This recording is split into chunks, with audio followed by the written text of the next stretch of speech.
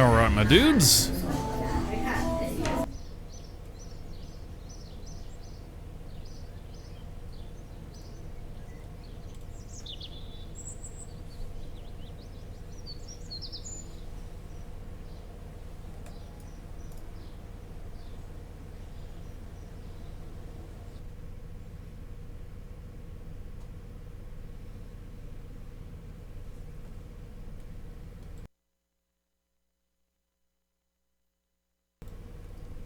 Boy, those lights are terrible. My God, those lights are god-awful! Oh well. They're cheap.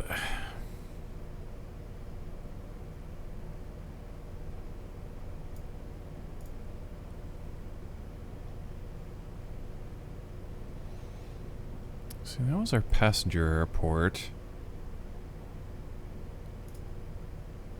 Unit 2.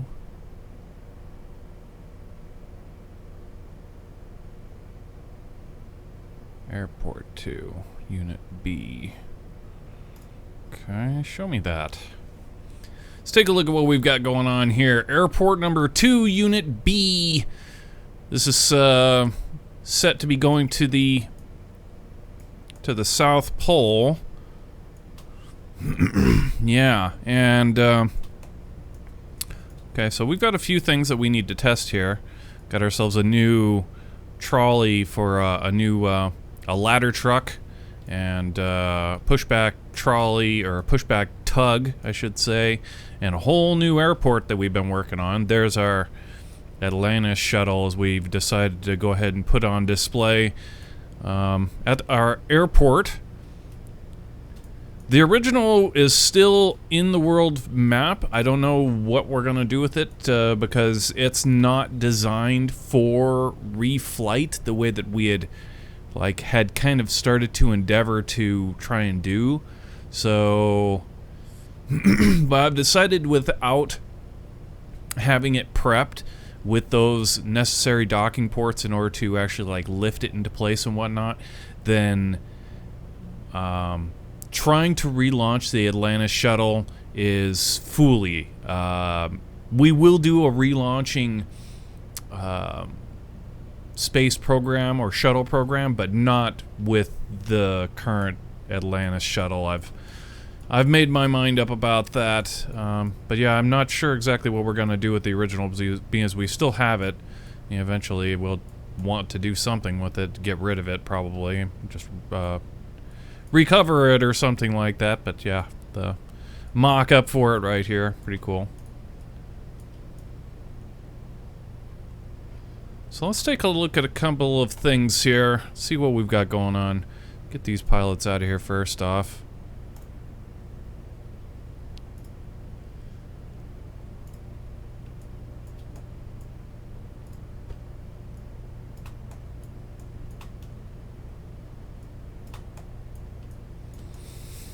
I do know we need to work on the positioning of the docking ports.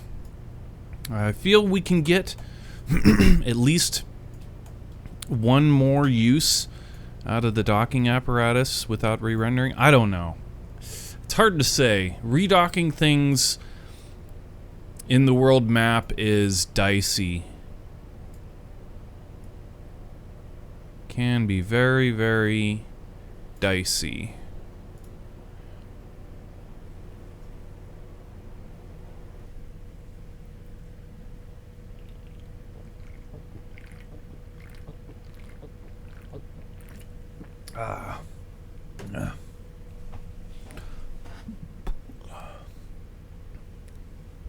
They didn't have my regular cream soda at the store, so I got Hawaiian Punch.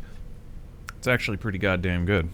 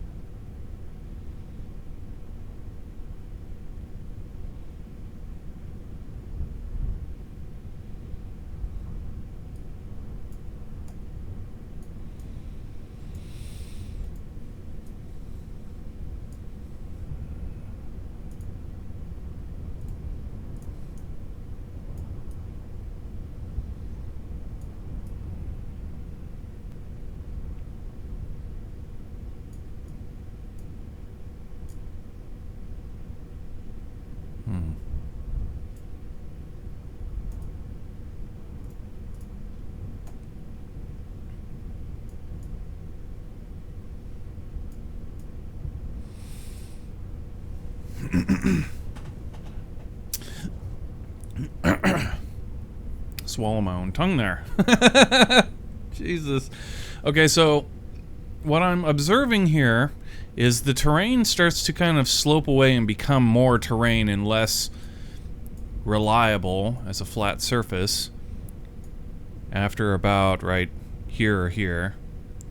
I like the distance that we have here because it kind of gates off the whole apron versus the rest of the, you know, there's like a door right here is what it feels like with this here. So I'm not too concerned about the distance being lifted right here, but what I am concerned about is over here, these ramps, see, they have, or were designed originally around redocking 747s,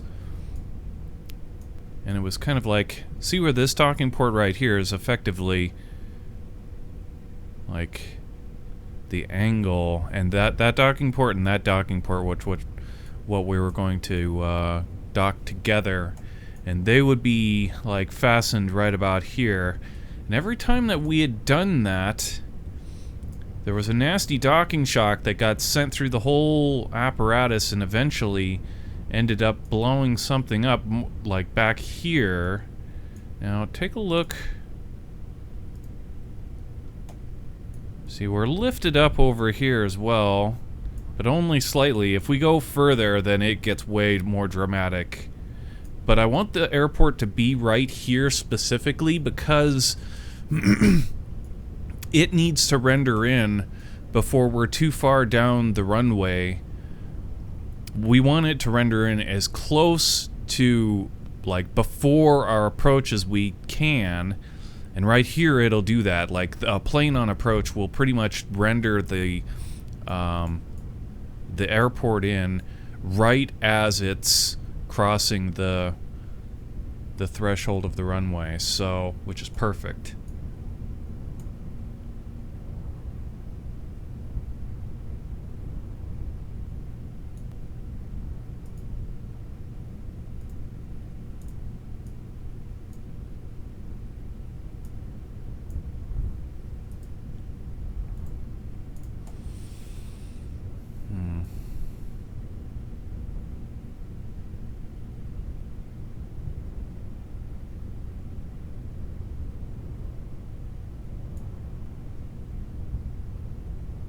Yeah, this is actually clipped.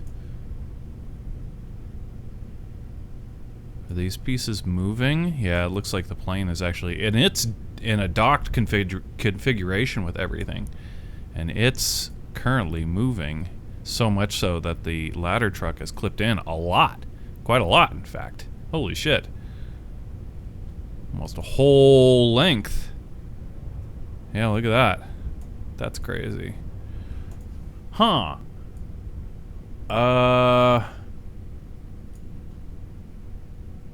If I go time acceleration, is it just gonna go kablooey on us, or what?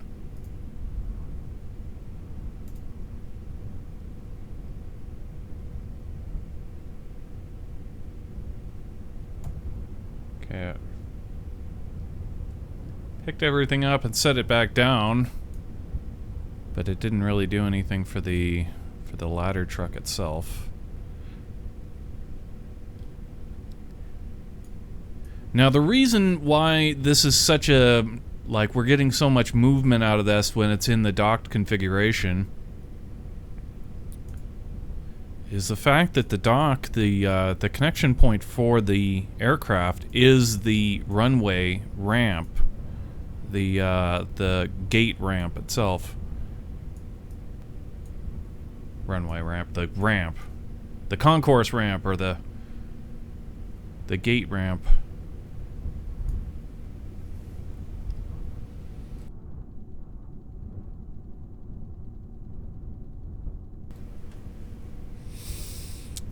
Okay, so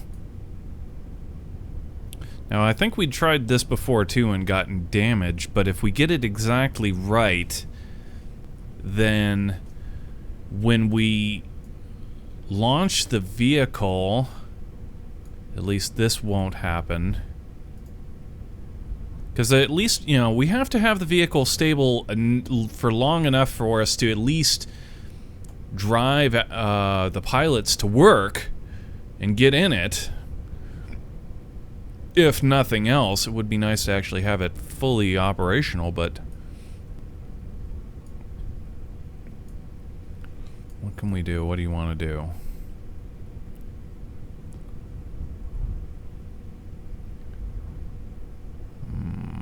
The ramp, the ramp, the ramp.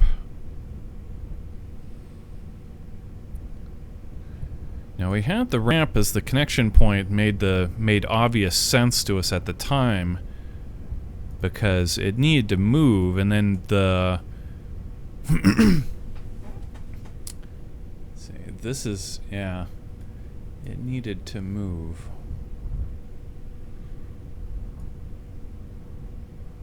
What if we locked? But this isn't moving all that much. It doesn't need to move all that much, though.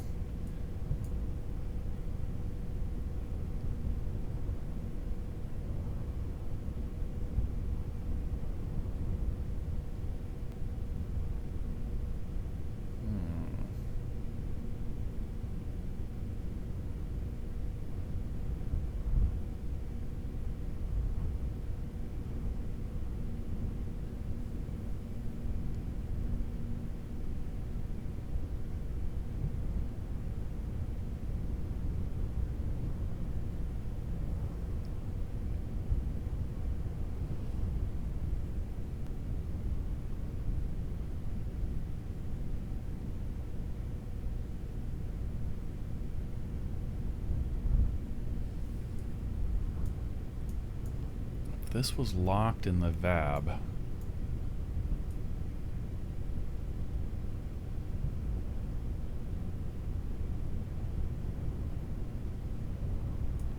And these could be counted on for the strength. Shouldn't slide. Spring, they are going to slide. Yeah, they will. Quite a lot. Take a look at the friction, it's just on auto. But that won't matter. If there's no spring, then the wheels are gonna slide in the world physics. We just know that.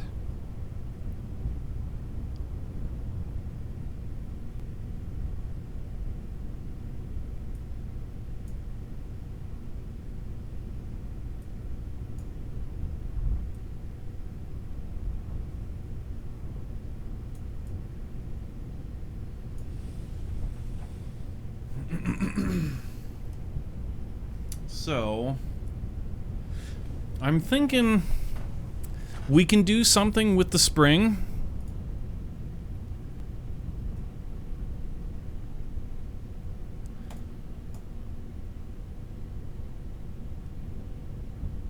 And the docking port. I'm thinking the docking port, we're going to try and re-engineer that instead of it being on top of the vessel like this, and it the docking, the base docking is actually connecting downward. I don't think that's a good idea. I think that if we put the docking angle actually coming up underneath, so instead, see where the docking port is on our 747, if instead of having it here, we put it down here, facing downward, yeah? And then when we get it up to the gate with a passenger version, that is, it won't matter on this version, but a passenger version, when it gets up to the gate, what we'll do is the docking apparatus will be deliberately off. It'll be too... Actually, no, it'll be just on, but before we dock or before we move the ramp into position, we'll take this and we'll put the spring all the way down like it is right now, which that'll do is the ramp will lower. Thus, the docking port will lower. And so they will be too low, or they won't be close enough to mate.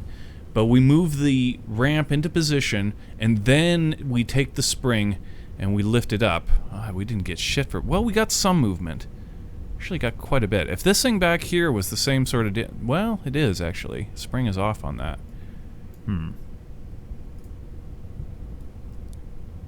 how much did we really move? Oh, it's not moving now. Because the dampener's gone? Come on, there's got to be some weight in that fucking... Okay, yeah, there it went down. Well, we were playing with the friction control, that's what was wrong. Okay, get the dampener out. Show me that. Okay, so yeah, we can lift this thing by manipulating the spring. And doing that, that'll be our actual like docking cue. As soon as everything's in place and we're good, when we're ready to go, then we bang, pop the spring in, and the docking ports will mate, and they'll mate. I would think that it would be a more violent docking shock going downward. If it's the aircraft is, you know, that's why we did it from the top, but we still get a nasty docking shock regardless it being on the top. Maybe we should just put one off to the side and actually dock to it over here or forward. That way it's docked straight across. That makes the most sense, to be honest. Every single time that we dock with something going towards the ground in any way, then, especially when we have launch clamps involved, the docking shock is really hard to overcome. It almost always causes an explosion, so I don't know. I don't like it. I say let's go straight across. Of course, this will have to be something we do with... again, it's not important with this flight. Like the FedEx version of the 747 is not a problem. It's still got problems, but nothing with the ramp because obviously it doesn't have anything to do with the ramp. But anyway, that's one thing we need to work on, is that docking adjustment. But it does have a little bit to do with the pre-flight, or the very launching of the 747 freight version. As you can see right here, our truck is clipped way into the plane's nose, which is not good. If we move... see here. Take a look at this hinge, or this servo. It's currently at 2.8. It needs to be a 0.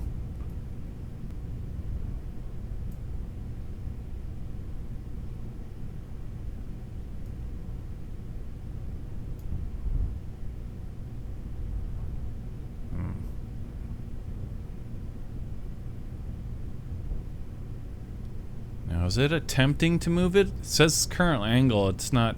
I don't see any reason... Okay, it is moving it.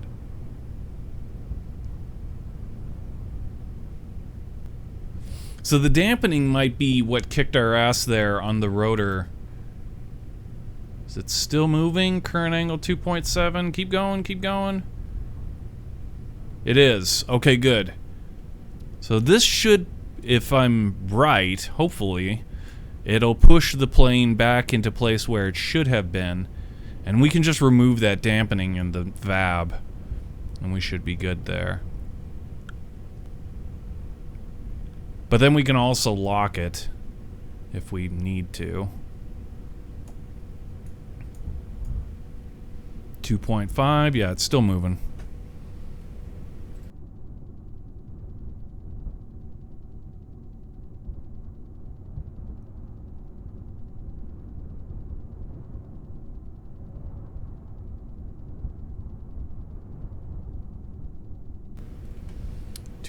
.4. Keep it coming. Keep it coming.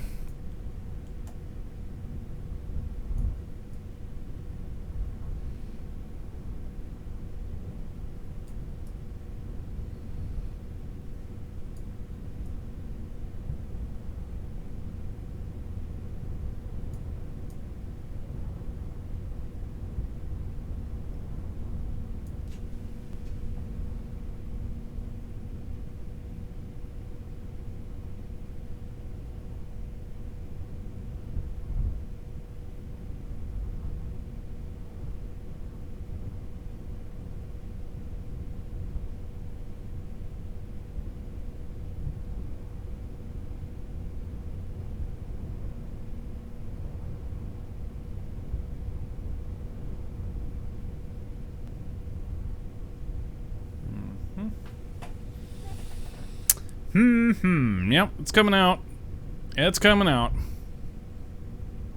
2 degrees to go.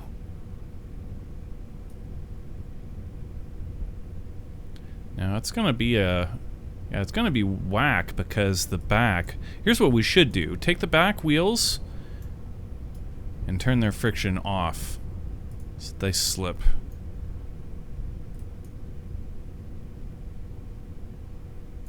And then put the friction. Actually, should we put the friction on? No, take the friction off up here. Just take the friction off on the vehicle completely.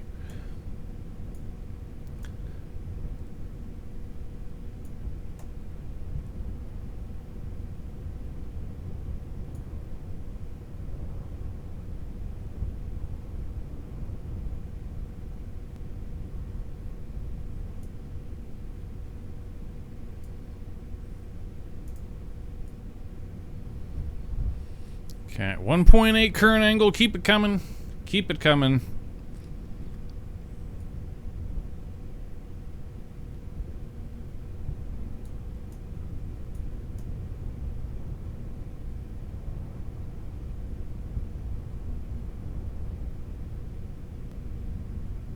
Okay, yeah, all that seems to be working. Let's take a look at the payload. Got a new payload going to the South Pole.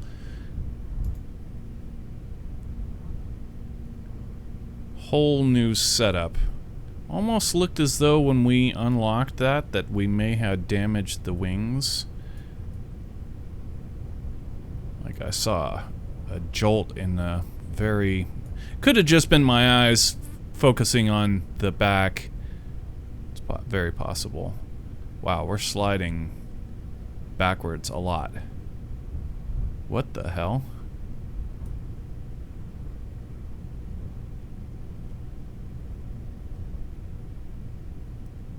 Oh boy. I don't know what we did, but we loused up what we had going on. Anyway. Let's take a look at what's going on here in the payload bay. Fuck, we're gonna have to fix that ramp. Or just have this thing route connected to something other than the ramp, so that it doesn't frickin' move. Or just lock the ramp, right? A lot of ways to skin the cat.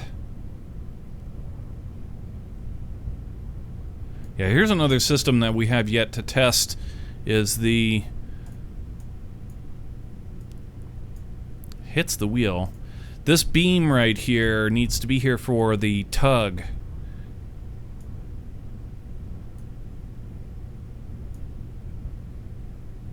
And look how far the fucking ladder truck is clipped in. That's so messed up. Okay, what do we want to do here?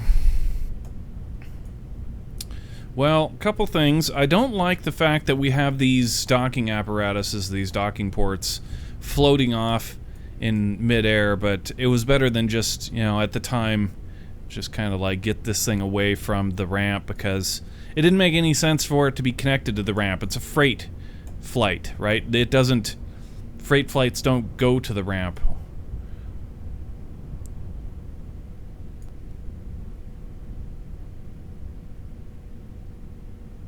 So here's what we're gonna do. Let's revert this back into the VAB and start hammering out some of these details. I don't like the docking port thing. Any of the stuff that we do here, we won't have to change anything to the well, gotta think forethought in the copying over the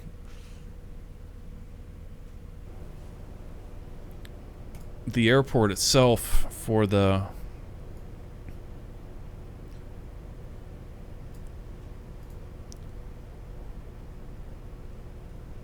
sub-assemblies. Let's see here.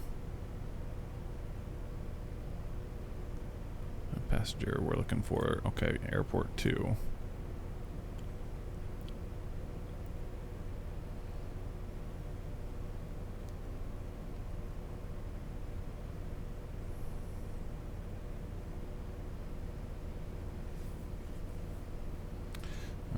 So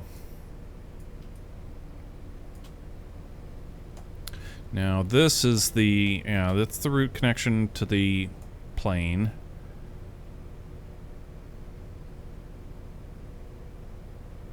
I mean, we can bring it over. That shouldn't be a problem. The truck, we can connect it over here somewhere, whatever. Let's go ahead and do that. Let's bring the plane back over to so that this docking port will make sense.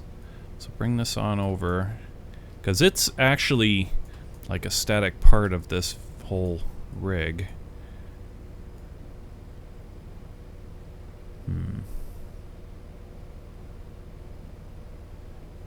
But then we had also decided that it needn't be. Which was the whole point of this. We want this out of the way of that. Okay, yeah, bring this over like that. Sure. Okay. Now the truck, its root point is this docking port. Bring it on over.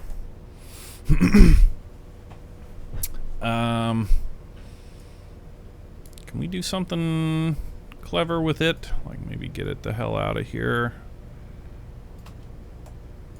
And the actual root part of our ladder truck is right here.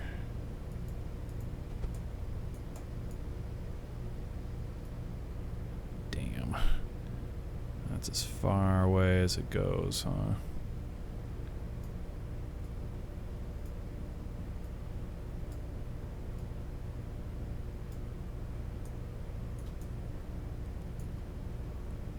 Okay, where's the...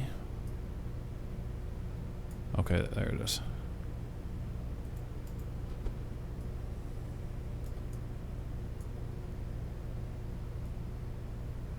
Now, why is it so high in the air?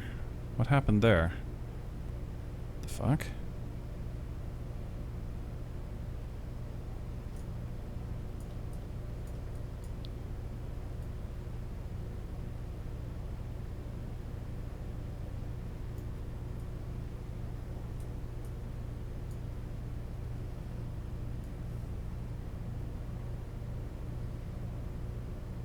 There's not too terribly bad.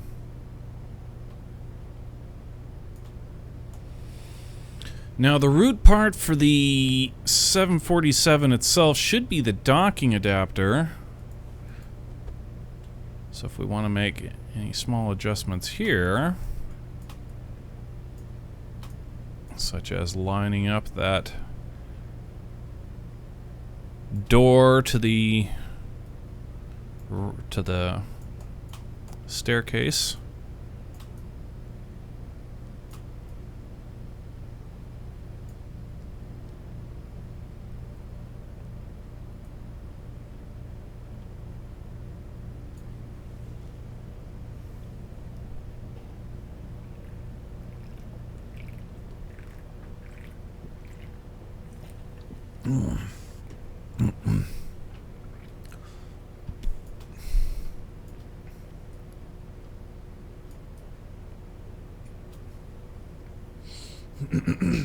So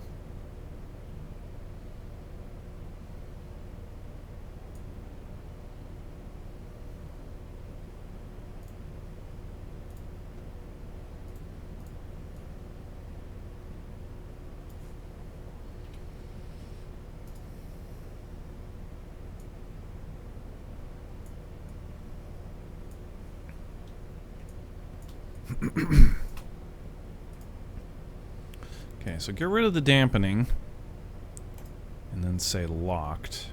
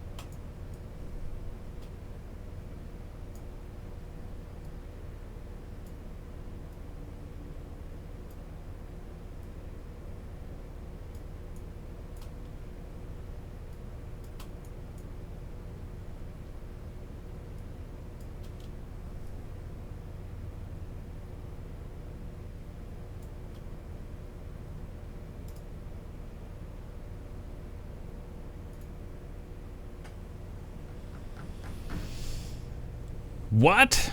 What? What?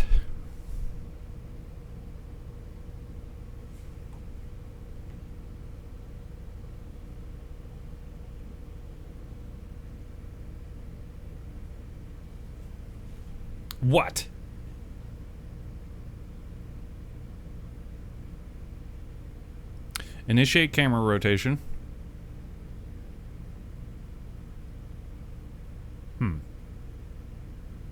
Why didn't that do its thing? Initiate camera rotation. What up with that? Oh, it's not even... Yeah, I was interested. I don't know why, but for some reason I knew that this was going to give us crap today.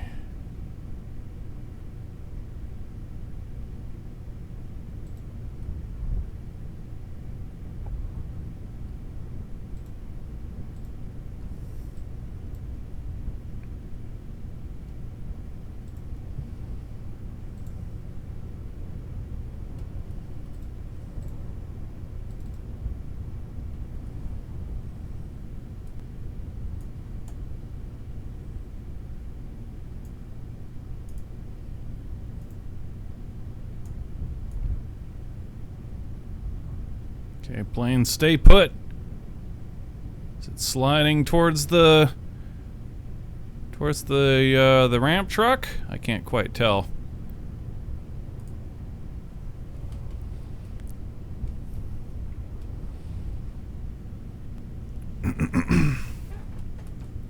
How do I get my voice? How do I get my macros to change the...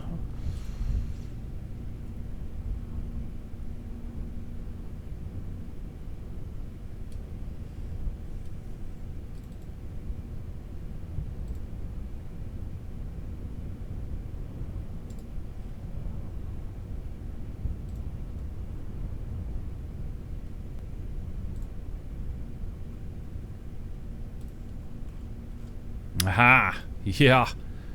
That'll do it right there.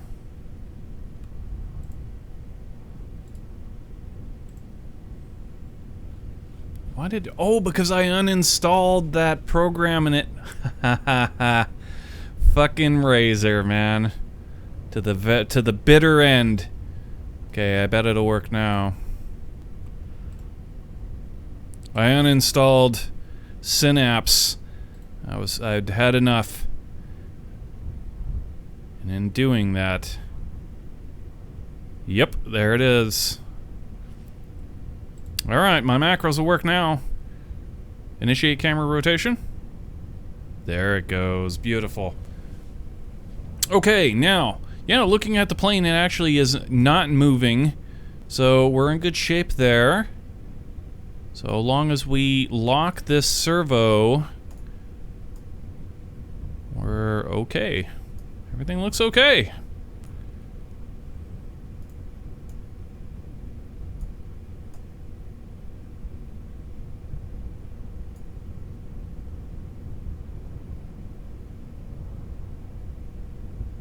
Why did you move your build there?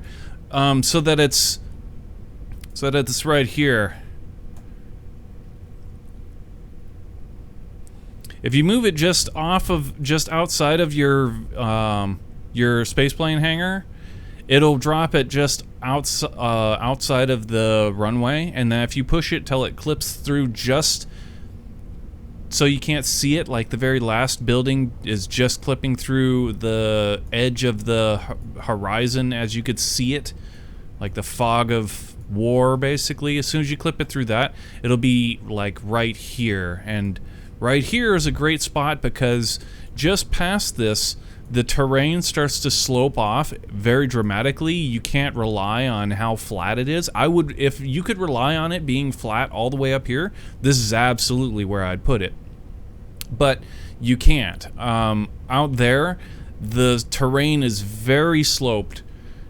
And so, but right here is a good spot because the terrain is as flat as it's going to be at its furthest part away. And that's important because when we're on final and we're flying towards the runway this way to land, we want the airport to render before we get into the really nasty part of the landing, you know, the flare of the landing. We want all of this to render just about the time that we're at the end of the runway, which is exactly what will happen. And when we get to about there in our glide slope, all of this will start rendering in, and then it'll be done and all rendered in, and then we can go ahead and get our landing. So yeah, this spot right here is not bad for an airport.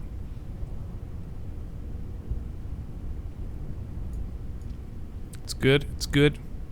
Let's get ourselves some pilots. Well, we still have some stuff to test, actually. One thing we do have to test right up front. Let's go back to the Space Center. Leave all this stuff here. We need to get ourselves a tug. We can fly the tug on, or fly the tug. We can drive the tug on over and test whether or not that's going to work for us for a pushback.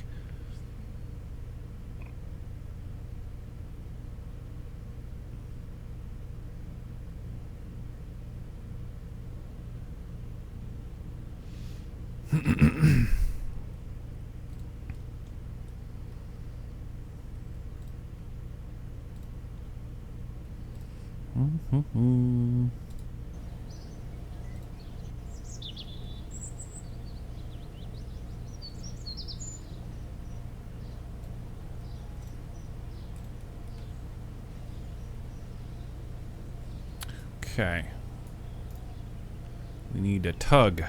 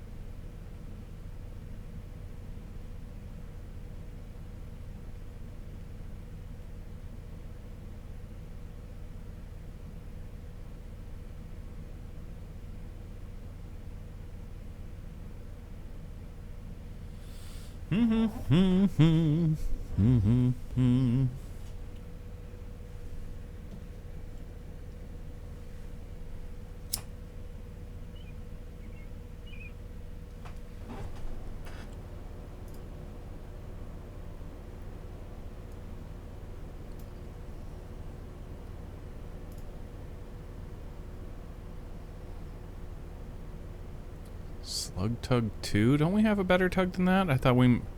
Or is this the better tug? Oh, this is the better tug. Okay. Yeah, we need a Kerbal to drive this thing. And this is just a simulation, so we'll use X 2.0 for this. We may want to put more wheels. That's kind of a thing. Like, I think we need a double bogey in the back, but we'll try this and check it out. We've used this tug, well, the variant of this tug for several missions, and it works, but it will be better. We need a super tug, is really what we need to do. We need to build a super tug.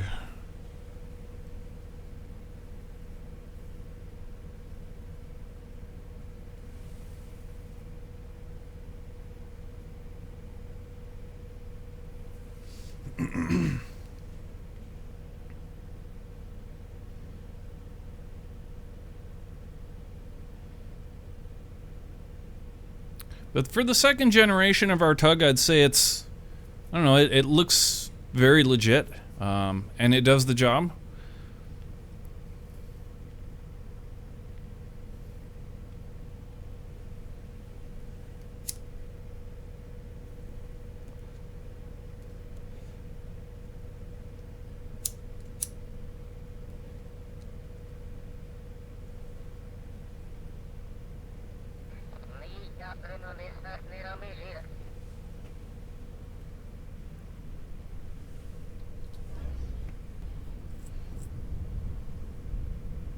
Slug Tug number 2, let's go.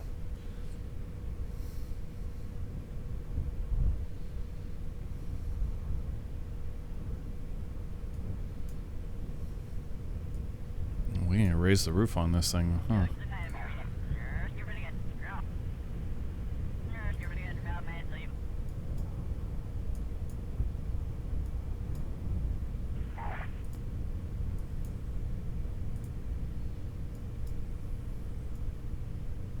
If we keep this at a 0.3 dampener, is that going to be enough? No. And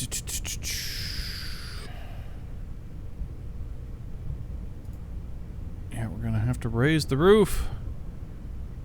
Or wait a minute. No, we don't. Actually, we don't. That's right. We've got an electric door on this thing.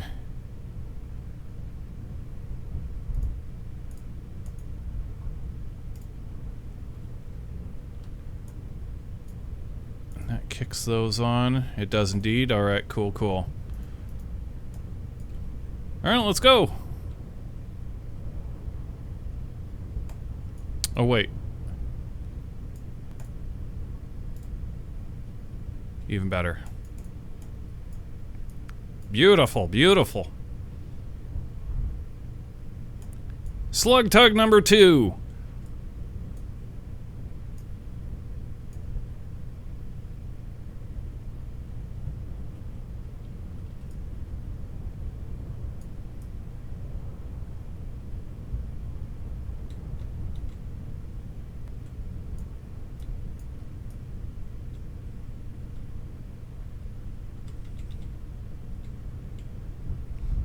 Yeah, this comes complete with reverse lights and brake lights that work and everything.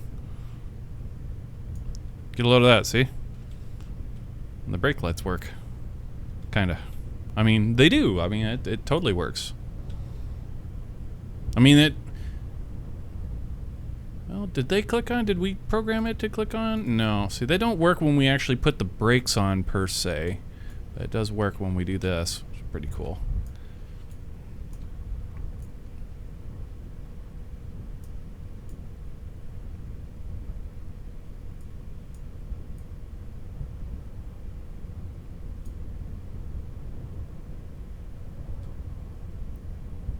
The revolutions of our beacon light, you might say, damn, that's really slow, and it is, but it's only that speed because of our frame rate.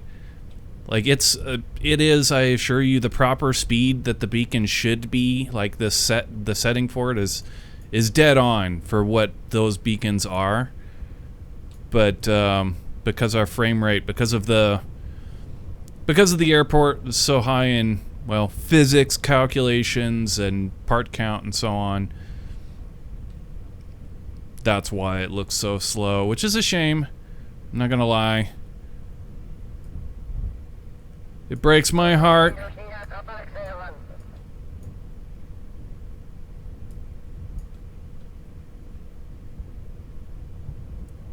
But we know that we made the effort. We made the effort. It was worth it.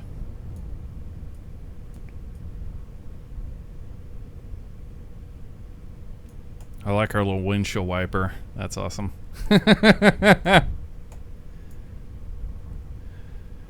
That's good shit.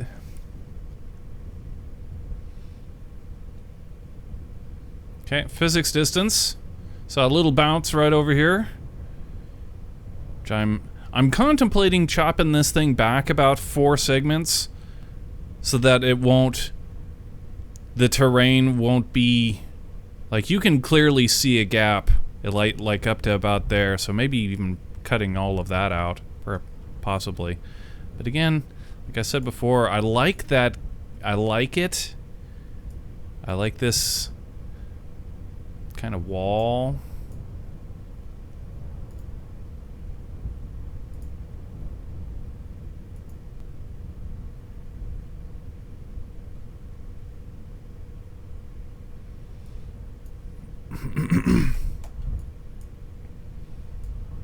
Okay, so all this thing really needs is a pushback.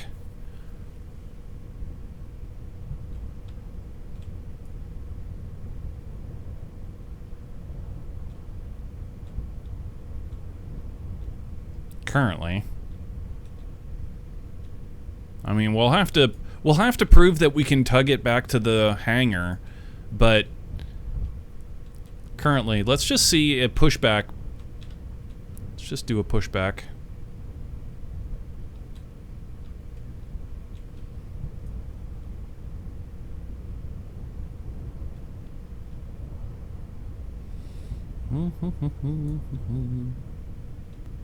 Yeah, go ahead and park that right there for the time being. So we need to undock all of this stuff, and everything is, yeah, everything's cool. The gap between the stairs and the vehicle are fine, so everything looks a-okay. Well, clipped over to the poppy light.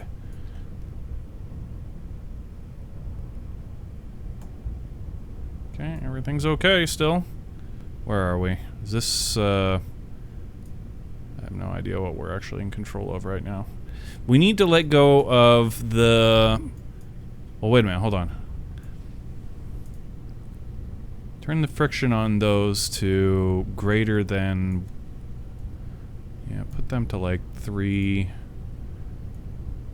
Something like that. Go ahead and put the front one to like 3 or something. Yeah, it should be good. Okay, springs at maximum, that's good. And we want to undock the... I mean, at this point, we would get our astronauts, our pilots, climb them on up and get them on board. We would stow all the stuff, and actually, at this point, we would go ahead and do... We would actually start with our checklist stuff. So the before start, we would go ahead and hit the before start, and we could go ahead and start up the engines.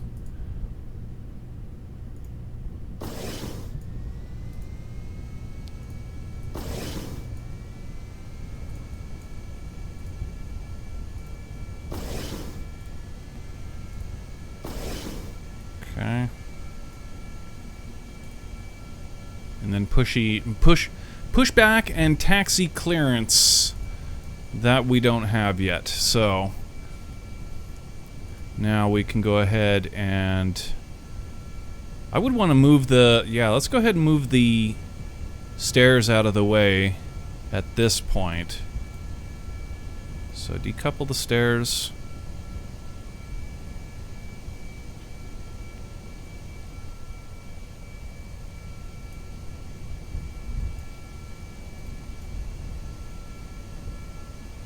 Have anybody driving the stairs, but that's okay. No, not aim. I actually wanted to control. There you go.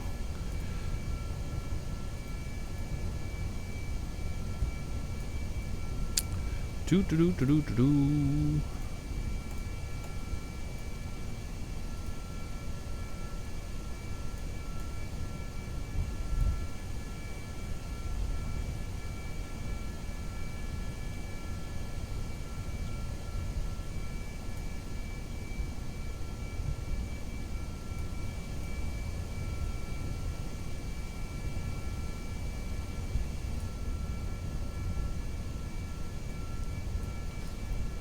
Our ladder truck is pretty cool. We could even make a cow that these play, all of the step lights actually play in a like a downward directing. I don't know, that might be a little bit too fancy for the whole rig.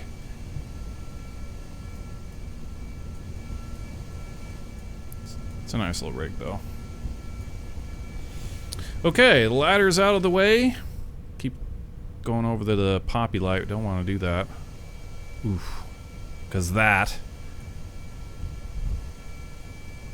Alright, forward one more. Should be the... Okay, so this is the airport with the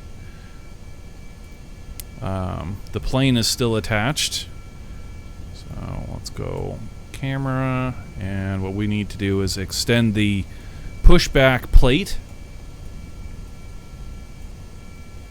I can get close enough to see the thing. There it is.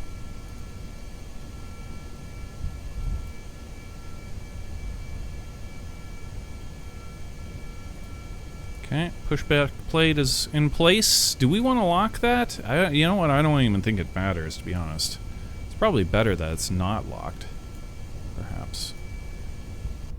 Oh, no, no. Quit going to the poppy light. Every time we do that, we get a shock through the whole thing. I hate that. It's terrible. Okay, we've got our tug now. And we want the forward-facing arm.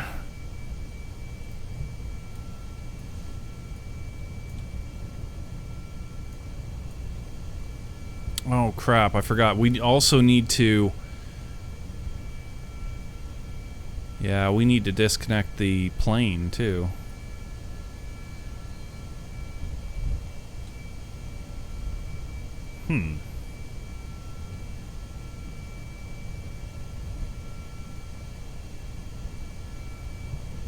If only we could do that without having to control. Yeah, we can't do that. Cow controller? No. I'd still be in control of the vehicle. Yeah, I don't know. Anyway, yeah, we need to be in control of the airport to let go of the plane. So back up. Back up.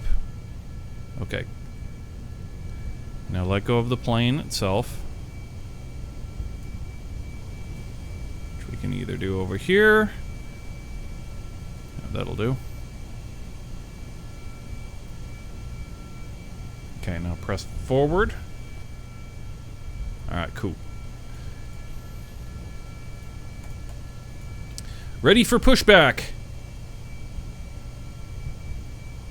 Oh, you know something I'm also seeing? It's moving, and the reason that it's moving is that we forgot to put the brakes on before undocking it. So it's like pushing itself back right now due to like just the terrain.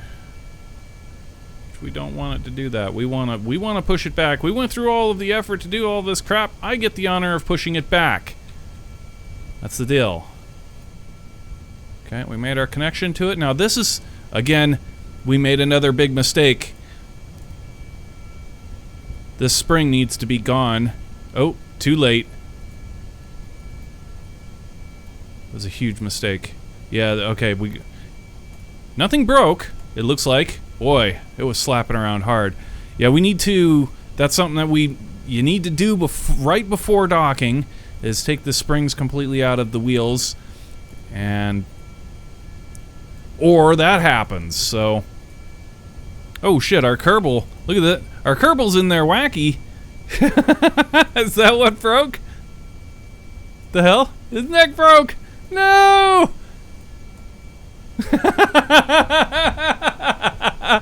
His neck is broken! Oh my god. The humanity!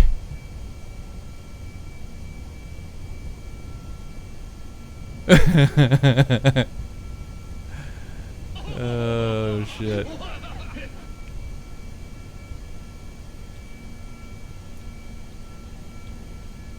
Okay, the pushback is controlling it properly though. This is feeling really nice. In fact, at this point, we're past where we would need to push it back. At this point, we would just go like this. Let's say release and brake.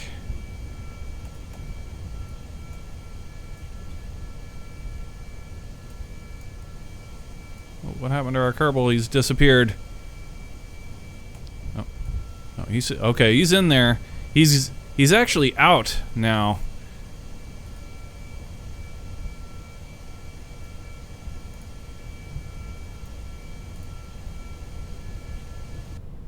Damn. Keep switching to the poppy lights. And I hate doing that.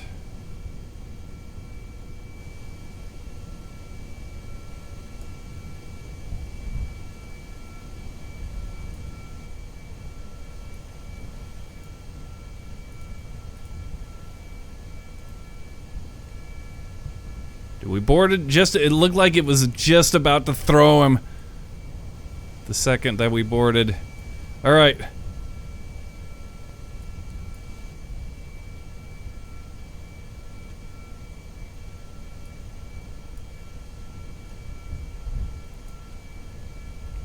Yeah, need to put together a checklist, procedure of things.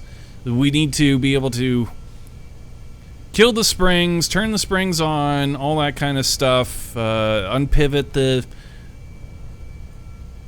connection point and blah blah blah, and just get all of these little procedures and things all down, so we can just blast through them on a checklist. Easy done. Easy done, easy do. Let's do it. Man, this Populite is really giving us a lot of trouble too. I don't want to lose the Populite. It's actually quite helpful for us. It's actually really, man, it's like super duper helpful. No, we can't lose the Populite. We're keeping it. Whatever issues it may cause us, we'll have to eat them, because we're not ditching the Populite. We have to have that sucker. I remember life before the Populite, and I did not like it. It was not fun. That is not a world I want to live in.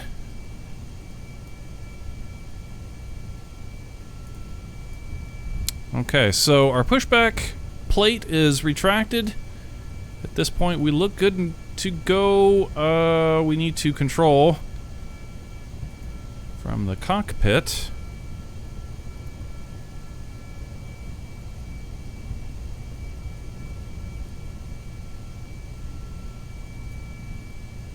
And we should be otherwise ready to go. Oh, right, taxi clearance. Okay, so getting clearance from the tower for taxi to the runway. They say, cool, you're good to go. I say, cool, let's go.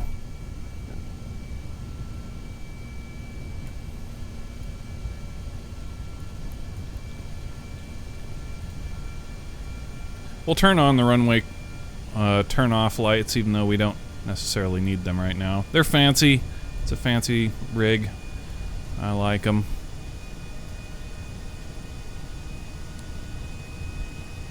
Uh-oh. Houston, we have a problem. Houston, we have a problem. Yep, that right there. That's broken. Can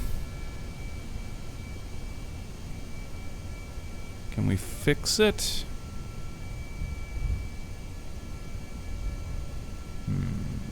If we stop, will the game give us that option? Try this real quick.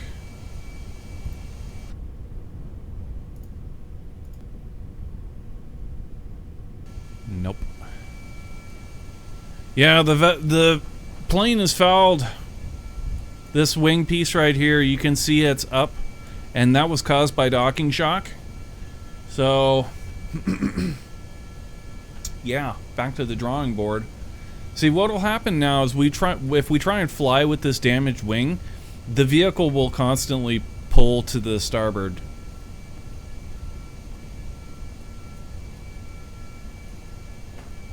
So the plane is fouled and will not, I mean, it'll fly, but it's not going to.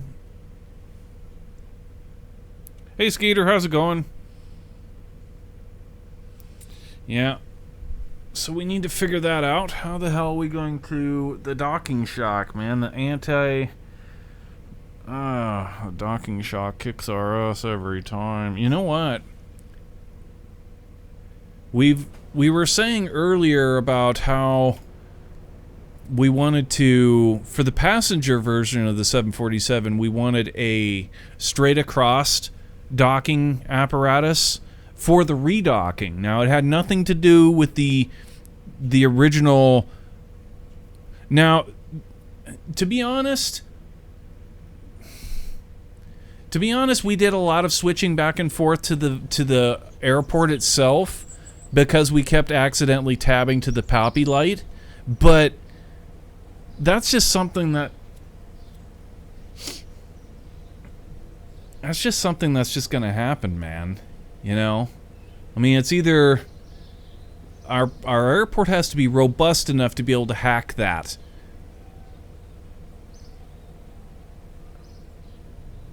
That's just all there is to it. So let's recover the airport right now and bring it back into the VAB and take a look at what we can do here. Straight across docking adapters, I think, might be the solution for the docking shock. If it's got a place to go and not a place to rebound off of, then the game's physics has less chance to, or is less apt to amplify a number 10, 20, 30 times because it got force got flexed into the ground.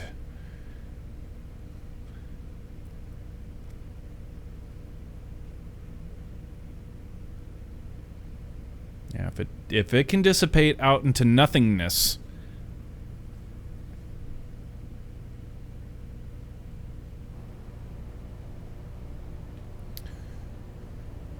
and we also need to come back to this tug. This is still a nice tug. I mean, take a look at this tug here. This is a really beautiful looking tug.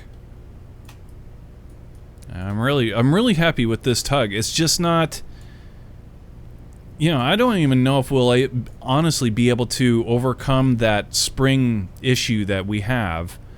Actually, while we're here, let's go ahead and do that right now in here, because I mean, the rest of it's just kind of a nuance of the vehicle to get it to work in Kerbal physics.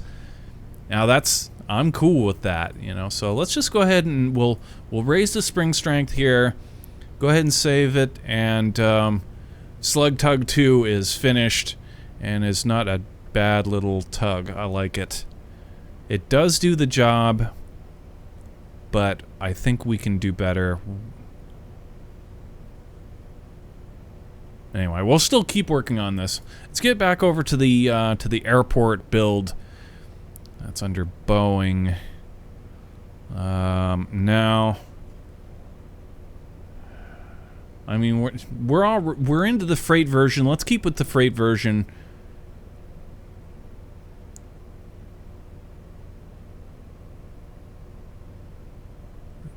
Passenger. Okay, airport 2. Here we go. So let's take a look at this again and see if we can't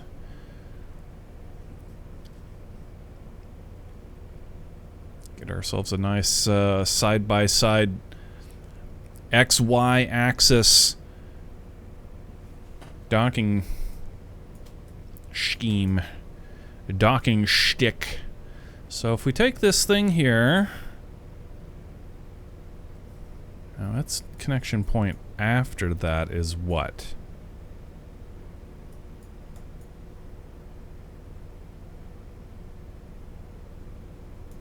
I thought it's down here. It's not. Is that it? That is it. Yeah, okay, that makes sense because it's connected to that. All right.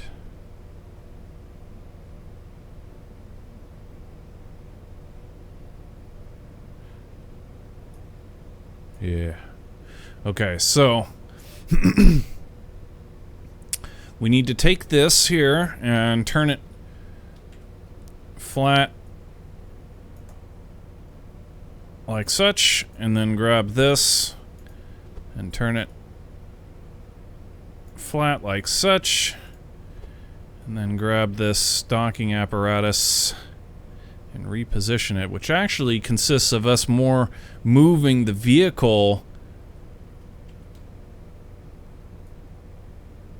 There you go. Okay, we need to move it all the way out so we can fiddle with it here. We need to see this fairing uncollapsed. Same up front. Now, this docking apparatus, we want it to be, let's go ahead and bring this thing down to about right there where the door is gonna be. Grab the vehicle and bring it up. Now, why all of a sudden is our wheel off the ground when we push down? Oh, because the turn, that's right. Alright, I'll buy that, sure. Okay, bring it on over, let's see where we stand. Go ahead and get this thing Do we want it forward or aft of the door? Forward or aft? I'm thinking forward because the logo, like, we don't want to... Yeah, put it forward. Okay, and put it, like, right on the door.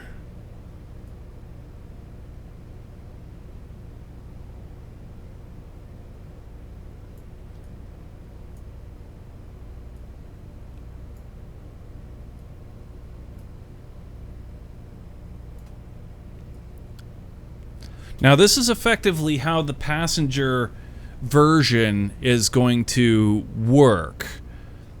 Ironically, this version doesn't use the ramp, obviously. It's got a ramp truck.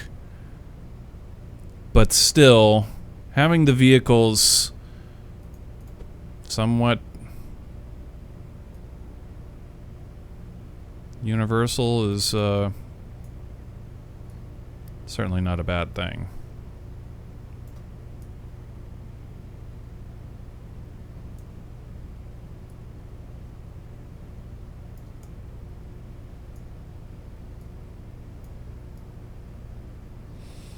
Okay. So that's how the docking apparatus is going to pan out. Now, we still got some goofiness here because the actual connection point... Is that going to matter? Yeah, well, it will. Yeah, it will, because it's going to send a... When we undock this now...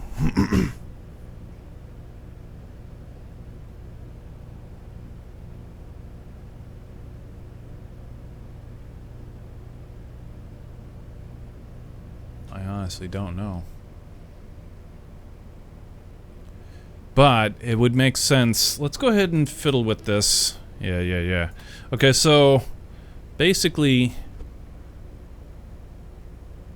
same sort of deal that we just did, only over here at the ramp and the root part. So let's take the root part now and measure it into where we are going to want to connect, which is just forward of the door.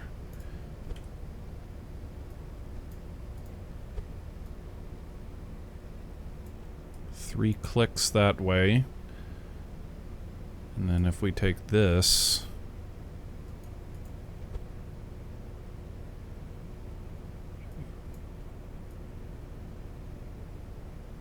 2, 3 clicks this way, right? Should be perfect.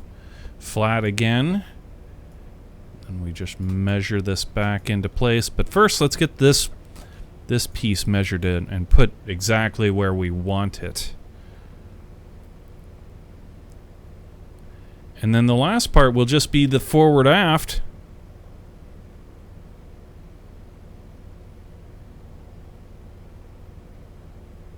Bowing, more like booing. Whatever. Whatever.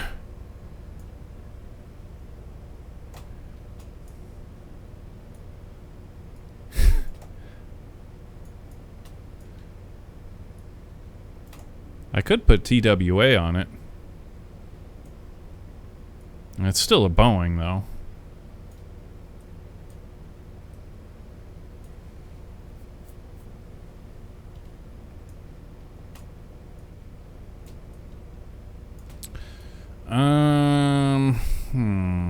Now it definitely needs to be out. The forward, putting the docking port forward of the door was definitely the right idea, because now the docking port has to be further away. This docking port needs to be kind of quite a bit out, away from the door, because the door bulges out at least the distance of this thing here. So let's go ahead and do that. Now, actually, here's another little scheme that we can do. If we grab the docking port or the root part for this for the vehicle, and we match up the actual docking ports themselves, then we can see exactly how high this thing is going to need to be Now this is gonna no doubt be another sticking point that we're gonna have to do just a lot of tinkering in order to get it right, is the height of the docking port. Because to get these things to mate properly, we're going to want a combination of lining up the docking ports by just driving up to it, and also a little trickery with the spring on this wheel right here. If we can get this whole ramp to kind of lower down, just sit down very stably, and make it so that it will interfere so that it won't connect, and then we can raise the spring on this, and it will raise this up just high enough to make the difference between connecting and not connecting. That will be an ideal situation for the connection process, so that it happens in a very, very, very, very controlled way.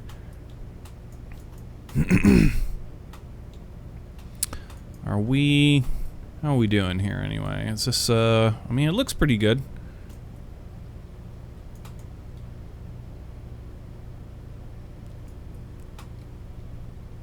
Yeah, not on that axis. Well, yeah, those aren't going to be a problem. But yeah, like that. Okay, so the big thing that we need to look at is the height. And the height is actually dead on, to be honest. This wheel should be maybe a little bit out of the ground, just the tiniest bit. So, but otherwise, I'd say we're freaking good. Really, really good. This needs to be just like about like that. Okay, so that's where the docking adapter is going to need to be. Now for the XY axis, or the X-axis, we want the full route. Okay, and bring it back like that. So that our door is dead smack in the middle of the ramp, like such. There. Now, in theory, when we dock and undock with this thing, the docking shock will dissipate outwards into the nothingness, into the neither, and it won't cause any docking shock damage.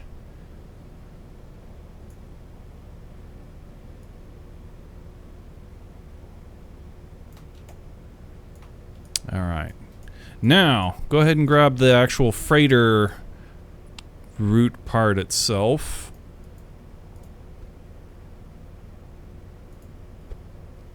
And bring it back over to, because, again, the freighter, the project we're working in, we've got like two projects going on at the same time here. What we were working on there was actually more for the benefit of the passenger variant of the 747 than this, but it is also quite important for this, because the undocking, the original undocking, also causes clearly a very nasty shock, enough to cause the damage in the wing. And we went through, now hold on, did we? I know on one version of the plane, we went through the wings and we strutted the living hell out of them to themselves. And after that, we didn't have any more docking shock problems. This variant of plane may not have those strutted wings.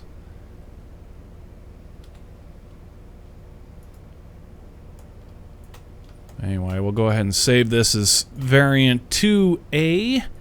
And you know what? Yeah, see, look at this. There's no struttage in these wings. Yeah, I was right. So the passenger variant, we went through this whole process of strutting the wings to themselves, and that's what ultimately killed the docking shock damage.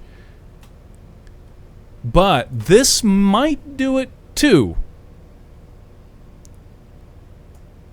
But I do feel we probably should get them strutted. Yeah, I do feel that we should. At some point or another,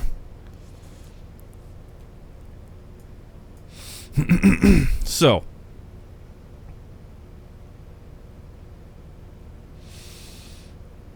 we can go ahead and test the undocking, though, of the vehicle and see if, in fact, we do get an undocking shock that is undesirable and causes damage to the plane. So let's go ahead and do that. Let's get the Kerbals out of there, and then we'll move forward from there. So Kerbals out. Go ahead and grab the root point of the whole base, which is this right there. Make sure you don't have snap on. Move this thing over and over through the door.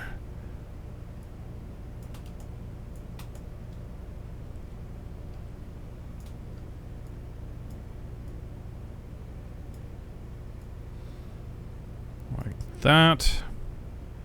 And all the way down until it clips through the skyline. Till it just clips through. Oh shit. Well, that fucks us right there. Okay, we need to reload the project. That's the first time that's actually happened to us since we've been working on this build. Is this the new one? It says ... I'm guessing that that's gotta be the new one.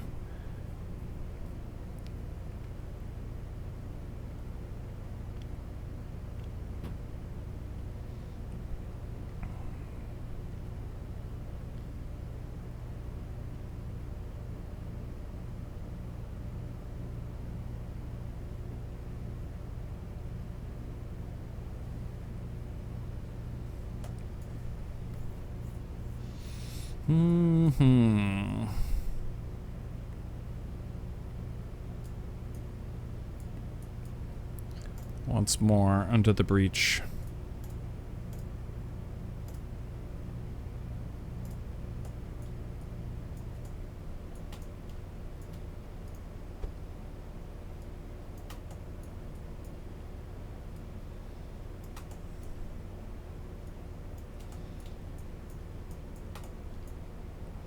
But yeah, that's something that can happen when you're working on builds like this, that you're required to move them outside of the VAB or the spaceplane hangar. Can be a real pain in the ass. But yeah, here we go. Clip it right through the horizon, that last piece, bang, just like that. Make sure there are no Kerbals in it. Now we can go ahead and let go of it. It's no big deal. And launch. Just make sure that you don't save your project outside of your realm of influence, so to speak. That would not be good. Oh no, my Hawaiian punch is gone!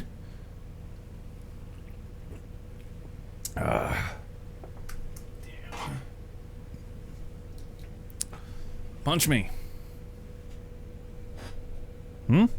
Punch me.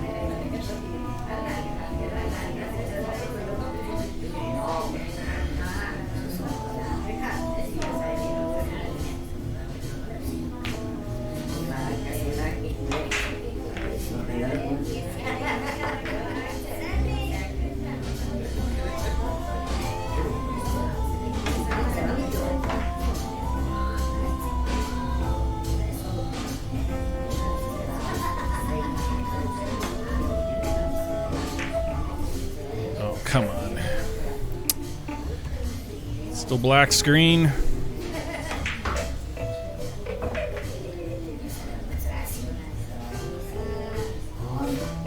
Another thing when working with these buildings, you have to have quite a bit of patience.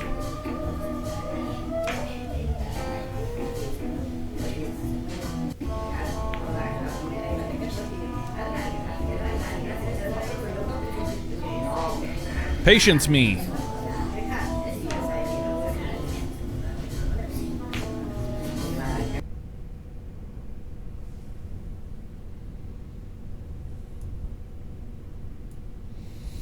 Okay, so what we're looking to see here is the undocking shock in terms of the damage done to the wing. So, let's go ahead and do it. Decouple the node. I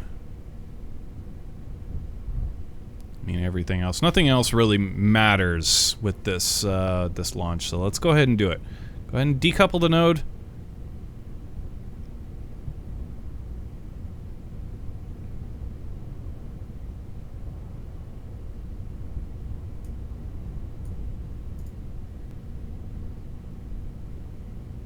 Brakes on.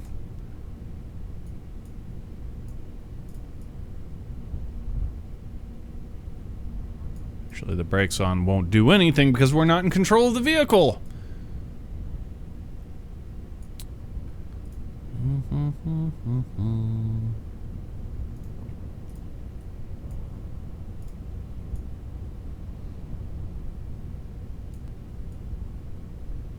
I don't see any damage to the wings.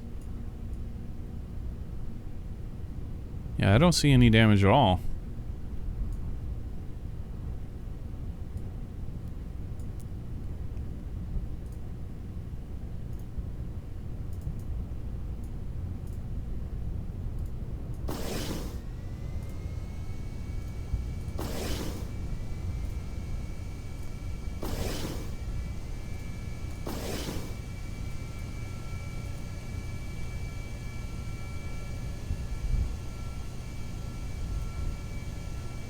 Got some goofy activations. That's okay.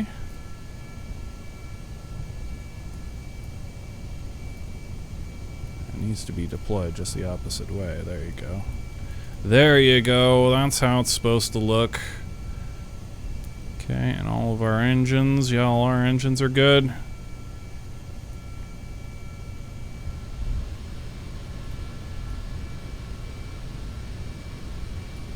Give ourselves a little pushback here.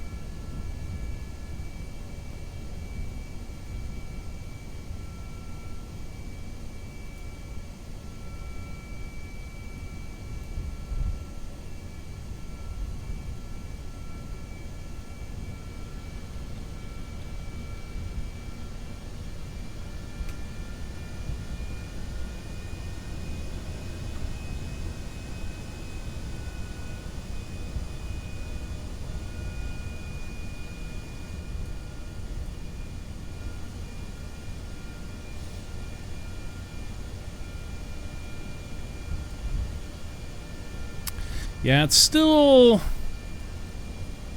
left to conjecture whether or not it was the XY axis docking adapters that limited the docking shock or the undocking shock that relieved us of the damage, or the tabbing back and forth to a vehicle that is outside the physics range, and thus the physics kind of like shaking the vehicle over and over and over. That definitely can cause damage.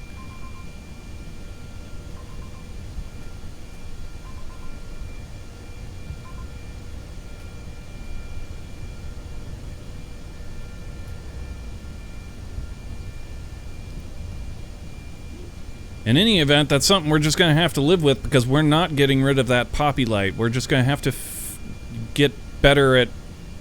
Well, we're really cooking here. 30 meters a second. Taxi. It's a fast taxi, bro.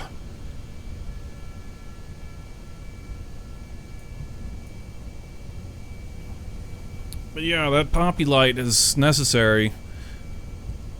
I adore our poppy light. I love it. I love it so much. There's no frickin' way that we are gonna get rid of that.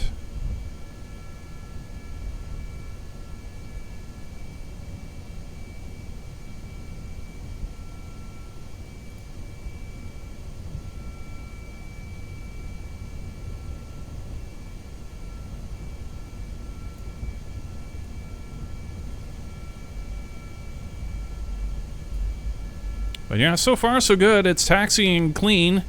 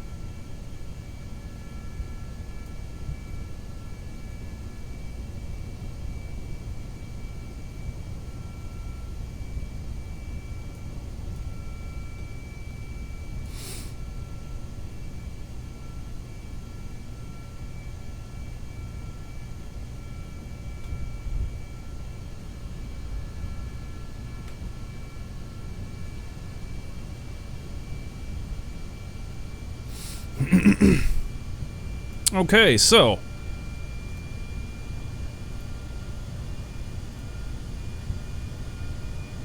requesting runway clearance.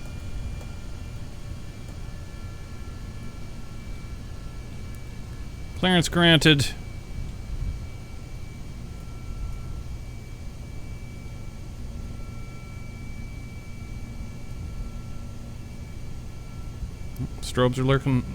Strobes are working fine.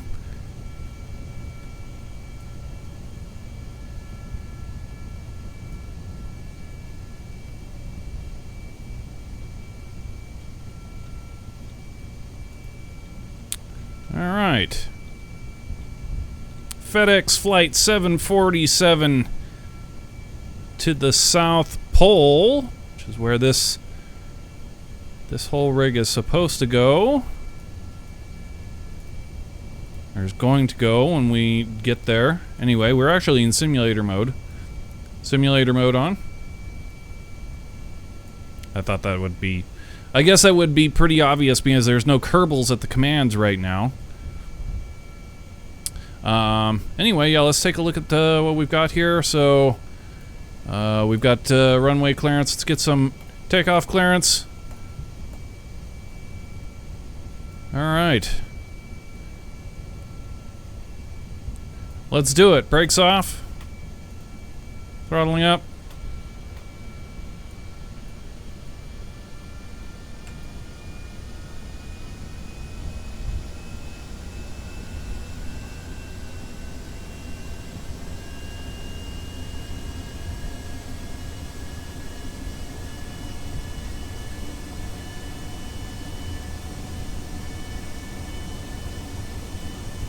Coming into physics distance of the,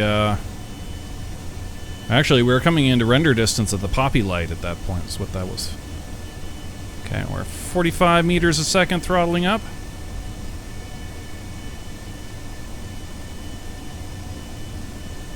$70 meters a second.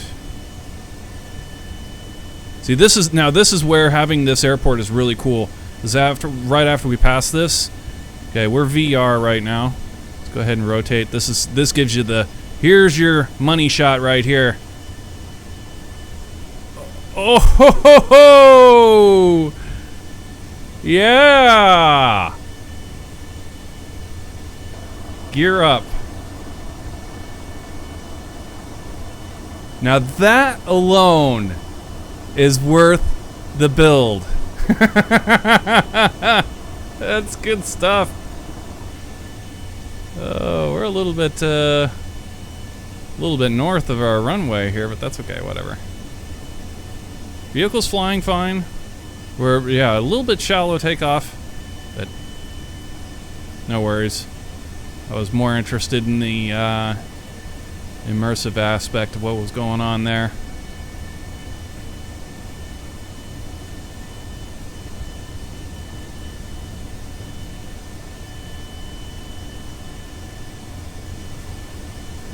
We really need to push that door back. Damn. I was really concerned that, like, I wanted that sucker to let our Kerbals in and out. It definitely doesn't need to be that far. We can push it back. Alright, we're 10,000 feet. We can go ahead and level it out. Turn off the takeoff and landing lights. And yeah, confirmed that this thing flies just fine. It is heavy, which, you know, you're not supposed to be able to fly or land with a heavy load. We would, in reality, it would be really wise to, like, dump a bunch of fuel before attempting a landing.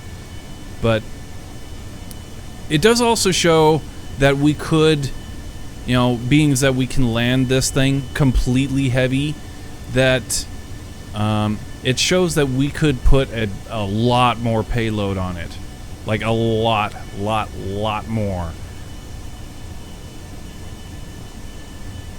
In respect to the landing gear, that is.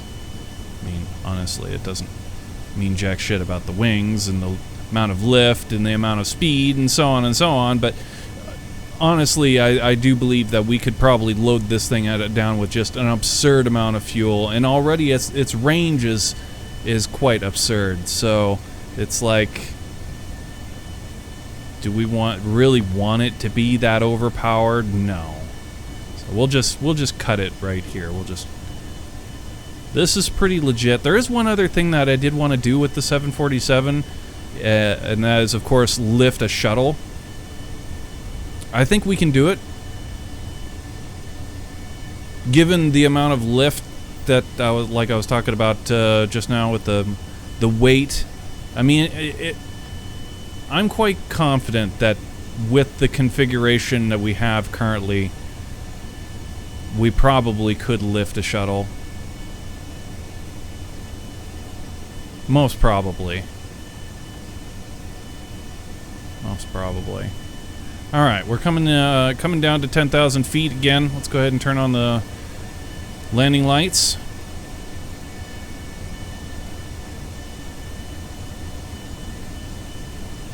Get our line up.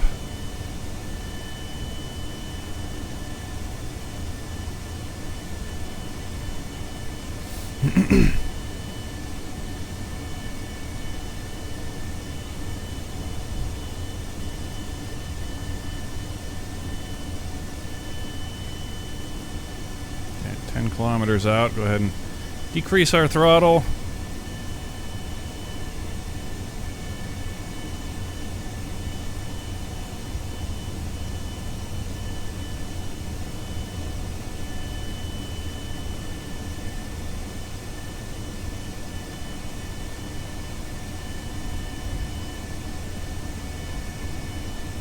Though it does dawn on me, we do need to put a fuel drain on this somewhere.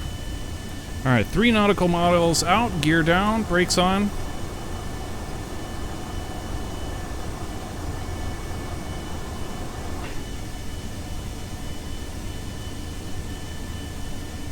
Three kilometers out now.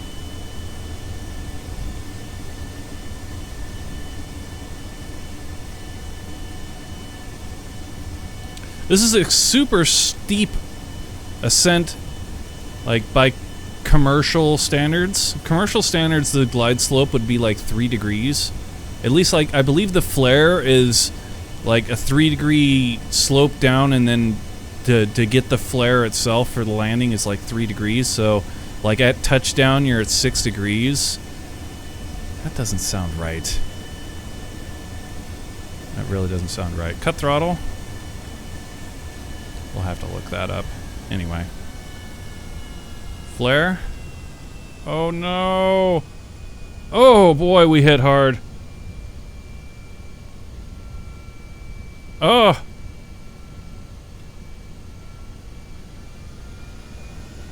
Yeah, we cut our throttle too early. That's what happens.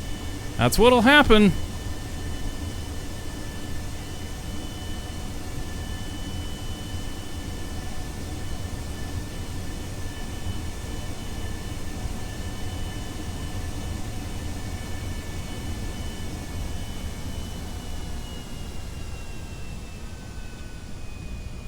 But yeah, as you can see, totally capable of landing. Totally heavy. Didn't drain 1 ounce of fuel. And we landed hard. We landed a really, really bad glide slope. Yeah, 3 degrees? Like what? Now hold on. 6 degrees? That just doesn't sound right at all. It'd have to be more like...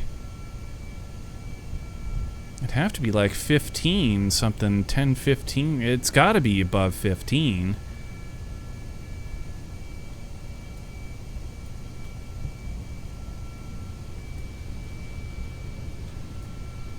We're gonna look that shit up. I'm gonna find out the skinny on that. Or where the hell I got 3 degrees from. Maybe it was just the flare itself is 3 degrees. Or they say just that's what you should aim for.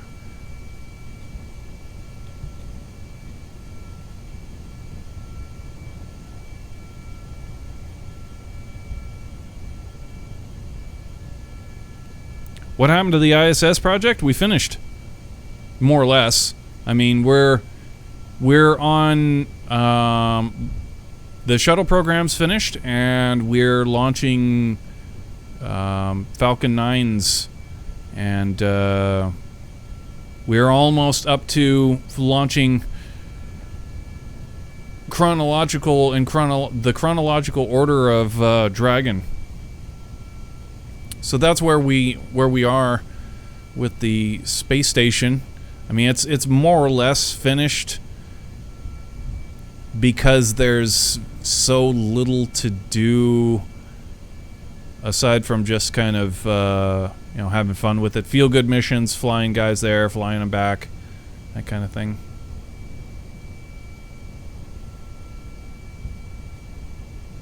But we've still got the Falcon program to go through, and all the things that come with it, namely Dragon, and do all of that stuff in chronological order.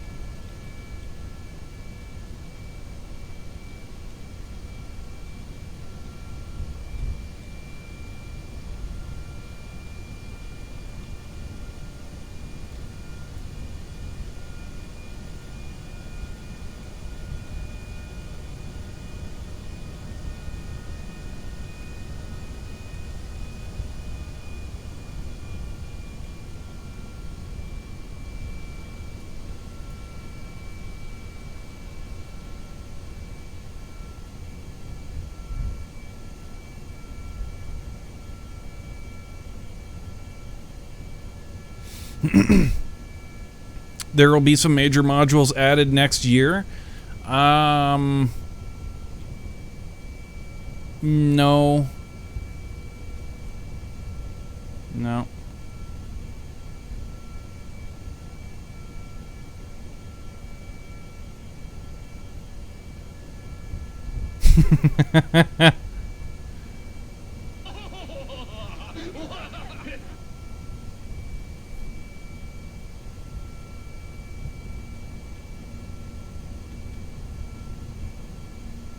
I mean, what they've got the inflatable stuff, right?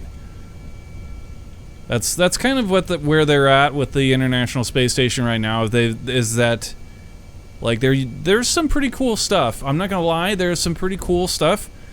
The nano racks and the oh Christ, what was that one? That particle accelerator. They got the particle accelerator up there, and there's some really sweet stuff. But as far as the life of the International Space Station is concerned, it's on its way out. We need to start looking at tomorrow's low Earth orbit solutions. We really, really do.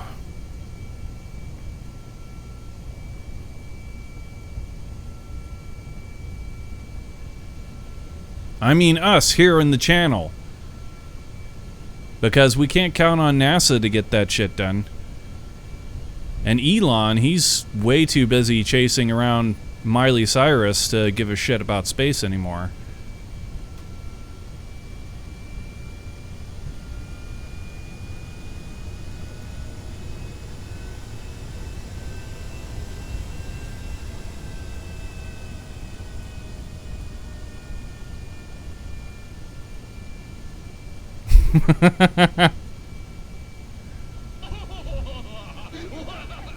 So yeah, that's what I say. I say today we forget about the International Space Station. We bring everybody home and let's launch launch tomorrow's space station.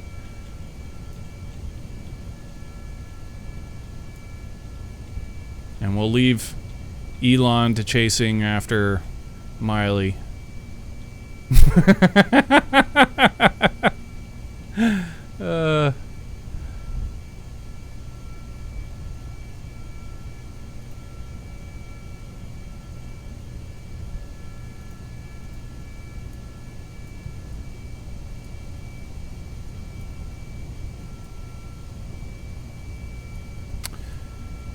Well, that was a complete success.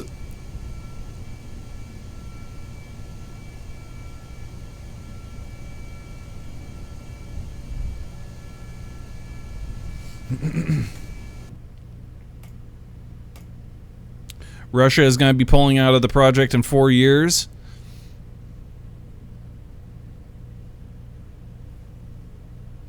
I got a very, very lewd joke that I'm just going to refrain from saying because it's, yeah, it's definitely. We're just not going to go there. But yeah, truthfully speaking, let's get honest here for a moment. Yeah, the International Space Station currently they've got some really cool stuff. There's still a lot of really groundbreaking technologies there, and a lot of kick-ass science can be learned. But we're pretty much toast. In terms of longevity. Need to get into the next thing.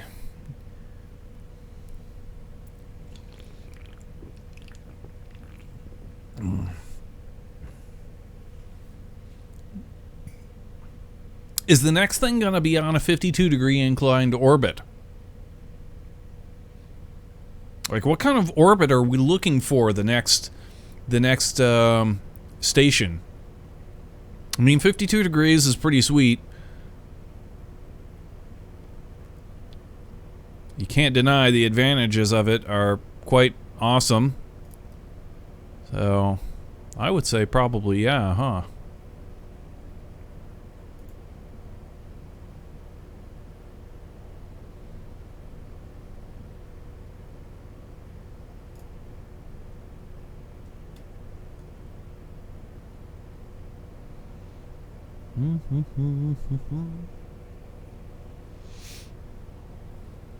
Yeah, they've got the inflatable stuff that they test. That's the, I don't know, as like I said, there's a lot of really cool micro things. One really big thing, the particle accelerator, in my opinion, probably one of the more valuable pieces of equipment on the International Space Station currently. But then, testing modules, you got to test modules, and what better place to test them than actually on the International Space Station. So that's like building those inflatables and getting those down. That's going to be a really kick-ass technology for a lot of really important modules. So that's, in my opinion, probably the next big thing that everybody should get to cracking on. Inflatables.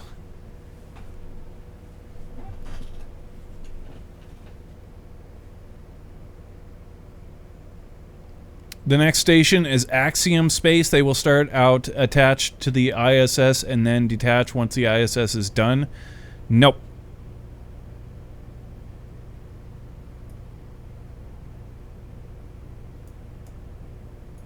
Nope.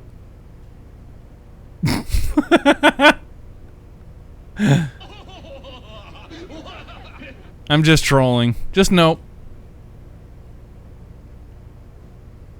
Huh, so they're going to put an addition that is eventually going to grow into the next thing, and then they're going to dump the station.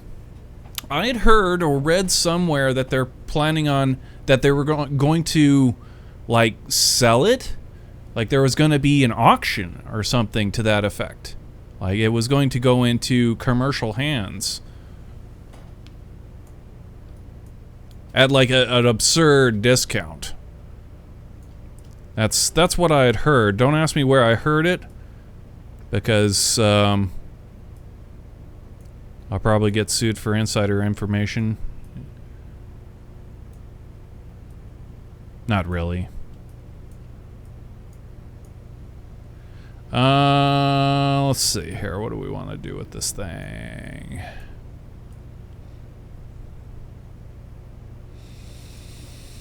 Well, we've got the wings we need to strut.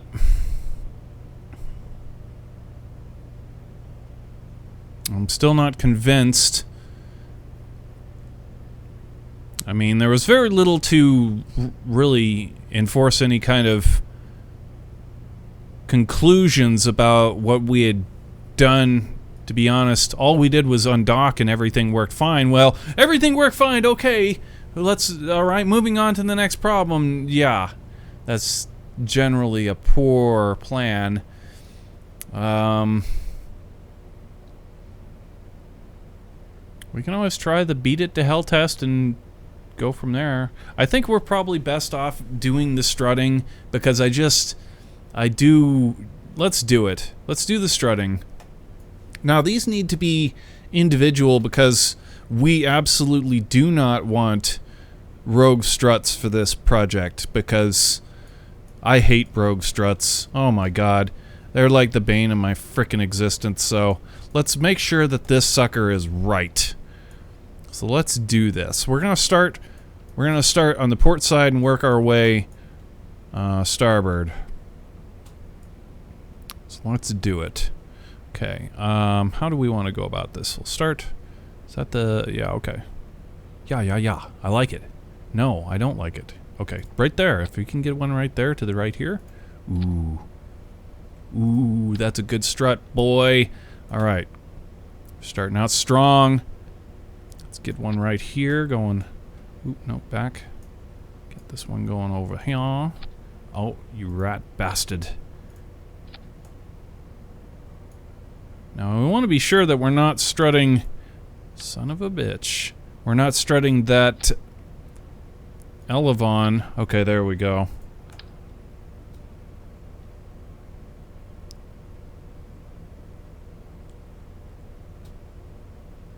Now, hold on. Did we strut the front Elevon? We may have.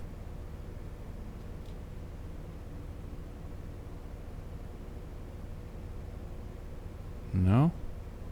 No, that's clean. You're good. You're good. You sure? Yeah, I'm sure. Are you really sure? I'm not so sure about... yeah, I'm sure, man. Okay, cool. Okay, we'll get one here. Coming forward.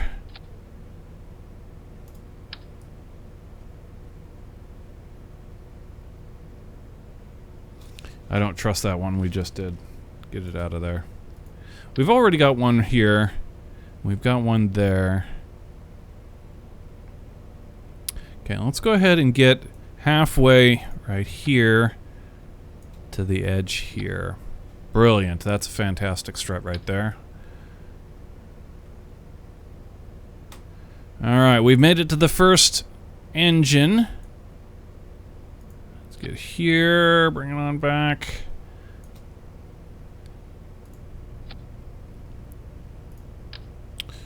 Okay.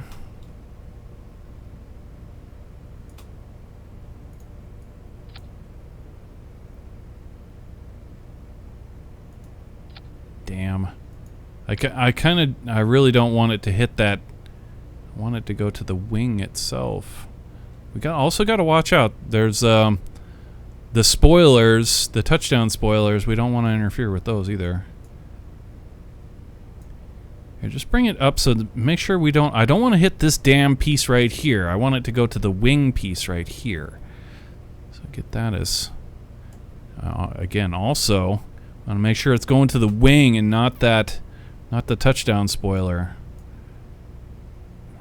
Fuck. That is absolutely touching the spoiler.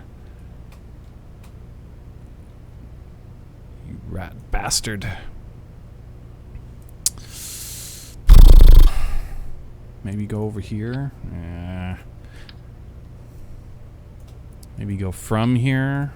Yeah, okay, I'll live with that.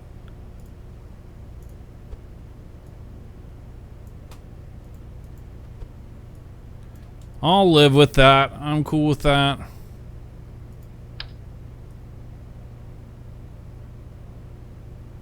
Okay, let's find the edge of this wing here and come forward to over here. Very nice, very nice.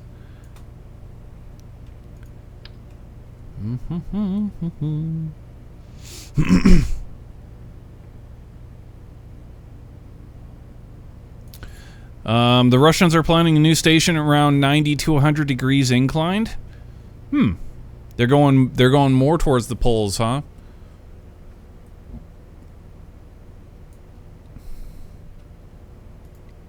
Yeah, those inclined orbits are a bitch to get to. But it's makes for pretty fancy orbital mechanics.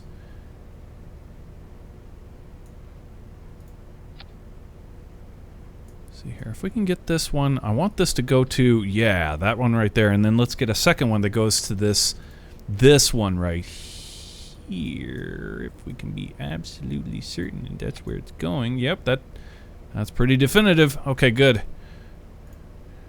Bring this strut in. So that's flat. Ooh, I got another really great strut right here. From right there to there. Oh, you rat bastard. What got in the way? Something's still getting in the way.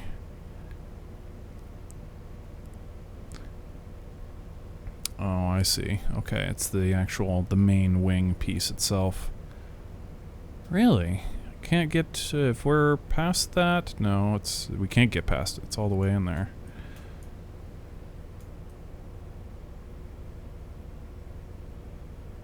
Oh, I see. So it's actually connecting. You know, I'm okay with that. It'll be cleaner if we go from here to, like, well, not really, is it? Not really. Never mind. I'll take that one.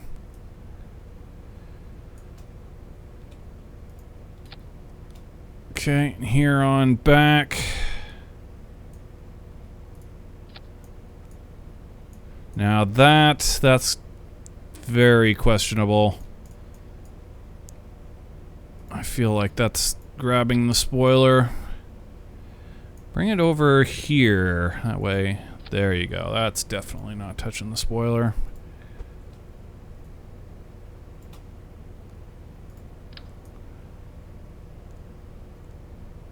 Okay, and then let's actually get the... How do we connect them to the... Oh, we didn't.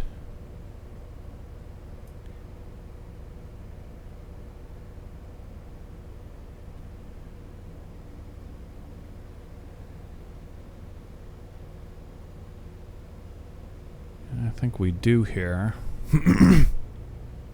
There's no strut work on that. No, there isn't. So let's go ahead and just get that thing the hell out of there. Okay, the payload. This is the first piece that's going to the South Pole. Let's just get it out of there for the time being, so that we can get struts across to itself. We'll start right up here somewhere. Do I have? Am I holding a strut? Am I holding anything? I am holding a strut. Okay.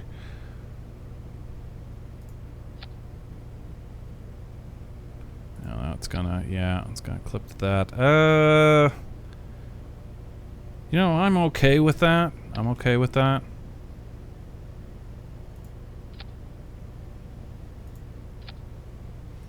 We'll just chi-roll across like that.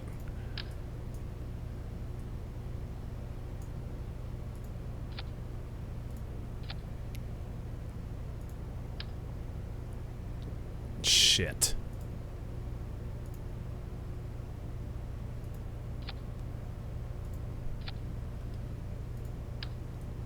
Window keys. Could be worse. Guys, remember sticky keys? Fucking sticky keys, dude. Oh my god. The guy who invented sticky keys should be fucking shot. And then burned.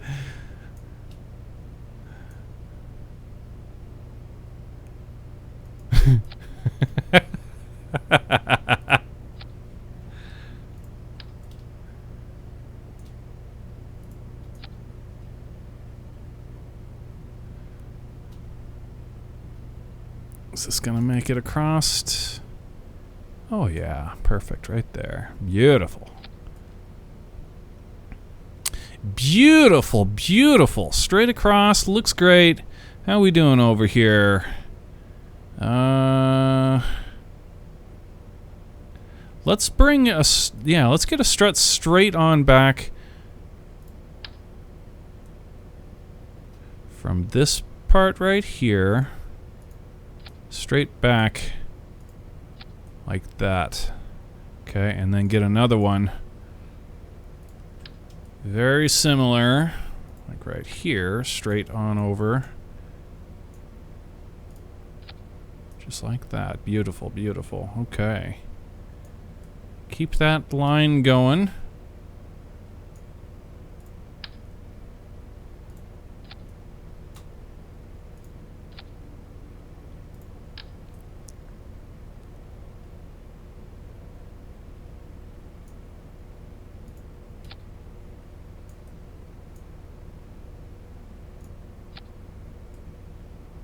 Okay, it looks like we should have one more wing if we want to keep this line.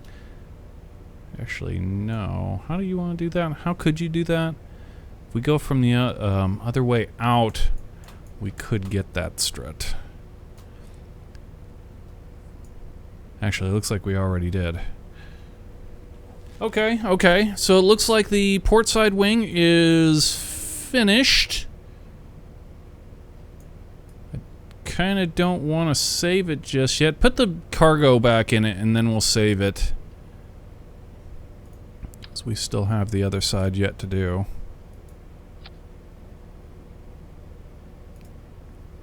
Okay. Actually, we're done with the center, so... Alright, let's start with that one true line straight through the aft part of the wing. So I feel that's like the defining strut that is really going to solve all.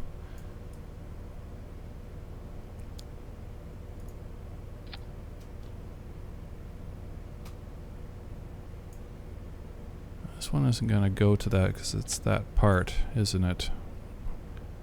Where did it go?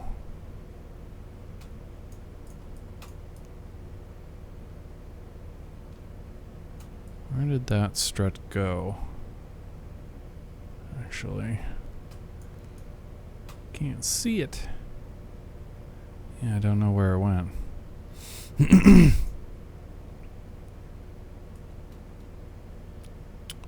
Oh, look. Huh. Oh, it didn't go... Didn't go hardly anywhere at all. I'll take that strut, you know? Okay.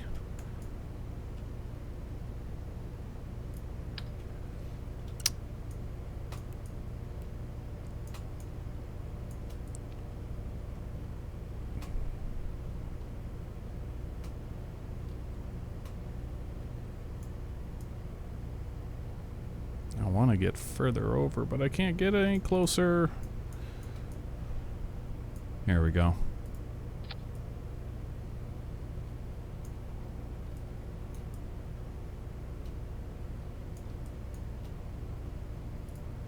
There. Beautiful struts.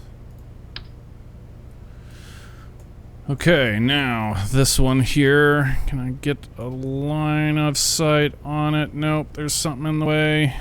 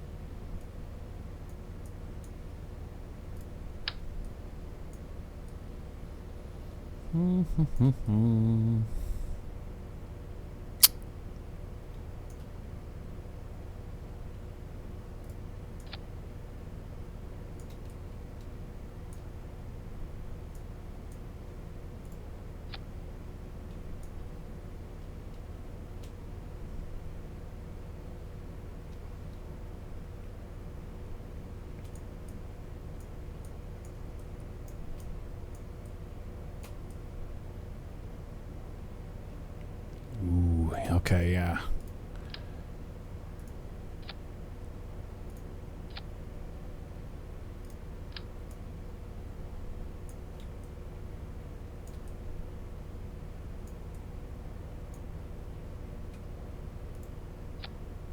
Is it gonna make it, or is it gonna... Okay.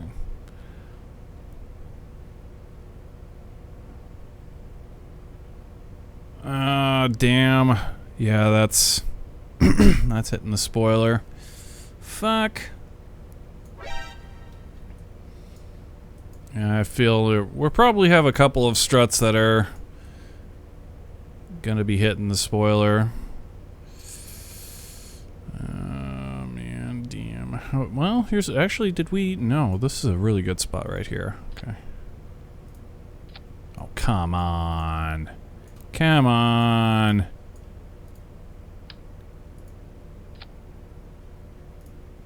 Really? Bring it the other way then.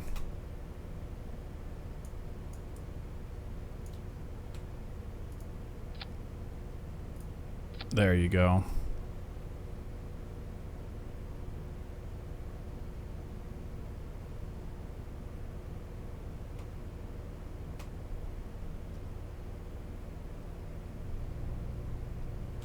Sure would like to get a strut through there.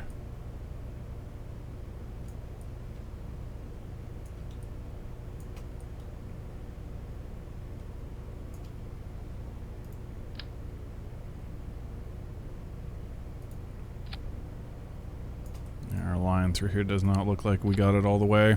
That one should get it though.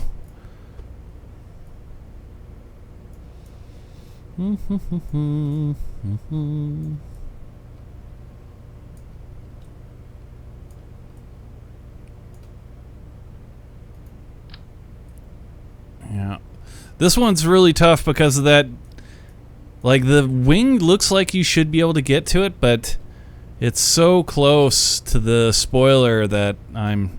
You know, here's what we'll do. We'll get a strut from here, going upward in like a triangle fashion.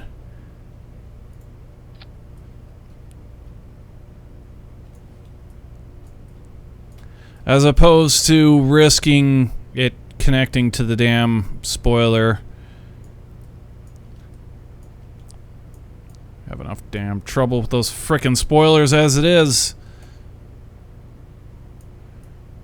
But I think we've put enough struts on. It should be pretty damn strong. Plus, we've also got the XY axis docking adapter. Okay, so go ahead and we're gonna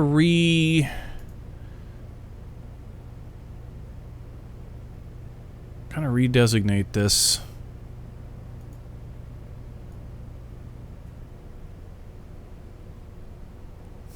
So that we can at least read it. The airport seems to be the big important thing of this build, so we'll cut out all of the designation of the plane itself and just cut it down to D1A as the plane. That's essentially hasn't changed since, so yeah, go ahead and save that. Okay, goody gumdrops. Now the payload clipped in there properly, right? We didn't need to do any kind of special... No, everything's fine. Okay. Show.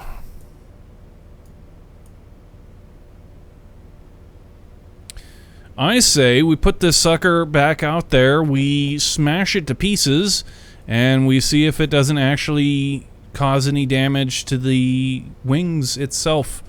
But before we do that, let's go ahead and save it one more time, make sure we're good. Okay, go ahead and leave the VAB. We're going to reload the game.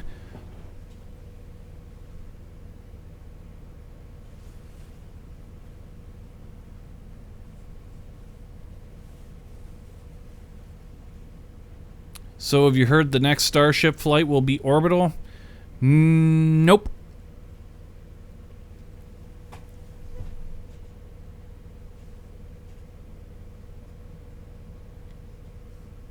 Nope. No, it won't.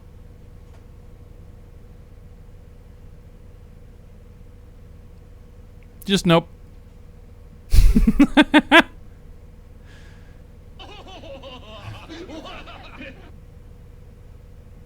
It will be accurate to say that it will attempt to go orbital, but I'll bet you a sub. I'll bet you a sub that it doesn't make it. I'll bet it explodes.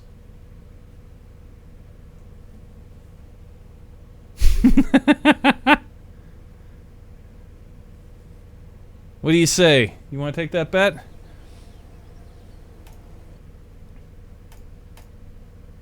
I want it to be orbital. I want it to work. But it won't. The first try, it will explode.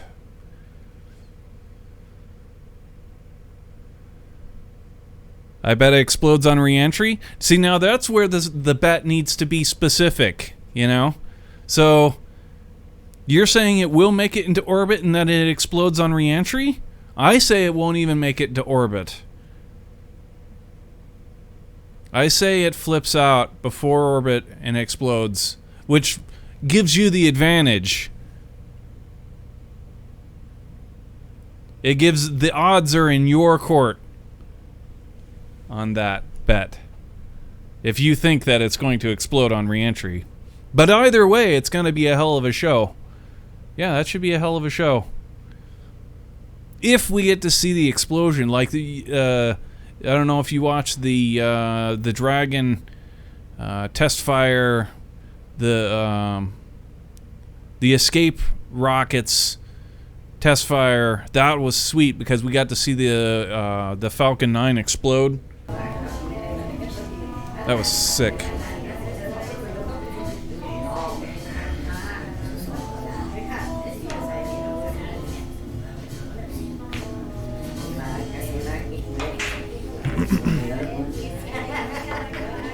But yeah, if it explodes on re-entry, we probably won't get to see it.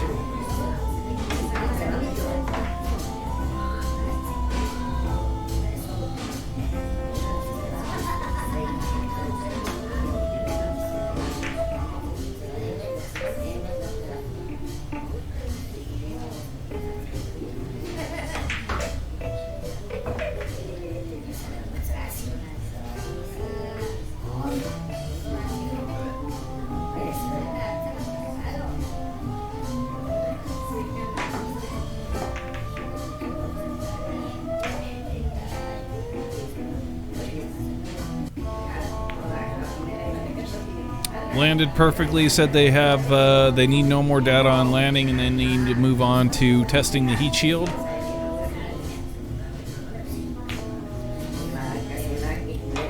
Yeah, it's gonna be something, man. That's a big vehicle to be trying to bring back in. I mean, it will break all records in that respect. I mean, it will absolutely shatter them. It will, without a doubt, be the largest man-made object ever deorbited with the intention of it not, you know, aiming for destruction.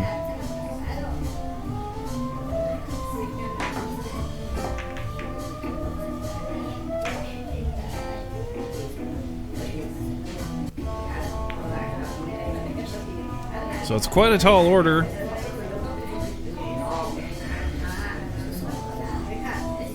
I question whether or not Elon's got the cojones to do it. I mean, if he can't even get Miley Cyrus, then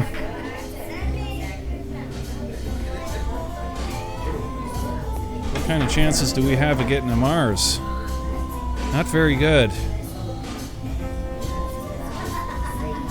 I mean, he was with her all night.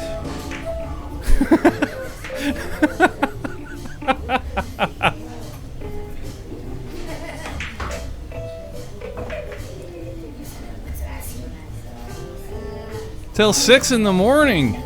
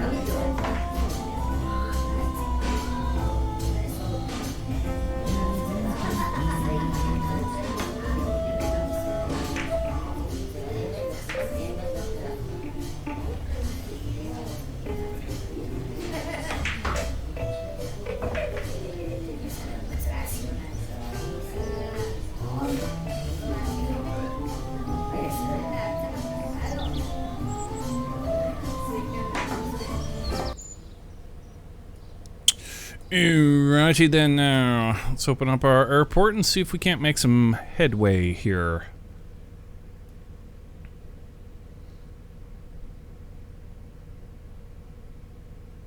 Booster will attempt to splash down in the Gulf. What Gulf? Which Gulf? The Gulf of... There's actually quite a few Gulfs.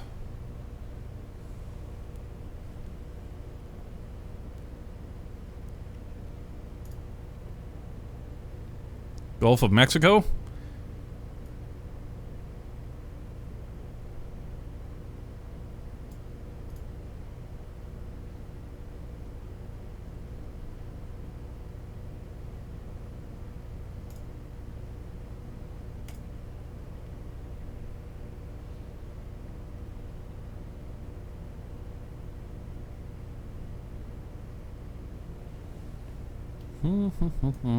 Okay. So, now what we need to see is we need to kind of bash this thing around a little bit and really give it the good old-fashioned treatment and see if, in fact, incurs any damage through it all. So let's go ahead and remove all the pilots.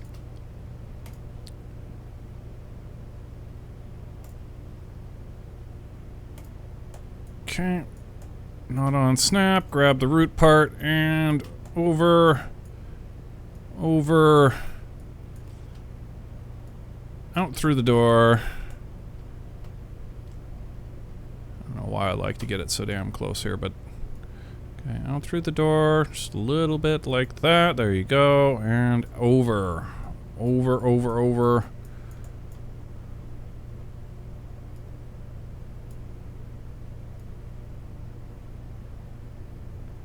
And just clip through like that.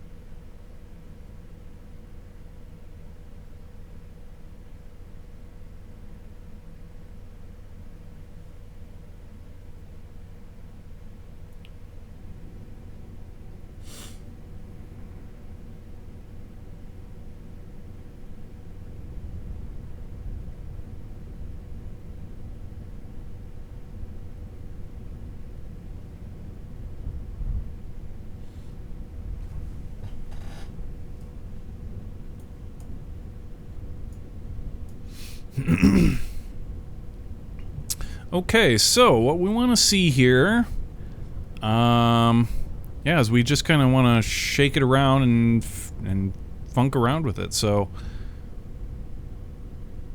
actually what we'll do is we'll go ahead and leave the whole rig here, go back to the Space Center, and let's just basically kind of do the whole bit. And in doing the whole bit, we're no doubt going to accidentally tab to the poppy light once, maybe twice, possibly 3-4 times. And in doing that, it'll cause a little bit of shock to the vehicle, the buildings, and so on and so on. And see if we can get the thing to run all of the paces. Just run all the paces and see if we can actually get the thing in the air without any damage to it. So we'll grab our tug, get it launched up, do the whole Renaissance bit, top to bottom, from the top,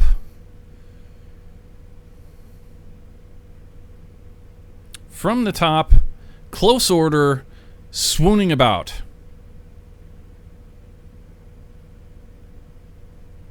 I've got her, whoops. Don't look now, 'cause the major's just minced in.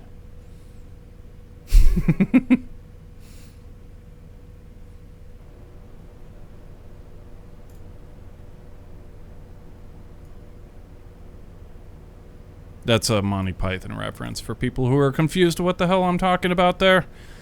So what we're looking for is airport. There it is. Airport.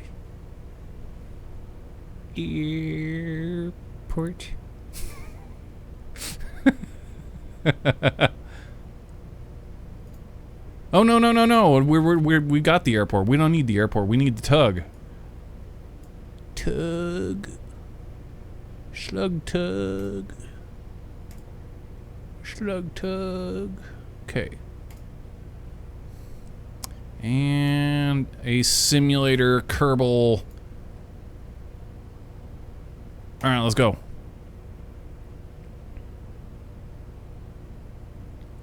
Yeah, it would also splash down because they are sure it will burn up and they don't want it to re-enter over land. Yeah. Well, all of it. In fact, if you take a look at the flight plan of the route that it takes, like it weaves between islands and stuff, or their launches, like they thread a needle past these islands for that fact on their flight plans, so that just in case something was to go wrong, that the rocket will definitely splash down and won't wreck into any land.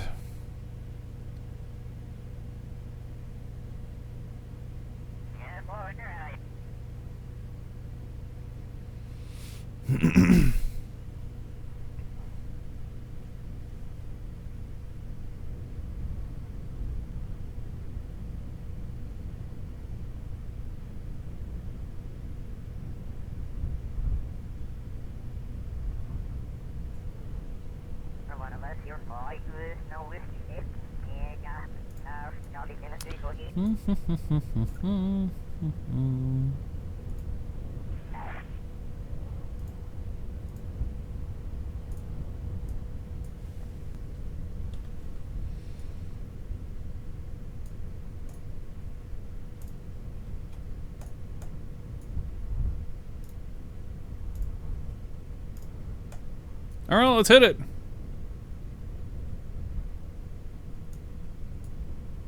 Now, this is a really sweet looking tug. It just needs, we need more tires, I feel.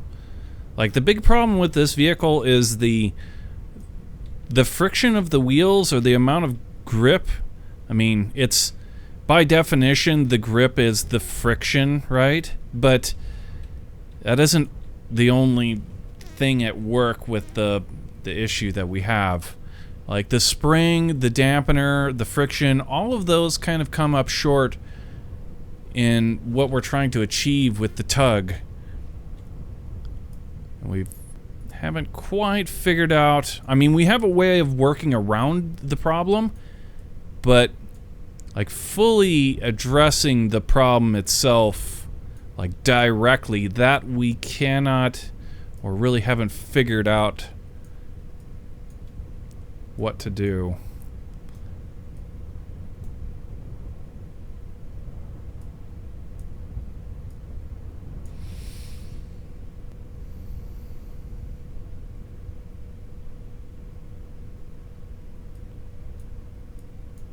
Yeah, I don't know. I don't know.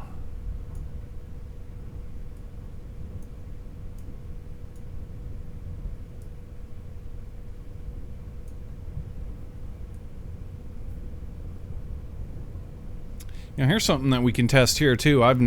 We've never tested this. We installed it.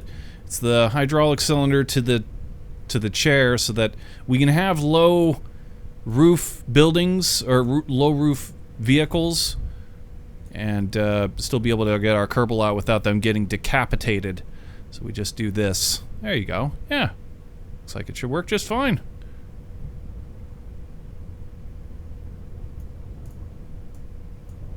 Cool.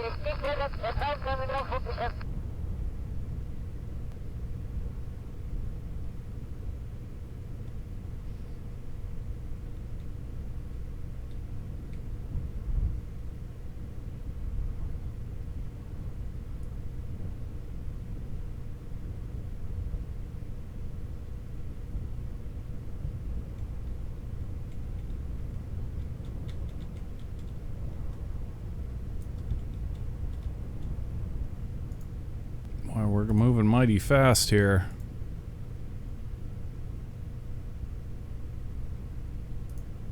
There you go. It's a little more manageable.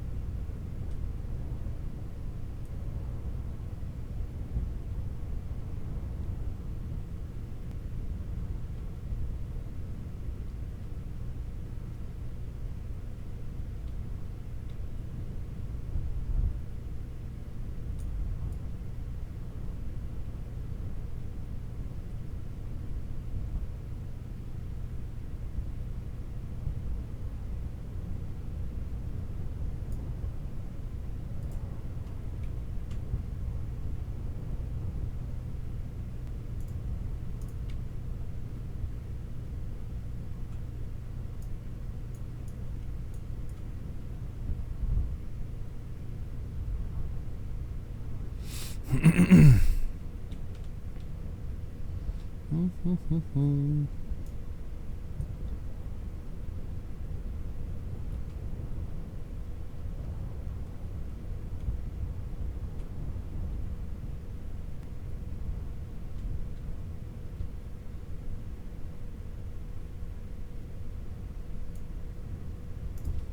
go ahead and park that there for the time being. Tab forward. Yep, there you go. So the tab forward takes us to the poppy light.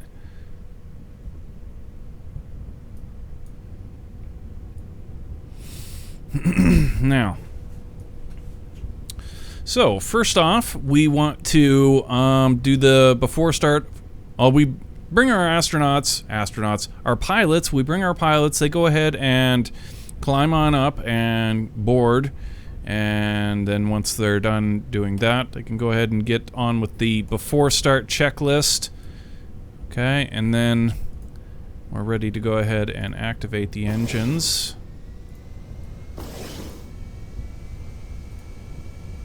Engine startup.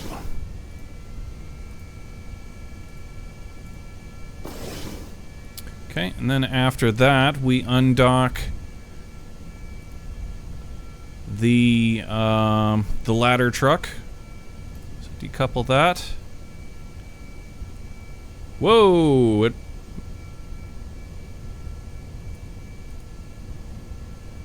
Huh. That was not very healthy, was it? That's the tug. I'm still going forward. Okay. So... Oh, right. Another thing that we need to remember to do is to turn on the brakes before undocking anything. Derp-a-derp. Yeah, maybe there was maybe it was clipped in just the tiniest bit. Something like that. Perhaps.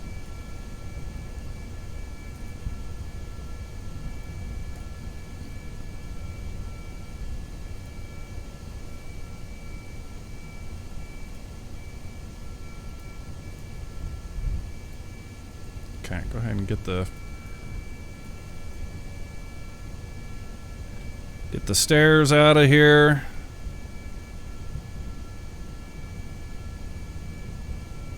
Plane's looking fine though. I still don't see any damage to the wings.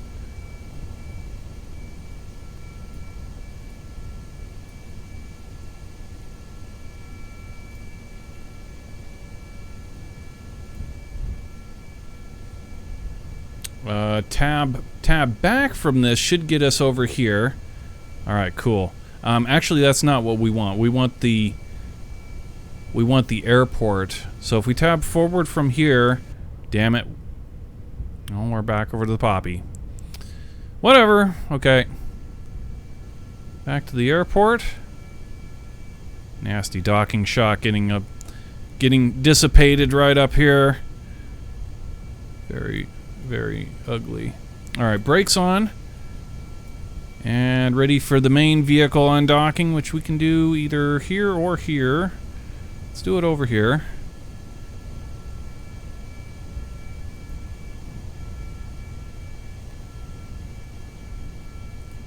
Okay, and we are the airport now. We're at the tug now. We're the ramp now. We're the airplane now. Perfect. Okay, so what we want now is we should have extended this before undocking it. Makes sense. But anyway, get the tug's plate extended. Alright, now tab back. Alright, cool.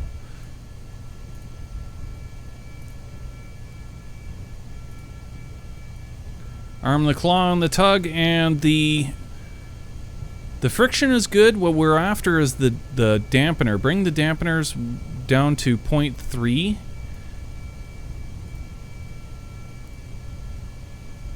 And then be ready to kill the spring. Actually, we can bring the springs... Should be able to bring the springs way the hell down. Like that, but they also need to be ready to be turned completely off as well. So, get those things pinned like that, as well as this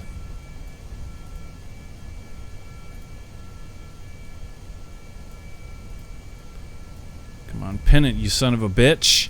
Alright. Okay, we're all ready for the pushback.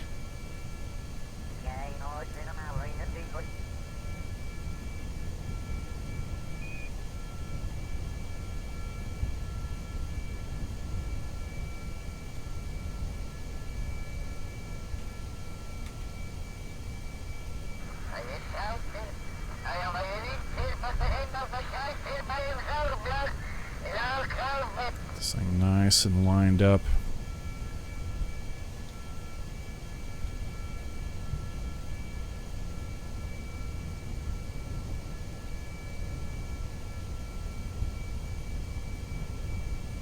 Feel like that was a bit too far. Quite a bit too far.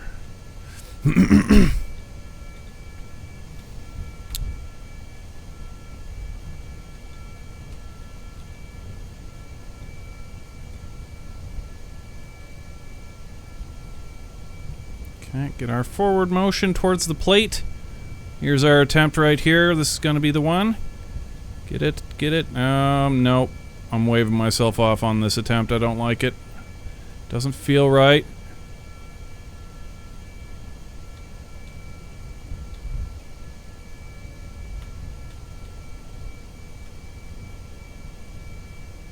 Alright, here we go, here we go. Okay, coming in. Spring off. Spring off. Connection. Okay, and free pivot. Beautiful. That's what we're looking for. Very, very good stuff. Okay, now we can control from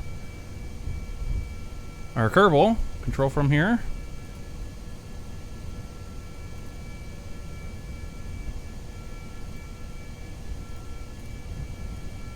And we're prepared for pushback.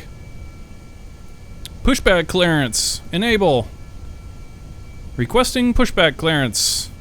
Pushback clearance is granted. Brakes off. Forward. Nice.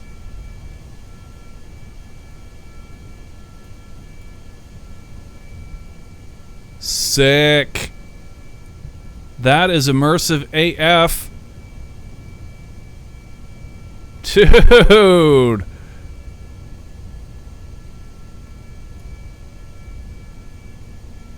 Yeah, look at all this gear that we've got for this little operation. I mean, it's just so immersive. Immersion Maximo.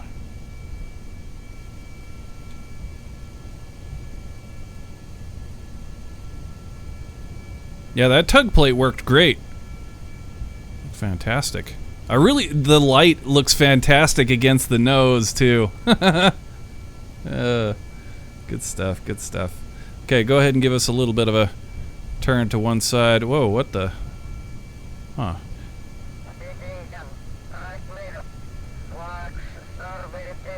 Yeah, okay, that makes sense, kinda. Why isn't this making sense to me? Because we've never had turning in the back. Disable the turning in the back? Yeah, okay, now it makes... our control from point is backwards. Something's wrong. Yeah, control from here. No, it's still backwards. Why is it backwards?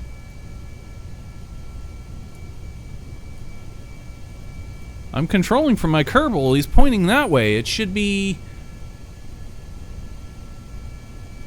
We're pushed way the hell back now. Go ahead and put the brakes on.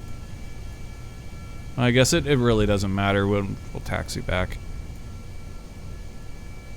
But why the hell is the turning... We're pointing... No, it's pointing the right way. That's the prograde marker. Thus, we're pointing the right way. Why is it not... Why is our... I turned left... and it turns right.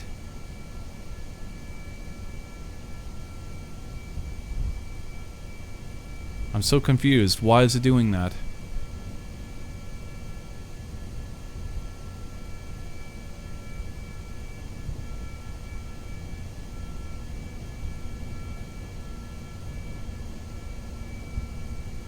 It's like it knows.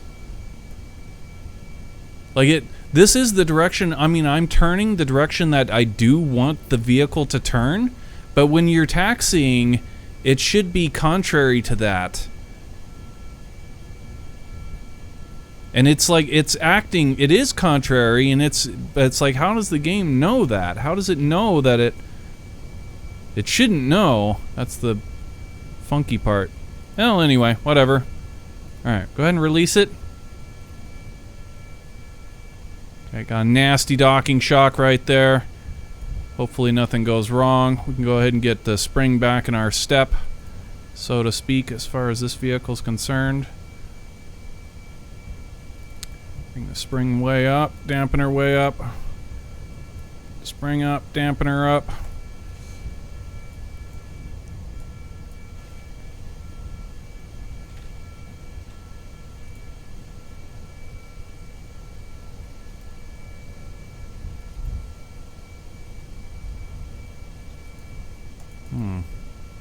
I am really confused. I've got no control at all now. Like, whatsoever.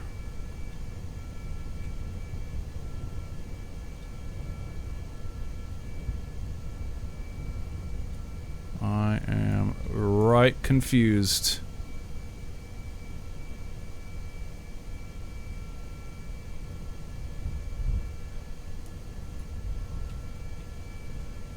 Well, whatever. We've got a plane over here.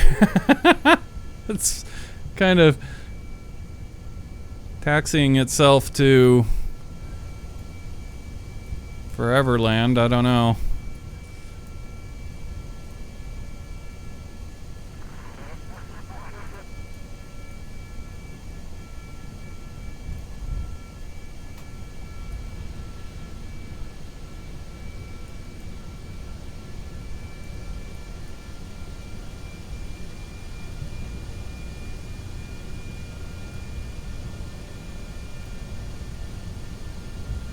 I need something to help us find that hinge.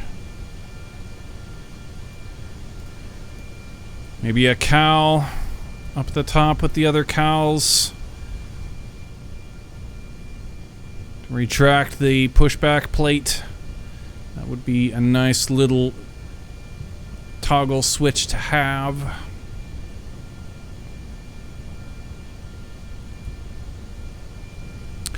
But yeah, that last undocking, when the tug finally lets go, was probably the most violent undocking shock that I've seen in this whole routine. And so far, I don't see any damage to the wings. Everything looks fine.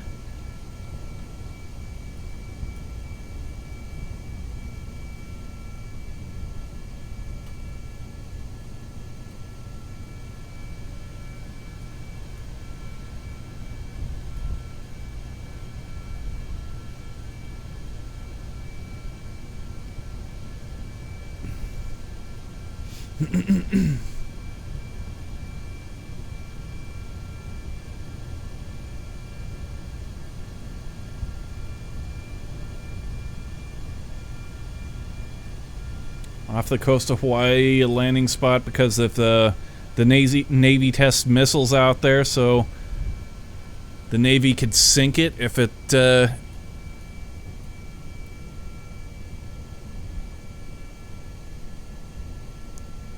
interesting. Is it suited to be like marine habitat, or do they even give a fuck about that? Like where it's where it's going down, it's just whatever.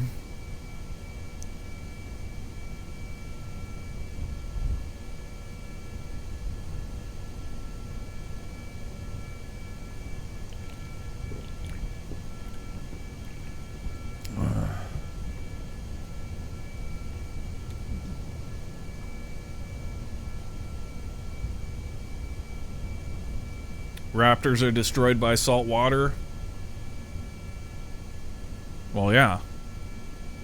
You're talking the engines, right?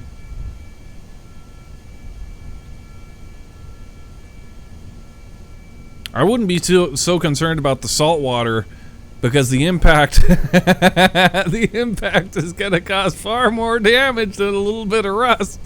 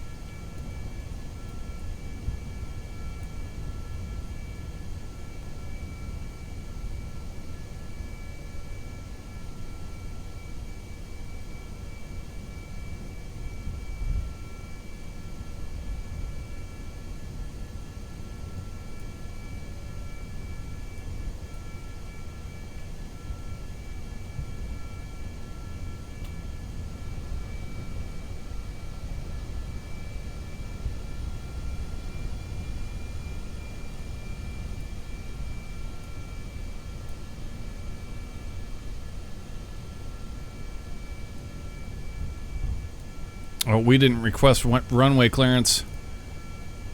That's taxi clearance. Runway clearance.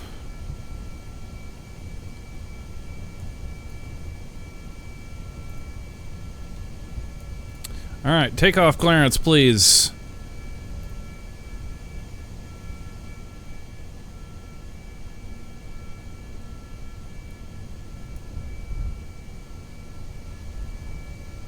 All right, you have takeoff clearance. Let's take a look at our... So again, this is something we've been chasing for a while. We've never been able to figure it out. Even in the VAB, when we change it, it's like it still muddles it up. So this is just something we have to get used to doing, checking our stuff. Well, I mean, as a pilot, that's what you should do, right? But anyway, we know that this is a common error. We've tried to actually fix it in the VAB. It just can't be done. And so we'll just fix it here. Deploy direction. Flipped around, and there you go. Now our spoilers are in the right configuration. The engines are in the right configuration. So go ahead and bring it out of touchdown mode and into flying mode. We have our takeoff clearance. And we are good to go. Brakes off, throttling up.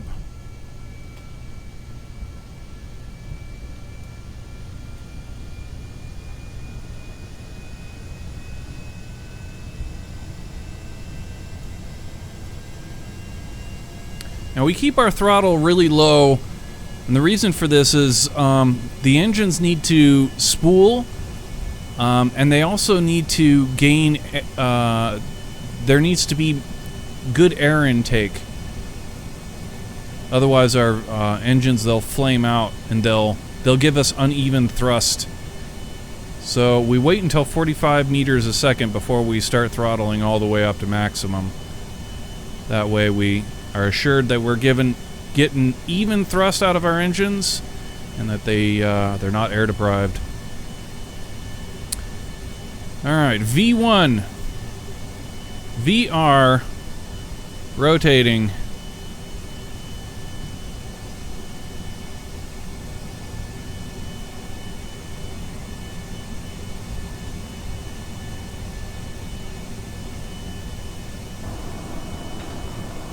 Damn, that's cool.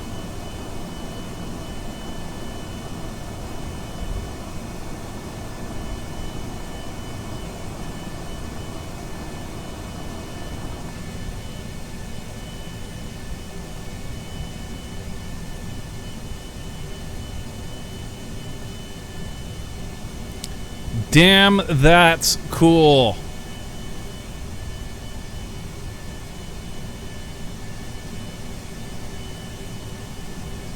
Yeah, everything worked. Fantastic. So now our freight version has got fully strutted wings, a new XY axis docking adapter, and Oh, we still need to clean up the door. It's kind of meh. Kind of meh.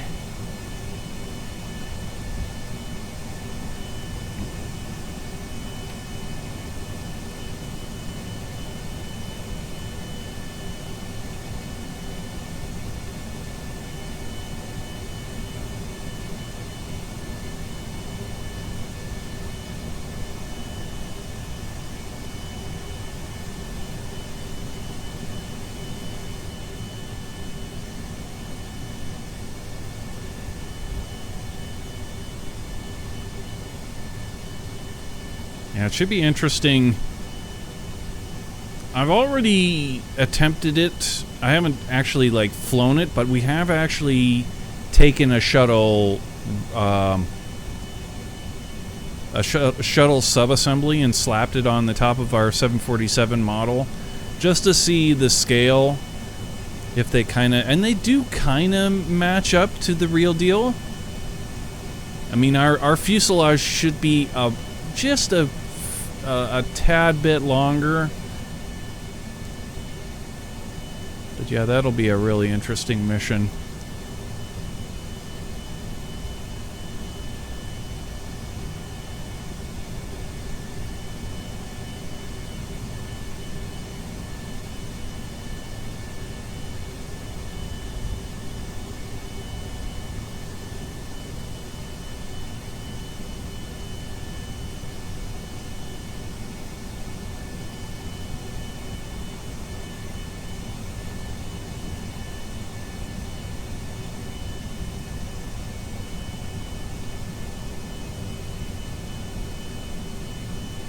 We're below 10,000.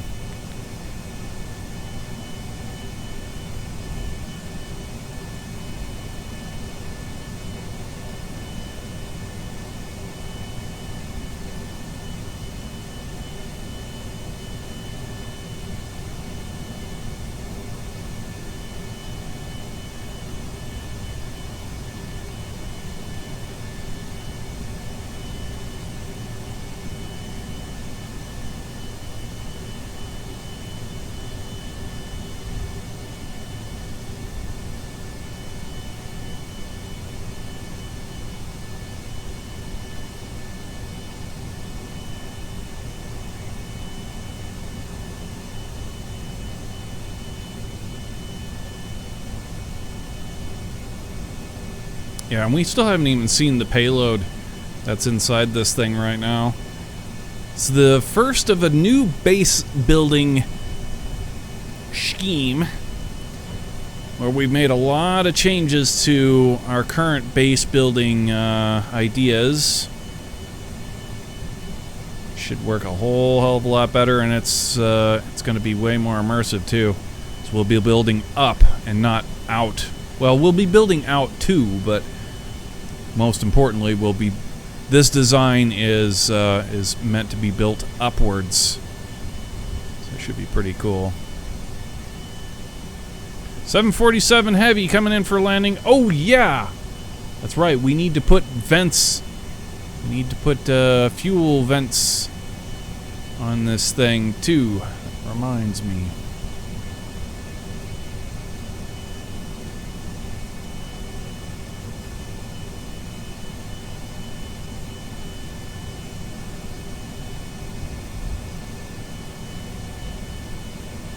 Okay, coming up on 3 nautical miles. Gear down, brakes on.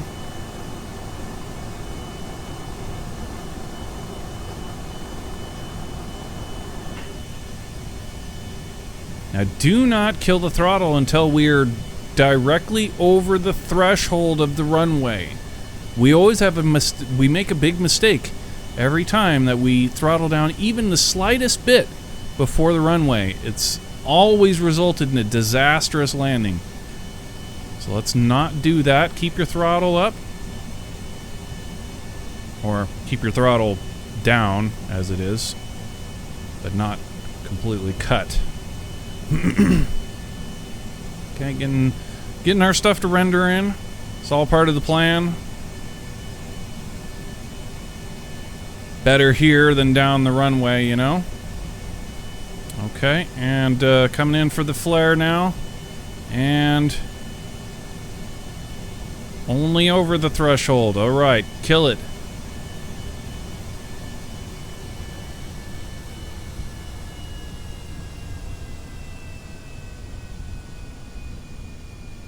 Flare. Dude, nice flare, bruh. Touchdown spoilers. Throttle up. That was fucking butter. That was a butter landing, baby.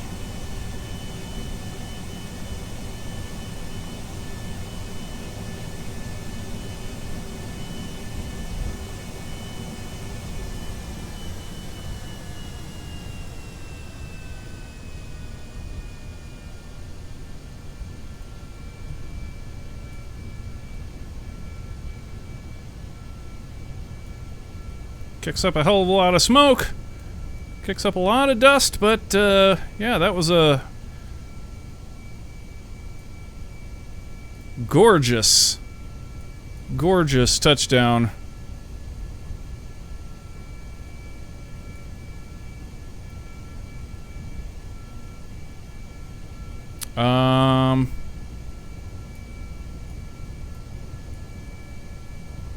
Let's take this thing just off of the runway real quick, and we're going to observe the payload.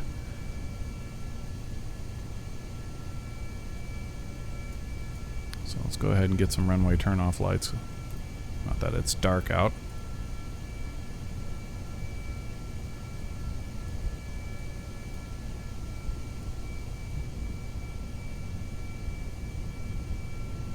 We added more light particle effects in our graphics setting. You can clearly see the difference between our orange beacon lights and the red nav lights. Like the red and the green show up pretty good now. Pretty happy with that. The beacon, a very clear orange or amber.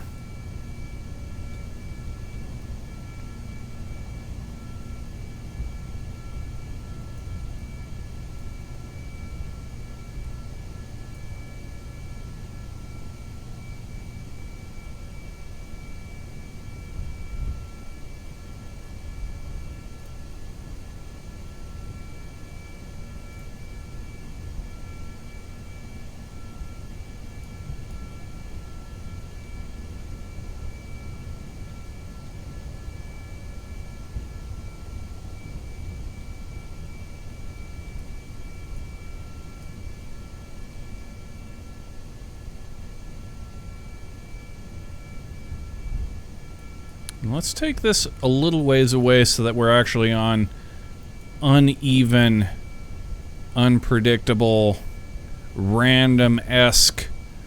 I mean, it's flat, but we want it to be random-esque.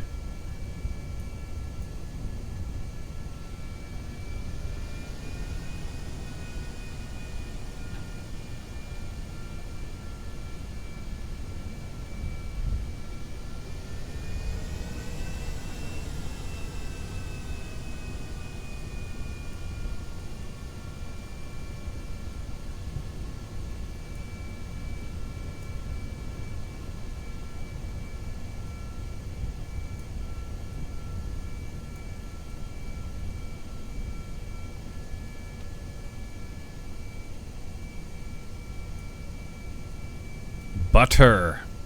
Wasn't it, though? Isn't that good? It's a fantastic landing.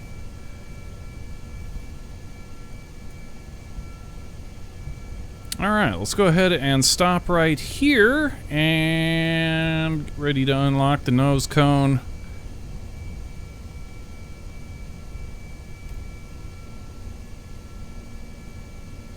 Okay, nose cone's unlocked.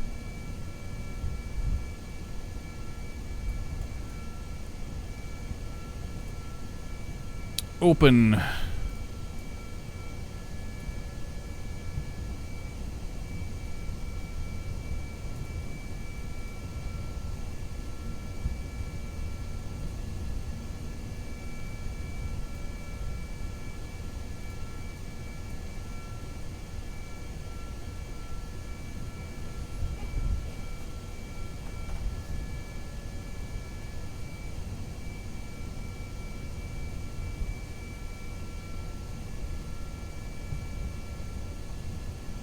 Do we have clearance? Clearance?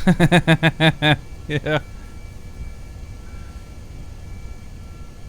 I would like to radio in to get clearance to get clearance.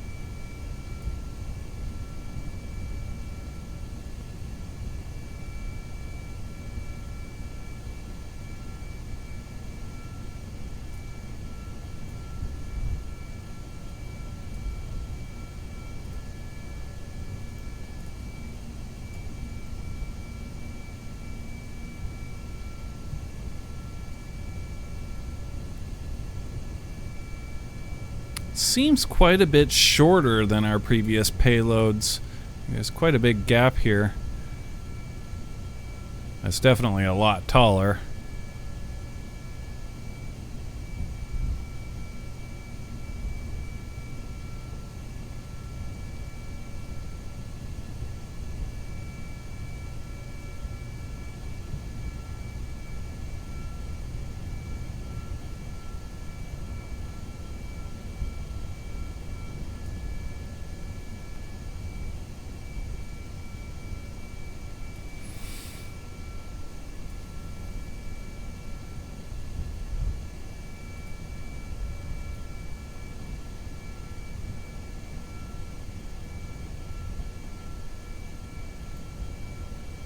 Boy, that's really bouncy, isn't it?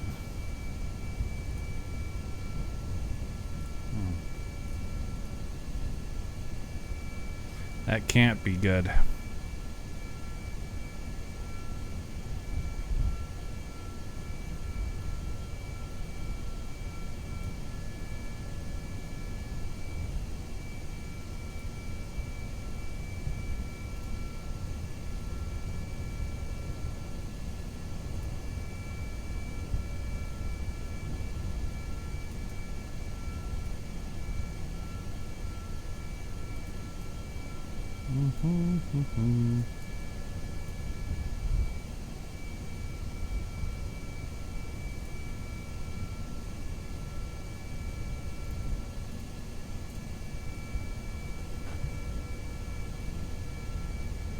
Damn.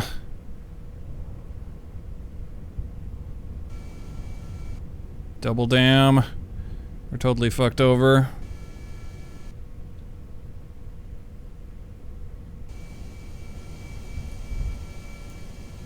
Okay.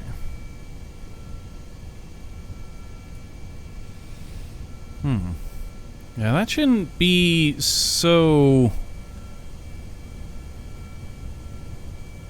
brutalized.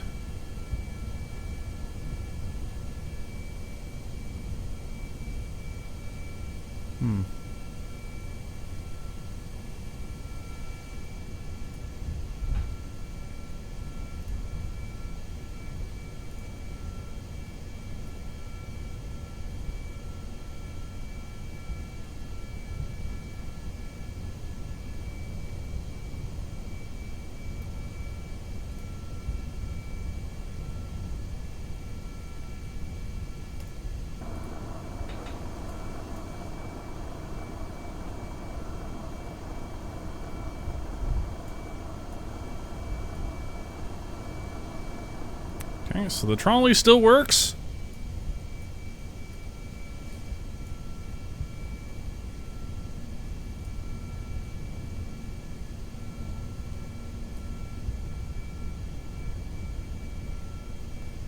Yeah, looks fine. Convinced.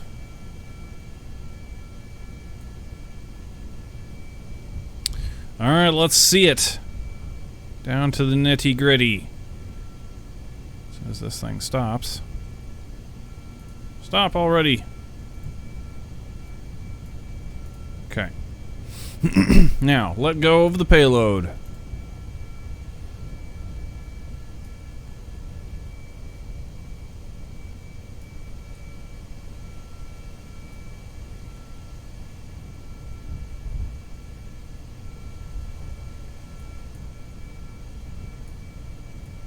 Looks pretty solid.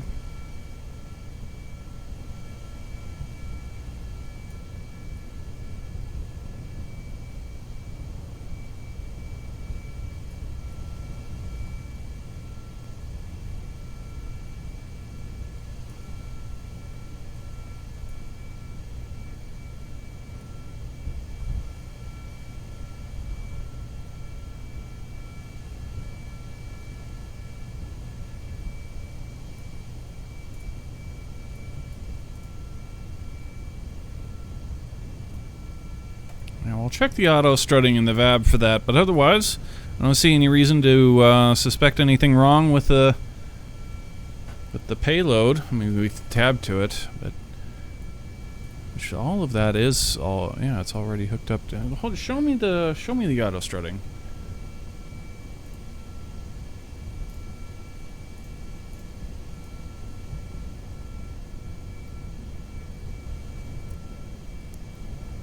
Huh?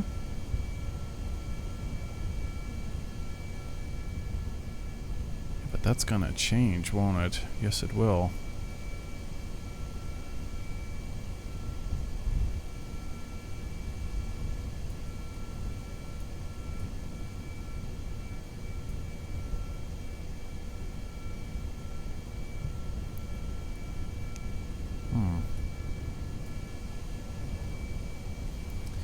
But yeah, this new scheme, it's going to require a crane to build, but I do believe it's going to be a far more interesting project because, I mean, we'll be able to, we're going to be building mostly up.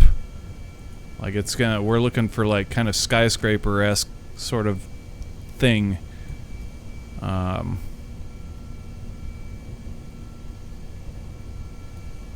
yeah. Everything else works fine. Our rig for getting it there is all ready to go, with the exception of the door, a couple little things here and there.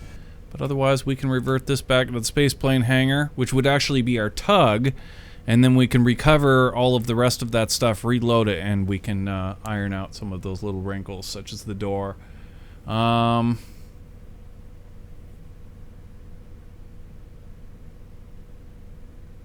We needed the door, the bleed valve, big lizard, hello.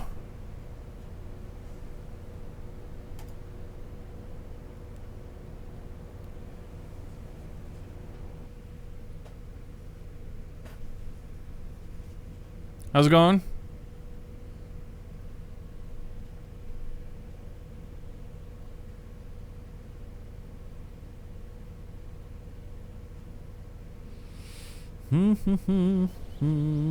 So let's go ahead and pick up the airport.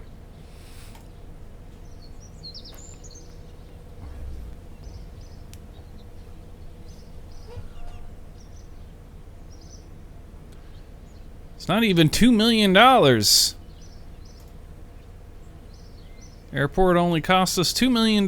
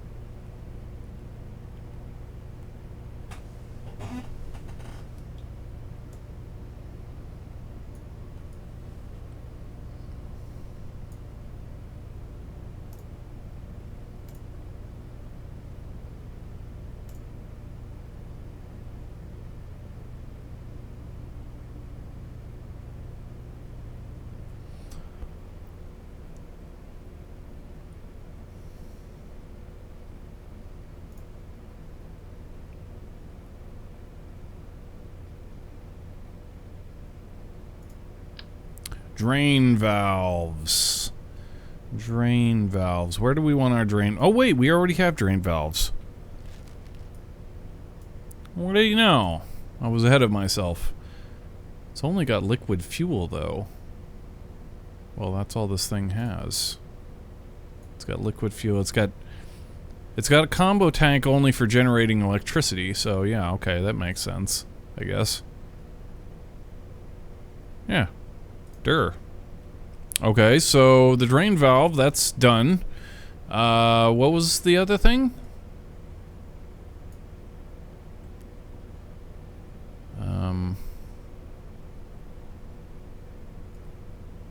I forgot the other thing.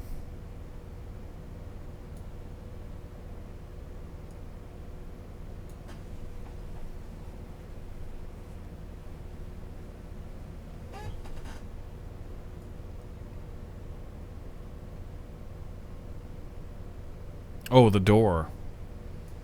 Right. The door. So this is a piece, this is a thing we're gonna have to test. Bring this in a little ways and hopefully it still works as a door. Go ahead and show us the fairing.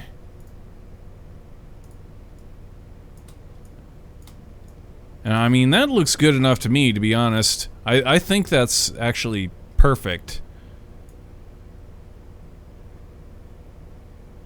Almost. Almost clicked the wrong button.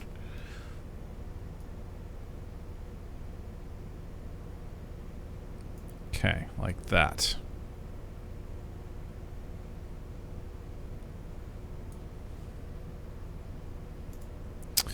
So, let's see this now. We're gonna test this with a Kerbal on board.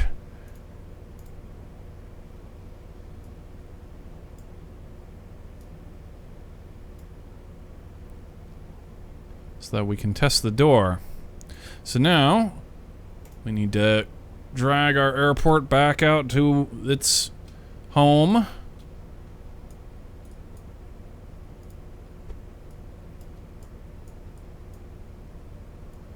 Out she goes, over she goes, and out.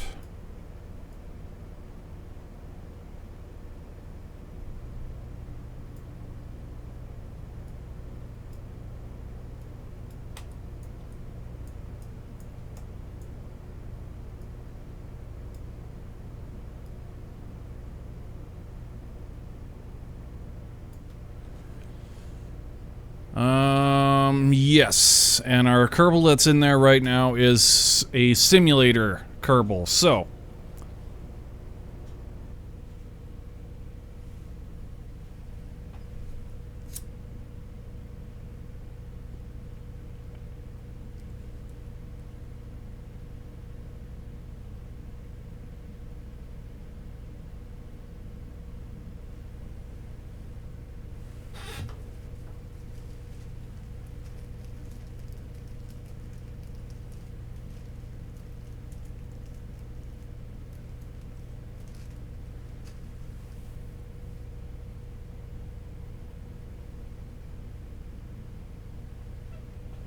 Yeah, we need to get more precise with our docking alignments. That's the number one thing.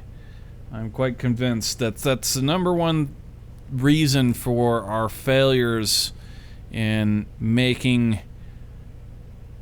well, reusable stuff and pretty much anything that docks inside in Kerbin's atmosphere, like, or on the planet. Low gravity planets, it's not so hard to build cool things on it, you know, buildings, but on Kerbin it's really difficult.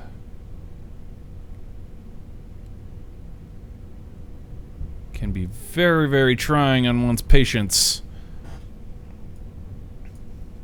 Okay, so what we're looking for here is we want to see, does the door work? So, transfer our Kerbal to the door, and it does not work. Now, why doesn't it work? Is it the door? Or is it the... is it the doors or the ramp? Highly doubt that it's the ramp, because, yeah, when this was way the hell out... We'll go ahead and test it anyway, just because it possibly could be. So this is the docking adapter. Oh, right, this is another problem that we had. Undocking this thing, it bounced like crazy. Bounced like super high. Now the reason is we don't want, we don't want a really high spring or dampener. Say one dampener, one spring on these things should do the job. Something we can change in the VAB. Okay, undock and see. Okay, it's still bounced kind of nasty, but it was nowhere near as bad as it was before. But it's definitely far enough away if it was the problem for the for our Kerbal getting out that it's not now. So we'll take a look, and no, the hatch is still obstructed, thus the door needs to get pulled out further. Damn it!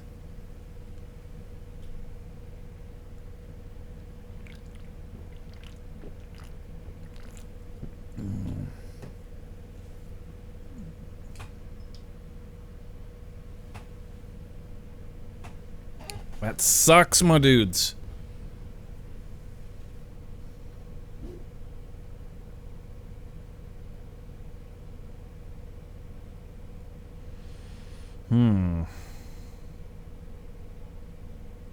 Yeah, and we must have just nailed it on our...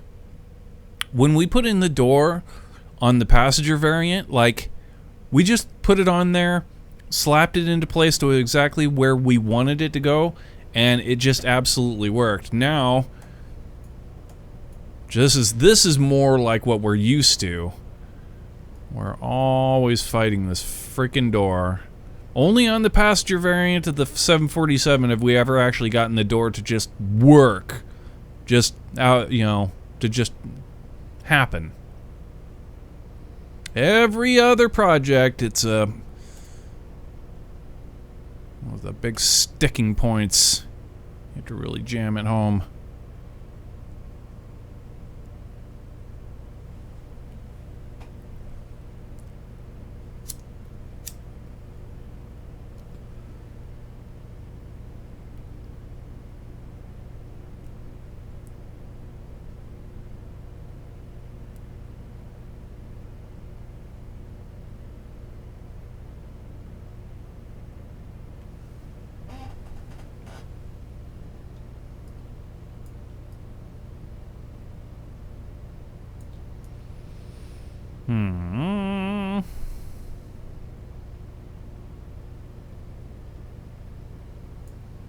Yeah, let's do the wheels here. Not the friction, we want the spring. Bring the spring way the hell down. We don't need, like, 0.3 spring, 0.3 dampener.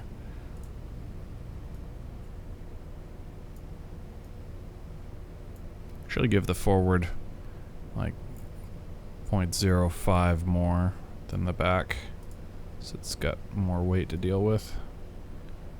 And 0.4, there you go. Okay, so The door again.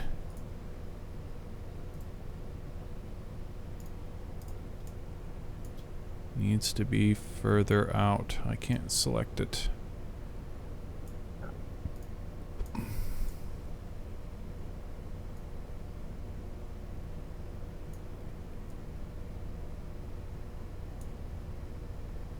Will that be enough? I hope. Let's find out. Wish there was an easy way to test this without having to like lose our entire build. I want it to be all part of one build because that's how we're intending to use it. But it does make for like these more tedious things. Makes them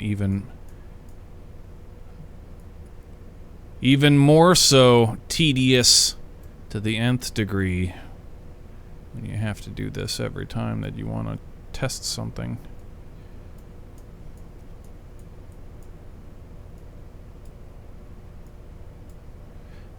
And no, it won't work just putting it on the pad or putting it on the runway. It literally won't. I can't. This build will not work. Literally will not work anywhere else but where we put it. I mean, it might work closer, but it won't work on the runway. It will explode.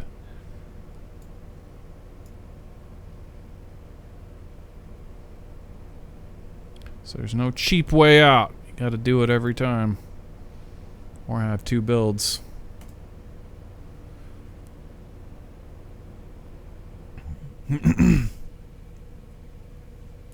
What mods are you using in this build?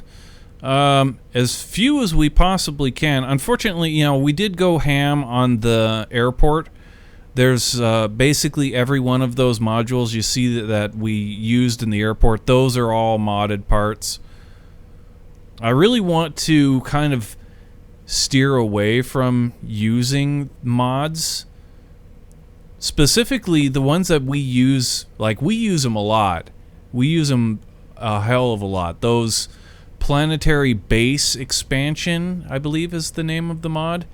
Those parts, we use them everywhere.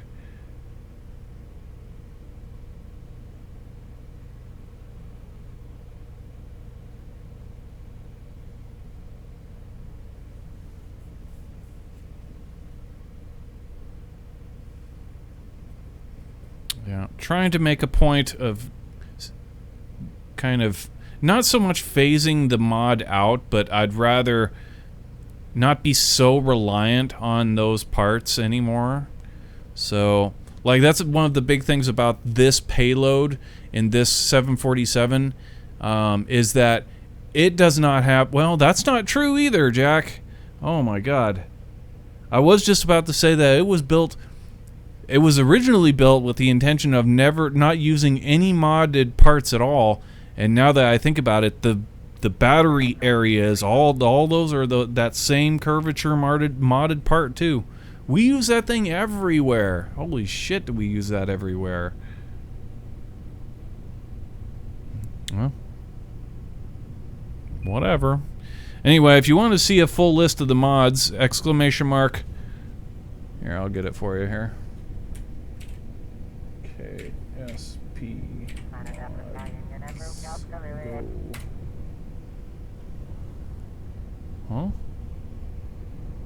Why didn't it work?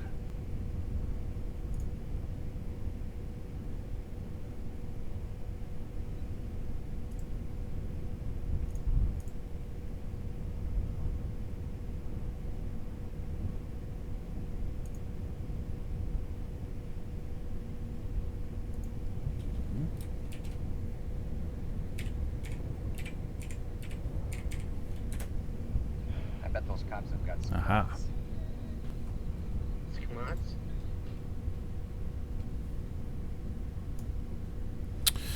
Alright, so here again.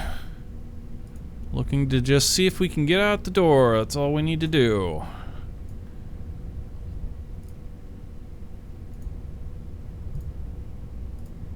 Let me out. Nope.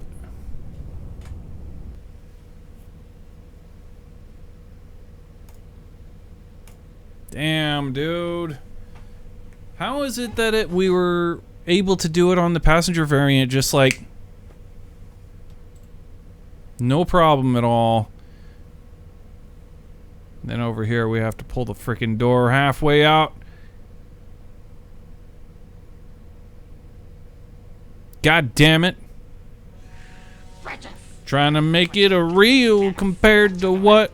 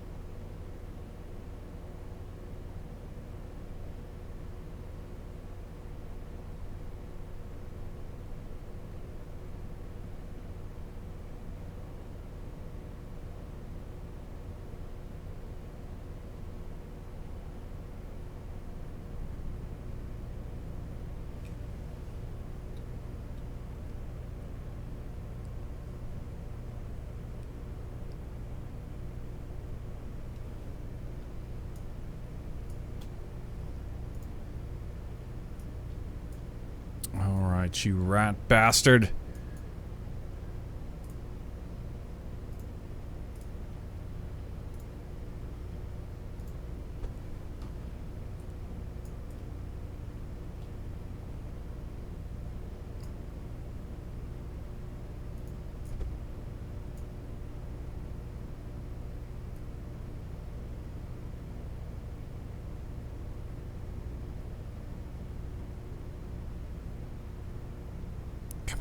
Tell me we can get out there. It's starting to really pooch out far. I don't want it to be out that far.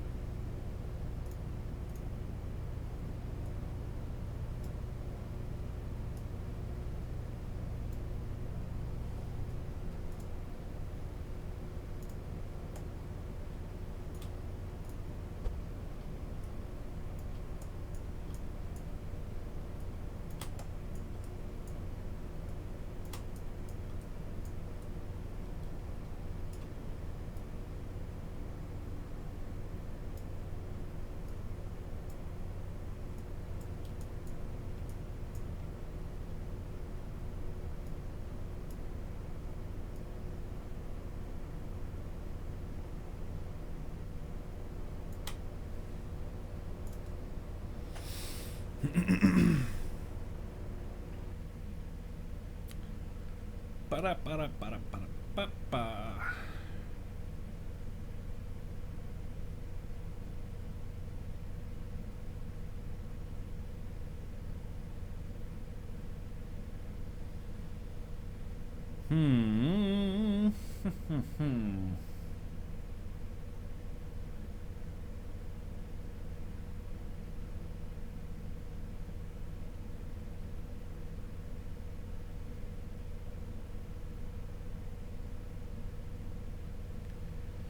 With chicken feathers all without one nut.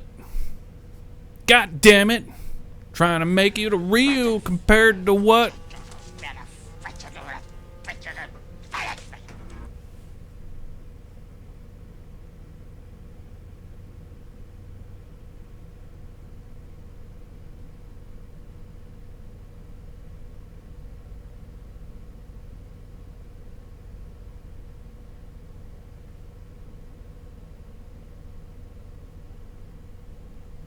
Reusable rockets will replace cargo planes in the future? Nope.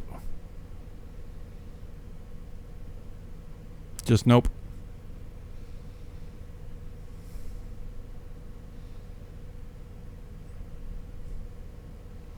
Nope.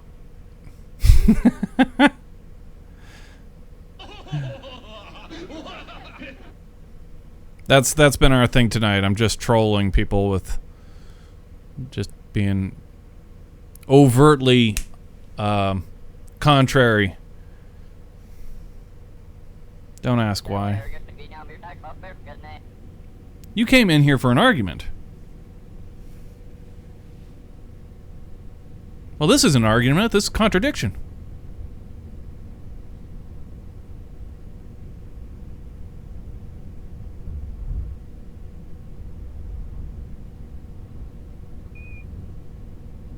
Maybe in the far, far future?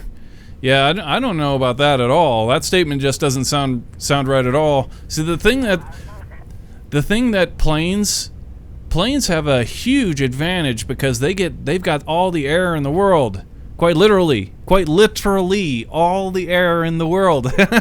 Where rockets, they don't have that. Rockets, they need to carry their air with them. And so that's a huge disadvantage. I don't think that a rocket will ever overcome that disadvantage and try and compete in the market of freight to anywhere that isn't off-world. Like, to get things there like stupid quick, then yeah. But like the premium, you're gonna be paying a premium for. You're not gonna be saving money. You're absolutely not gonna be saving money. Yeah, they're quicker. Yeah, you bet they're quicker, but there's definitely be a premium on that speed, and not just because they can, because it's faster and better, but because it absolutely is not as efficient. But yeah, that'd be kind of cool. You know, the idea I had that was ridiculous, but cool, and it could be a thing in the far, far future, but you know how, like, there's drones dropping off your packages and stuff? Imagine, like, an Amazon fulfillment center, like, in orbit, and they just need one large place in orbit, and they could deorbit packages to anywhere in the world. That would be really interesting, huh? How cool would that be? Of course, you'd have to get the freight up there, which, but who knows? Maybe, like I said, in the far, far future, there'll be factories in orbit, and it'll be more efficient, easier to build, manufacture all kinds of goods in orbit, and there'll be a good incentive to do so. And so, in which case, airdropping packages or deorbiting packages from factories in orbit is, that's a pretty cool idea, isn't it? Tell me that's not a cool idea. You heard it here.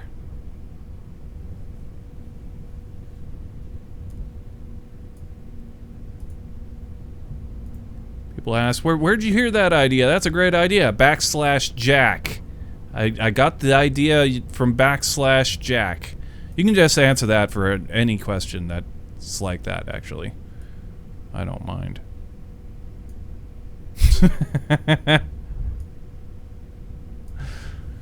Alright. Well, we're looking to test here. We need to see this door still. Transfer crew to the door. Let us in, let us in, let us out, let us out. Yes! Hooray. Cheers.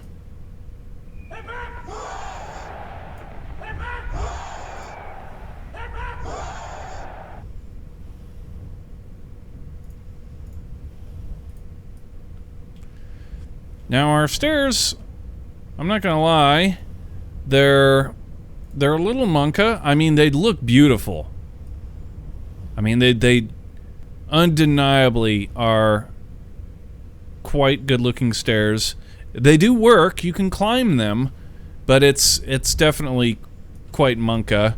You actually even kind of get down them. Not so terribly bad if you do it right.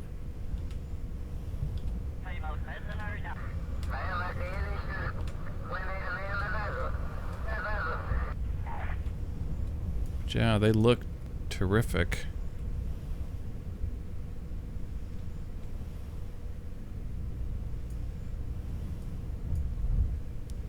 I mean, there's your shot for the day. Immersion Maximo.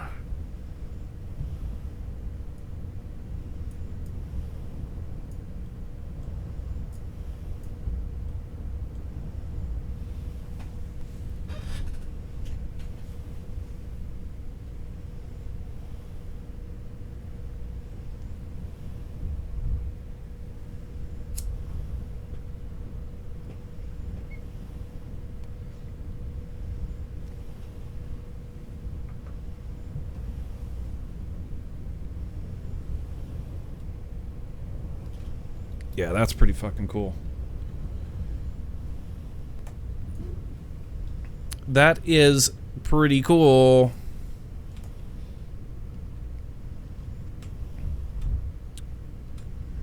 And while getting down them is not so bad so long as we do it like kind of slow like this and they rely on the Kerbal to kind of slide. It's not too bad. But climbing up them is a little bit different. But damn, dude, that is sick. Now, this is the one thing that we will be doing in live mode, as our pilots will drive to work, right? They'll drive to the airport. We'll park their car outside. We don't have really a designated parking zone per se, but if it's immersive enough and interesting enough, we could build one. But yeah, they'll come out. We'll do the whole walk around. We'll inspect the plane, the whole 9 yards. Climb on up. Go through our checklists. I would love to actually be doing our checklist stuff while our payload is getting loaded. If we could, like, that would be a really awesome experience. I'm not so sure how practical it is. But that would be pretty sweet that the pilots get here and the cargo is actually up on the, up on the trolley and getting pulled back in while they're doing their pre-flight checks and stuff. Because that's how it would really go down. Like while the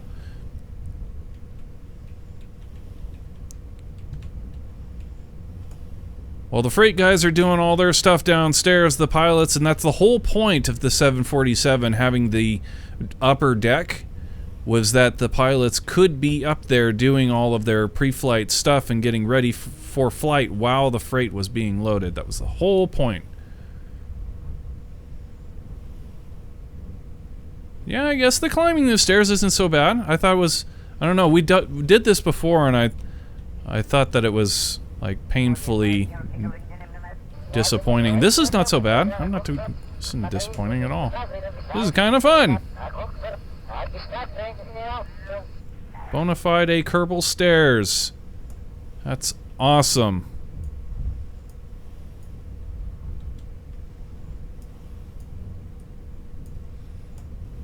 If we get close enough to this thing in the right way, we can just board it without having to grab it.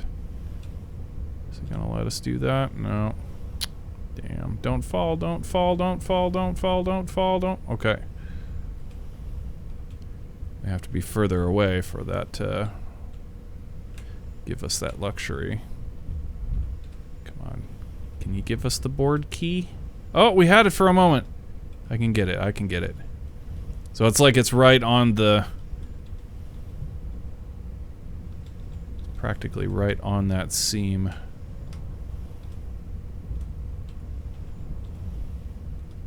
Aim for the seam. Let him drift into it? No. Come on. Come on, it's so close. There it is. Nice. Perfect.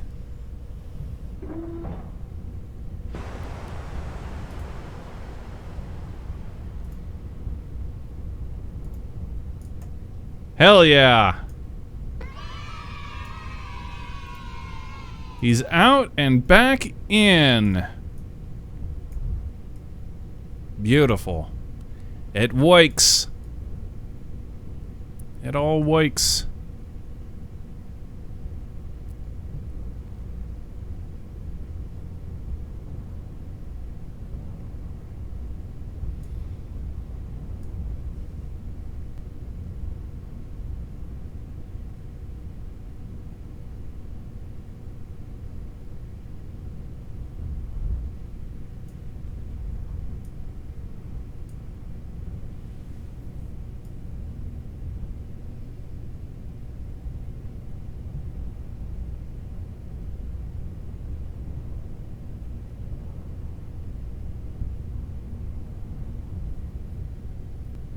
Well, one needs to go to the North Pole.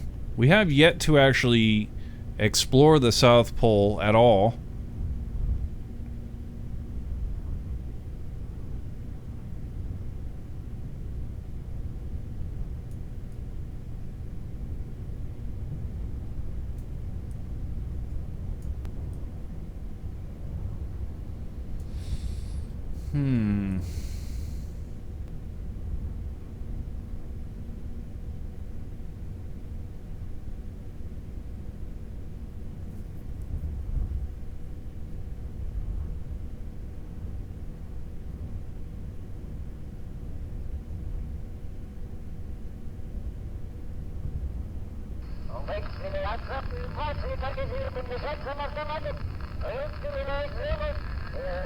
We need to send FedEx packages to Santa. Yeah. I have something planned for that. For when the season's proper, when we're in the silly season. I absolutely have something planned for that. Just trying to think what do we want to do right now. Like, we could get on with trying to colonize the South Pole, or we can continue on with the colonization project we have on the North Pole. I wouldn't say that we have... you know what we need is a tank. That was the big thing that we're waiting on. We have a skeleton crew of 2 people manning the outpost right now, and the one thing that we're waiting on for mass refinement of our fuel is a large tank module, and it would not be hard to build one of those and get that flown out there. And we've got enough. Yeah, we've got enough.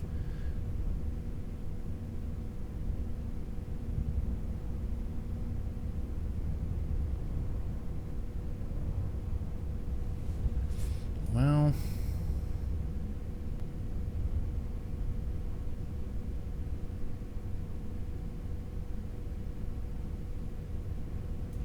fuel.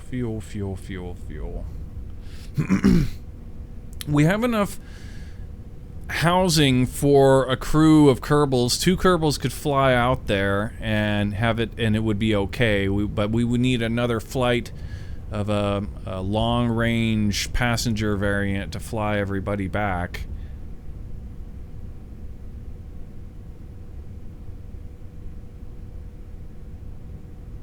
What kind of module are we talking about for the tank? We can get one of those in this right here. Do we want to continue with the North Pole? It's kind of the question.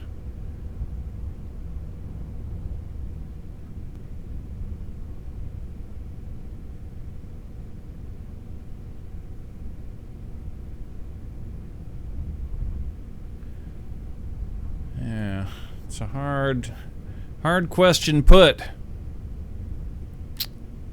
What do we want to do? What do you want to do?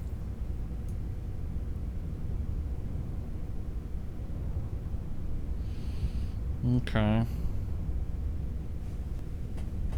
Well, let's pick all of this stuff up because in any event we're gonna be building some kind of payload, either to go to the North Pole. We've got the South Pole, the modules already built for that, like a little housing module and a battery module, like the very basics for the next generation base. But I kind of don't want to keep working on the North Pole base if it's like utterly flawed, and it kind of is. The feet for it, we used cubic ox, and that's the smaller cube construction pieces. Those are very distinctly different from the grid pieces. The grid units are, you can right click on those and you have the option to auto strut. The cube ox you do not. You cannot auto strut with the cube ox, and their tolerance for like things pushing against it is much lower. Like they're squishy.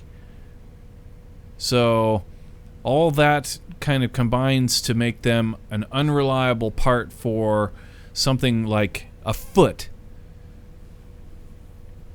You really want grids.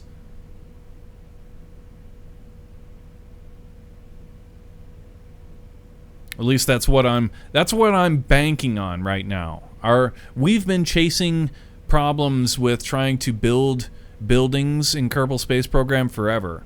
And we've done a lot of it. We've done a lot of building buildings, and we've always had very very frustrating Kerbal physics problems that just utterly destroy our projects, cause us all kinds of headaches.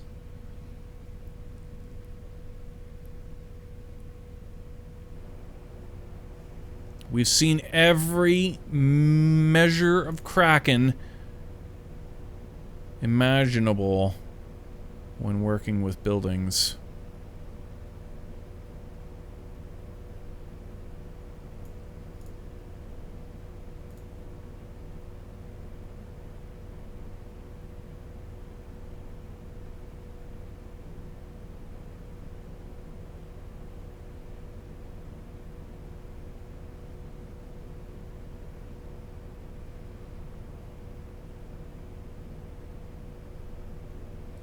And our latest scheme is that independent buildings can more or less stay pretty true to their location. I say that with a kind of warm and fuzzy feeling that you can't fully rely on something placed in Kerbal Space Program to remain in the same location indefinitely. That's just not possible. The engine just won't allow for it. But to get get sliding out of the equation, get buildings to not slide if you don't have access to launch clamps and stuff like that, then the best thing that at your disposal are these grid pieces. Using those as feet is one of the best things you can do.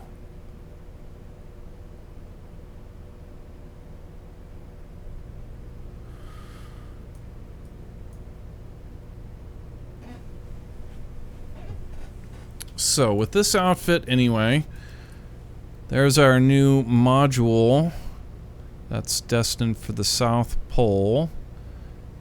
If we take a look at yeah, but it won't really give us what we're looking for. See, on the North Pole, what we need is a tank, like a large storage tank.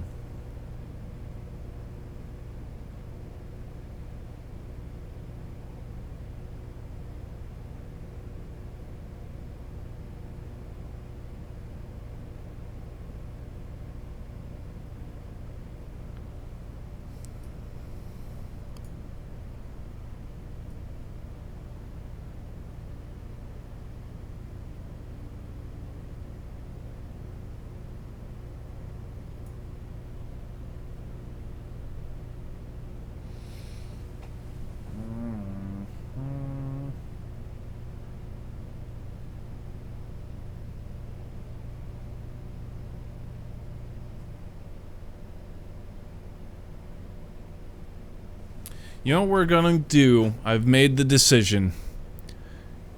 It's a hard decision, but we've come to a decision.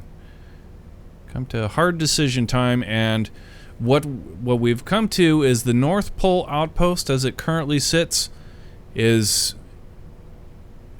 more or less going to get abandoned.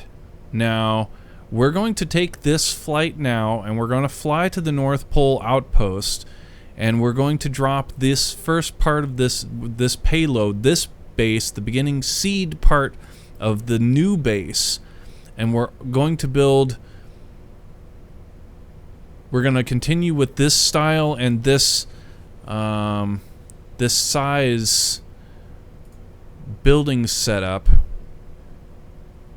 at the North Pole until we're kind of happy with it or whatever, and that will be like our Generation 1 base, and then we'll make little refinements to it however we want for the South Pole base. So that's what we're gonna do. And what's currently at the North Pole will just eventually, I mean, we can use it as like a guest room or something like that, but there's actually drills up there and everything, though. Like, that's the thing. Like, yeah, whatever, man. I mean, it's a fledgling base. Not every tool that's in the shop gets used for every job. Alright? So, let's do it. Let's go ahead and run a mission.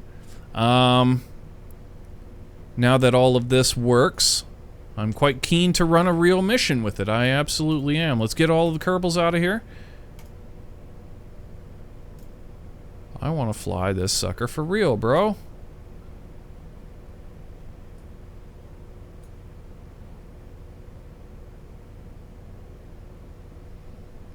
Save that. Yeah.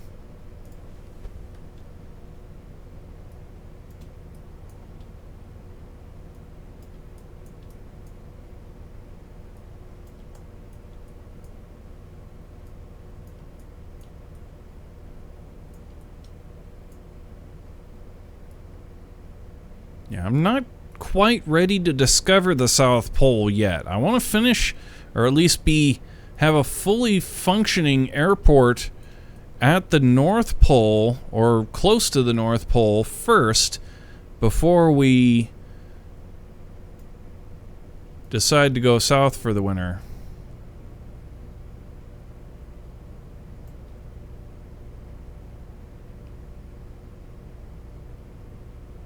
Live mode on.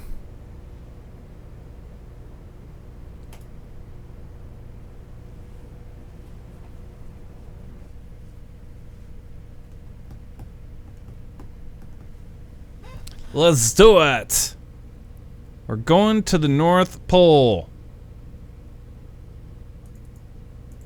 Fuck it. We're doing it live. Goddamn thing sucks. Not this goddamn thing. And that's not exactly what the guy said. But, yeah.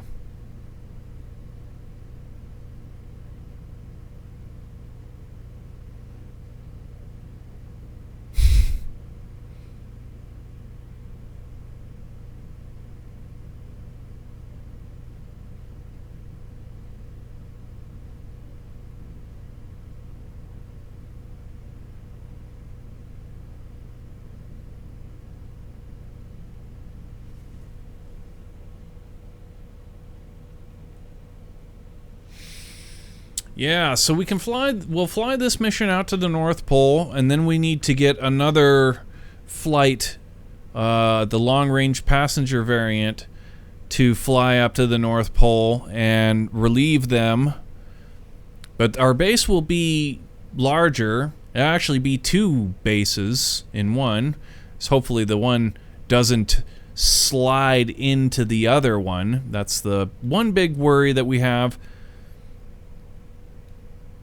when having multiple buildings as part of a player-made city or outpost or whatever, so that the base pieces can slide into each other, and then when you come back to them, they'll clip and explode.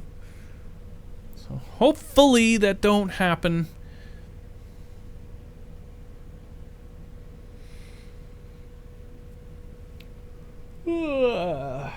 Who's yawning? I'm not yawning. Are you yawning?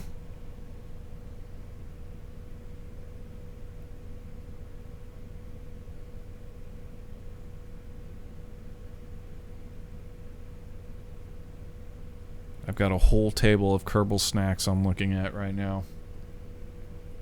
I mean, like, seriously, I got it all. I don't want to eat any of these Kerbal snacks, but I like to look at them.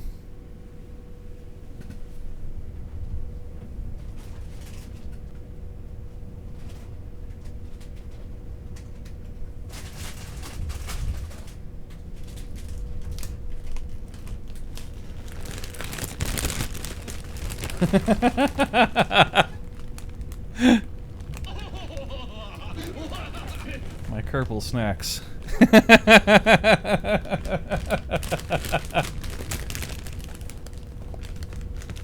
You can't have any. They're mine.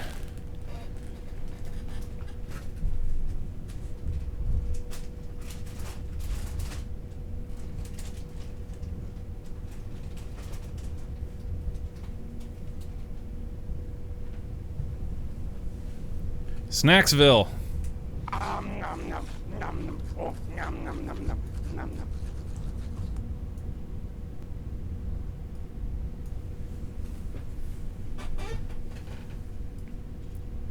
All right, so yeah, all this stuff is good to just chill out here. Or actually, put the brakes on right there. Yeah, put it on now before anything goes crazy. All right, now we go back to the Space Center and we get ourselves some pilots and drive them to work.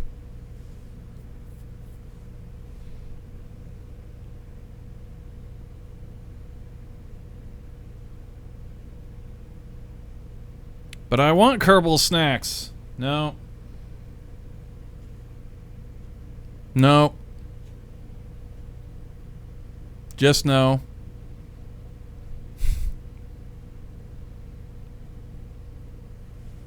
No.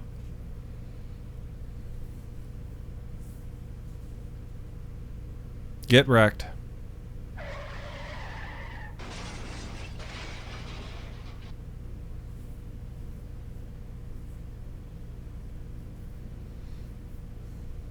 Feels bad, man.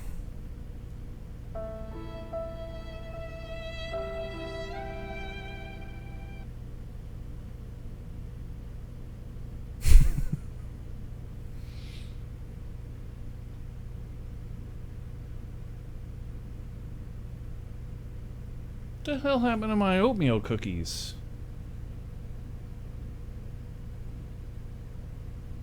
I thought I had one oatmeal cookie left.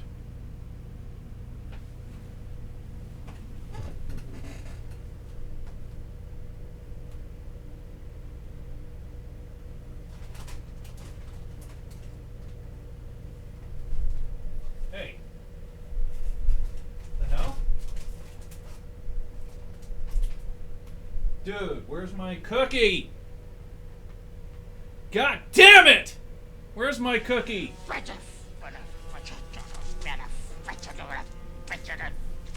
We lost an oatmeal cookie. Leave no cookie behind.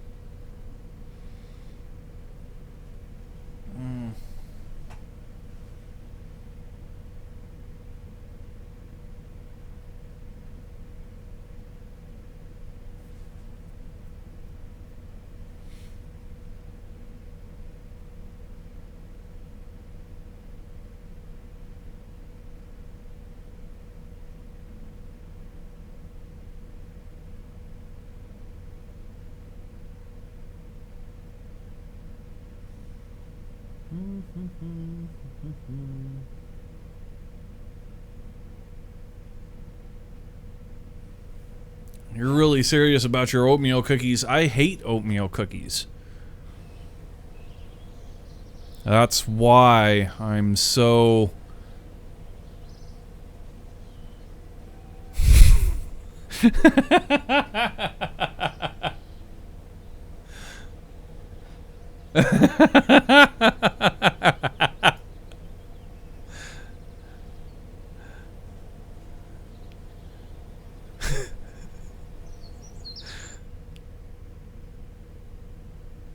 I'm confused.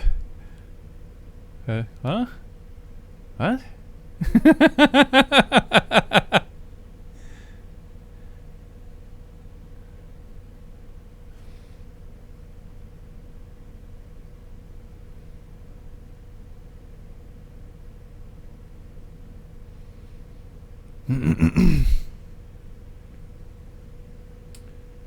Yeah. I don't know if it's the shortage that it's like... I'm pretty sure you said oatmeal. I did say oatmeal. That's why it didn't make sense. That's why I was confused. Why would I be pissed off if I hate oatmeal cookies? Why would I be all pissed off about an oatmeal cookie gone missing if I hate oatmeal cookies? And yeah, that's the ambiguity. It couldn't fit in a box. It had to be put on weight.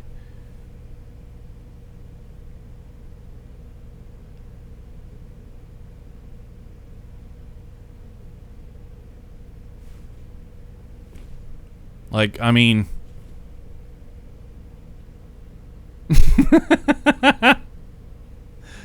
yeah. Got him. Ladies and gentlemen, we got him.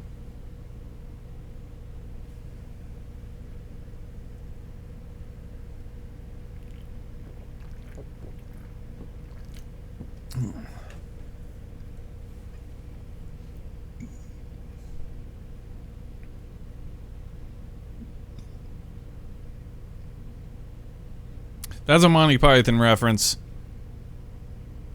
by the way. About 90% of my thoughts are Monty Python references.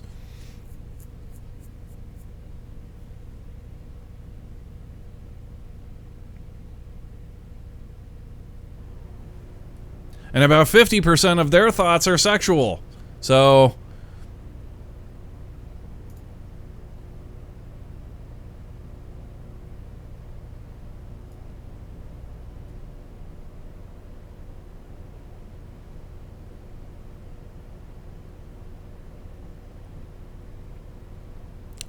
we need we need a couple things here. We need a tug.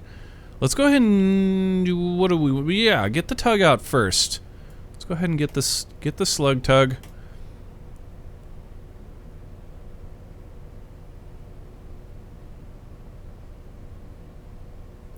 %of my thoughts are JoJo references.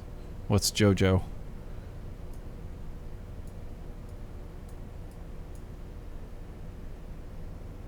Is that like Honey Boo Boo? This stream has gone completely into the toilet. We went into live mode and the next thing you know, we were in the toilet. We need the apron boss. Apron, there you are. Okay, apron boss, get into your tug. Is there anything that we want to do to this tug aside from... No, that's it. This is a good tug. Let's do it. Go.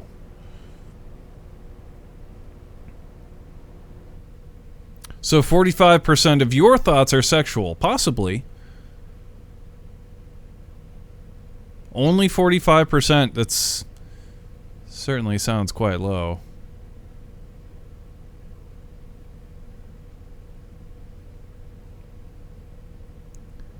By at least 6 orders of magnitude.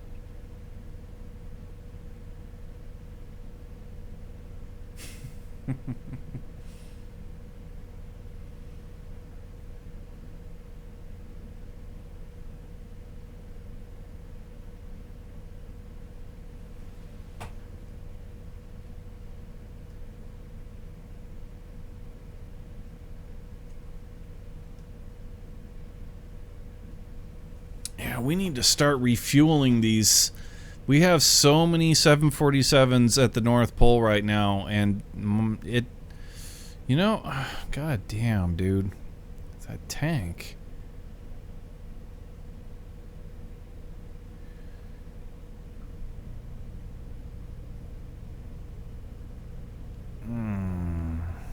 What do you think, bro?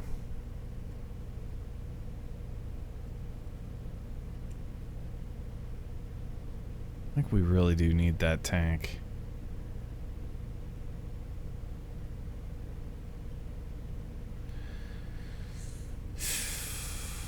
Man.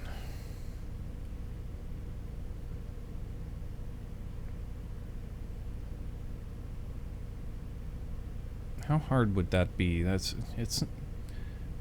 not a matter of how hard it is.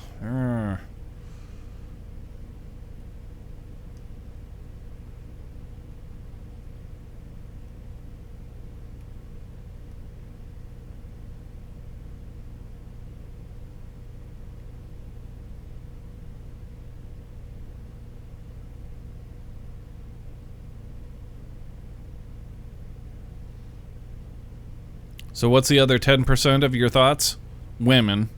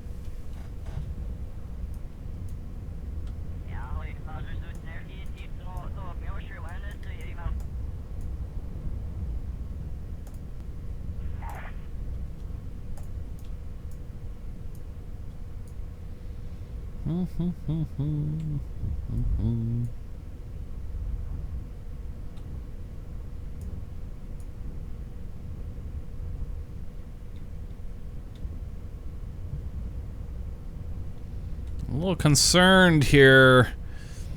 Thinking we're probably going to want to restart the game before we go full into this takeoff. That's okay. We're got plenty of time to do that. So we'll drive the apron boss on down and set them on up over at the airport, and we'll reload the game, and then we'll get our pilots on board a some car, and we'll drive them to work, and then they'll fly the sucker to the North Pole and do their job, whatever the payload may be.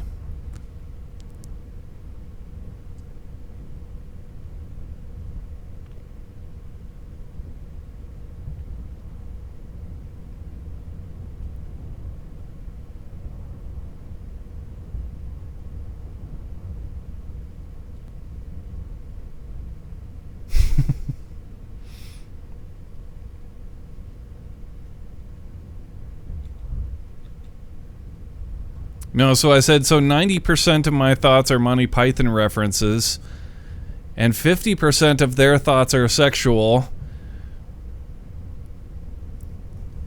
But then that leaves... Let's see here. Now, how'd that go down?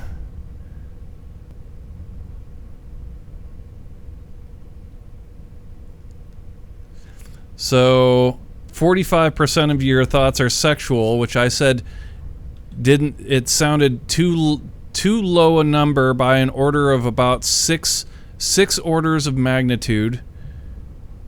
So 45% by 6 orders of magnitude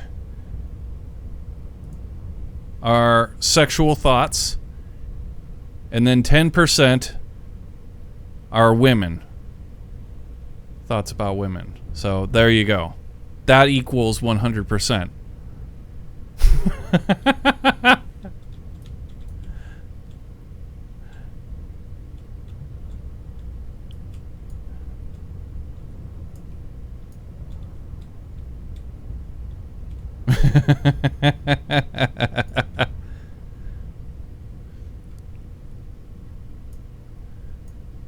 So it's about a little over 100%, thoughts of sex with 10% thoughts of women mixed together with Monty Python references, basically.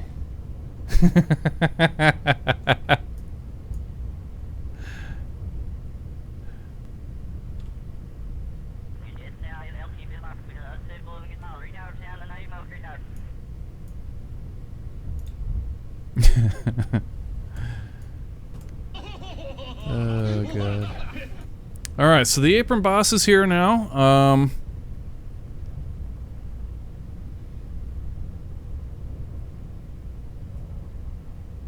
God, I'm really thinking about that. Like, we so need a tank. Like, if we had a tank, then that would pretty much be it for that outpost. That's like all that we would need to finish that thing off.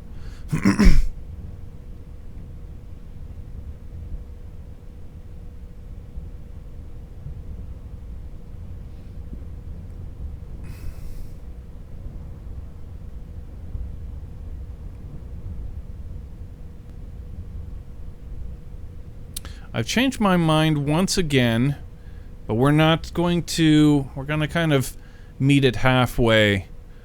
So we're going to revert and pick this stuff up. We're going to go ahead and pick up all of our stuff. We need to, I want to put in a different payload into this. It won't take long. We're going to go ahead and put in the tank payload for the old base so that we finish it off. We can just finish the base off, and it can actually start producing fuel for the planes that are already there so that they can start flying them home. Because that's like should be our number one priority, is bringing those planes home. There's already like 4 of them there, and they need to get brought home. And the only way we're going to be able to do that is to, instead of flying more and more equipment out, we need to fly out the most important equipment to get the fuel manufactured, and all we need for that is one more part. We need a tank, and that's it. And we're done. So we're gonna do that. We're gonna go ahead and build the tank. We're gonna fly that sucker out there, and that should be pretty simple. Just a tank. We'll use the same rounded part thing. Easy peasy. Rounded part thingy. Slap it in the payload bay. Done. Simple.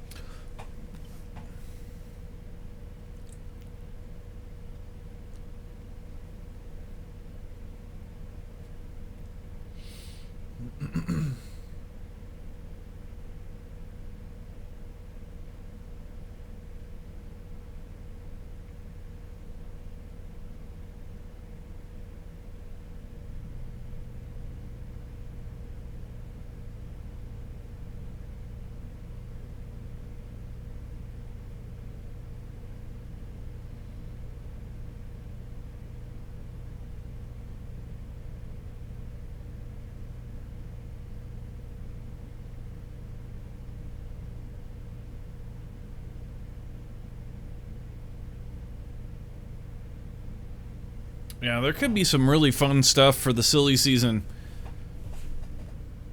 in this outpost. Doing the North Pole thing for the silly season could be really fun.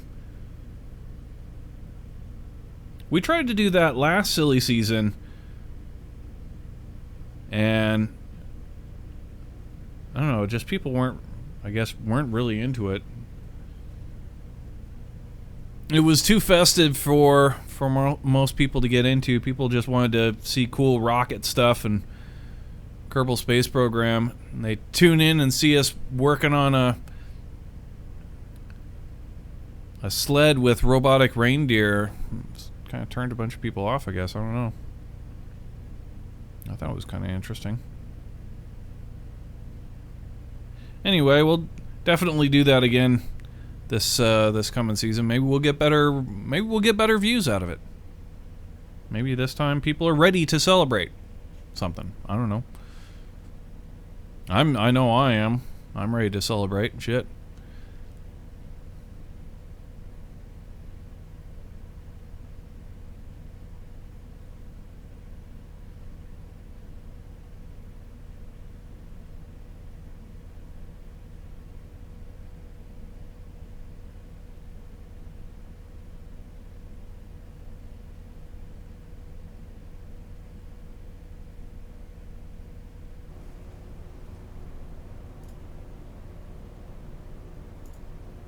Yeah, we've had too many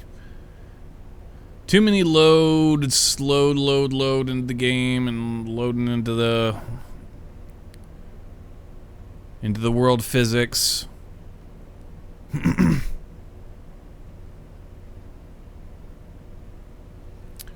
the game restarted, and we'll get back on track.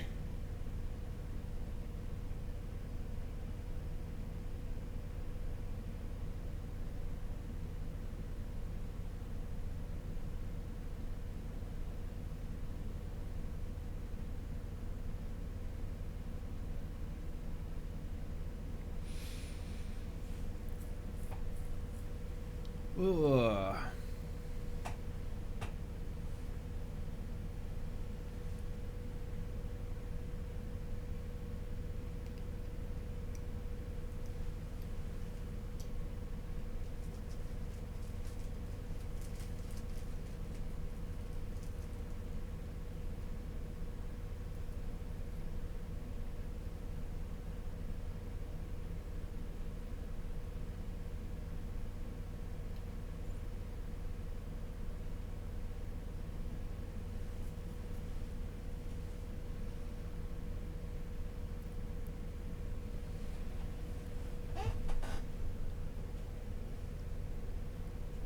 Pretty fun plane, though, I have to say.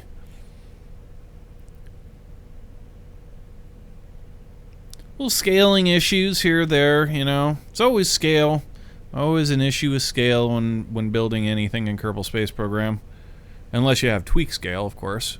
But then that's almost... Tweak scale's like overpowered.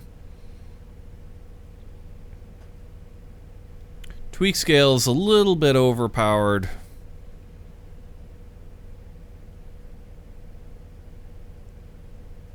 But that ability to change the size of any of the pieces is like anybody can make shit look good then. Takes real skill to build a vehicle with just stock parts. And I say that loosely, of course we're using mods. Always use mods. In fact, a large part of our builds generally consist of that one type of shape that we use in all sorts of different ways, and that's a modded part, so I have to come clean all about that. But yeah, it feels as though they're stock to us. We've been using it for so goddamn long. It's like never do a playthrough without those parts.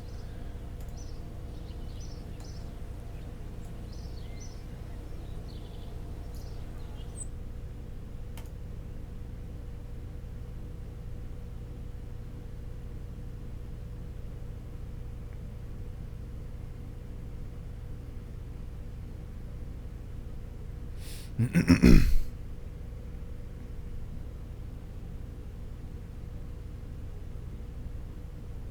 have to see if Kerbal Space Program 2 ever gets funded and is, hires a crew of devs to actually build the game. If that ever happens, then it's like,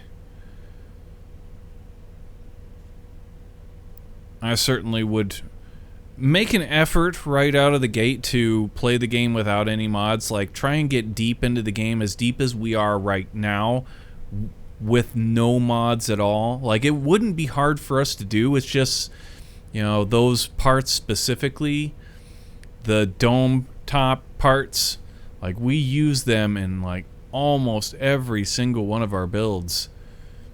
It blows me away how often those parts crop up.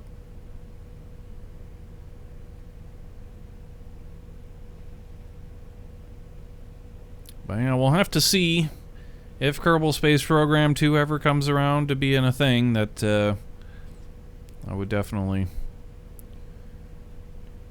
try and steer clear of modded parts. Just build everything, play the game. I mean, mods are great, but they also, if the more mods you have, the slower your game's gonna run, the more risk you have of the Kraken striking, and so on and so on. So you don't just get power and with no trade-off. There's almost always a trade-off.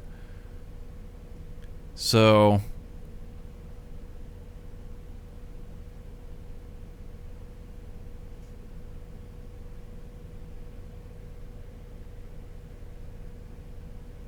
yeah, it's killing us here. Brutalized.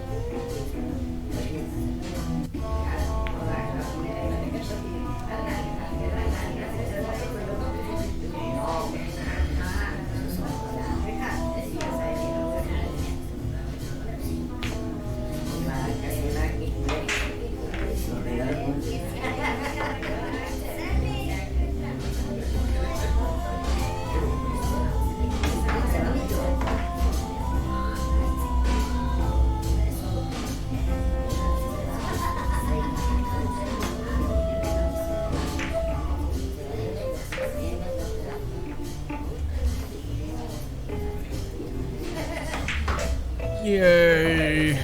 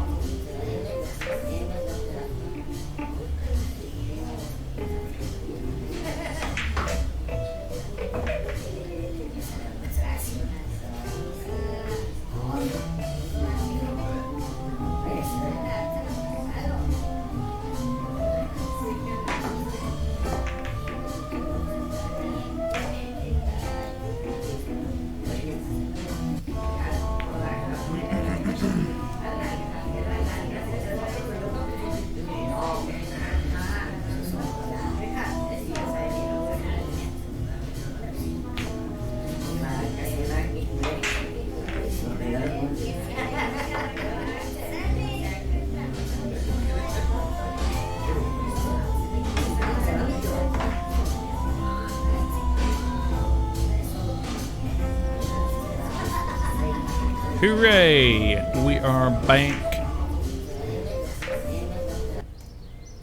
Okay, so what we've decided to do is build a tank to send to the North Pole and finish off that little operation, the fueling operation, so that we can start sending those damn 747s back and clean that area up. And then we will think about upgrading to the new base configuration. So let's go ahead and grab the freighter build with the airport 2A.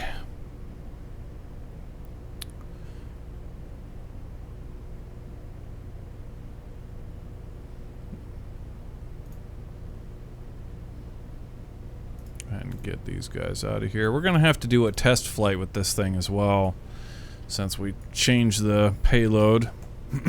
But that should be easy enough.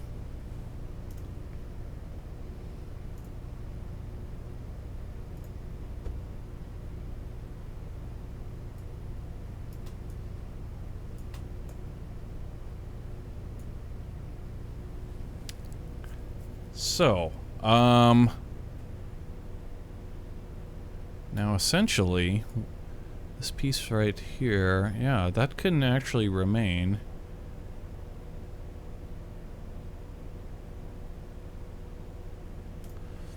But those cannot. So we need to take these feet off of here. And this piece here.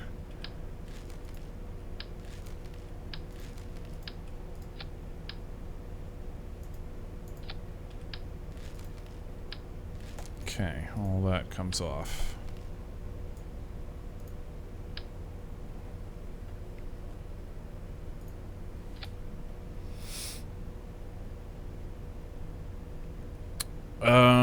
Now the wheels, I guess the wheels don't matter. Well, yeah, that's right. We take the cubic ox and they just need to be basically on the bottom.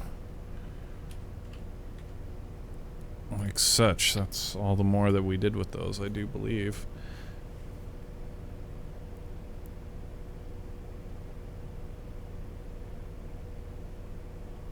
Hold on, hold the phone. Open up one of the old... Yeah, don't save that.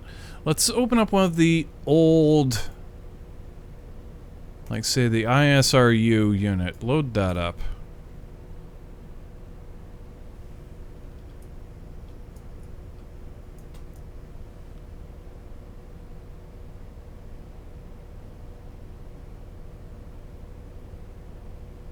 Yeah, it is just straight off the bottom.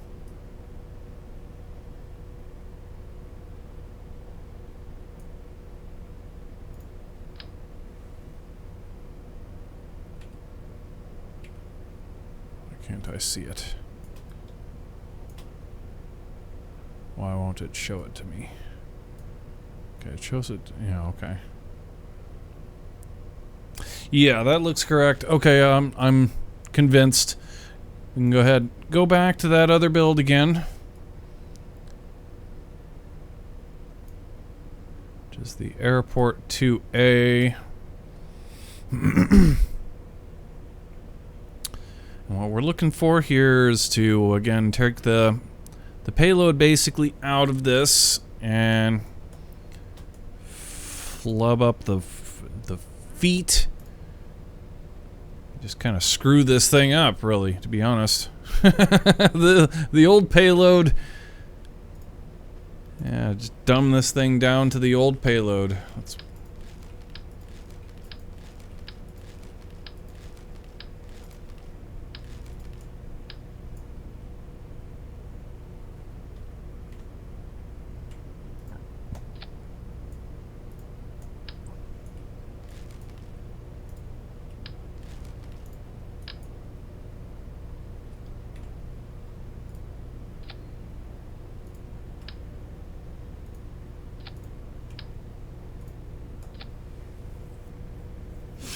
Okay, now, so what we're looking for here is a tank, essentially. Alright.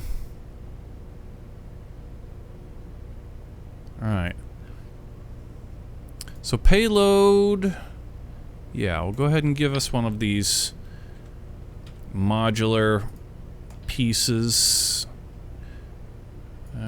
Can't quite fit two of those big suckers, but we could put one of the smaller ones like this in here. That should be able to hack it. And then, I mean, will it? Oh yeah, okay. Go ahead and give me a docking port, a Clampotron docking port.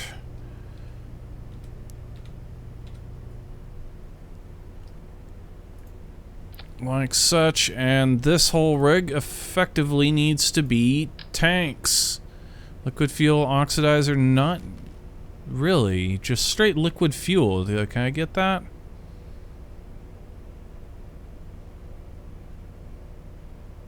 Doesn't look like I can. Resources. Yeah, there's the combo tanks.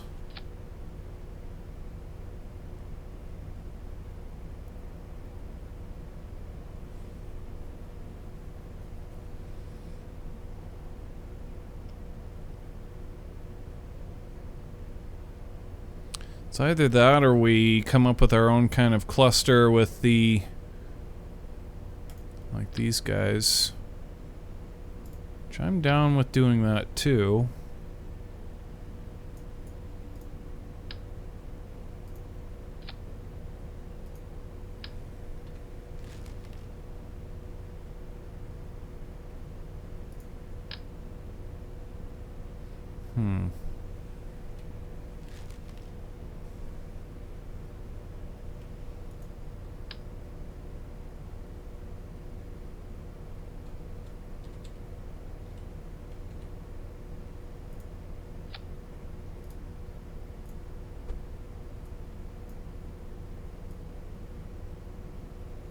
Actually, it looks kind of cool.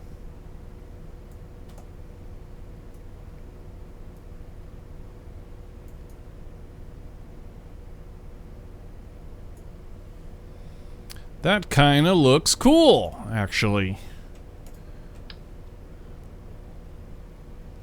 Do I have a node on the back of that I can use? This isn't turned the right way.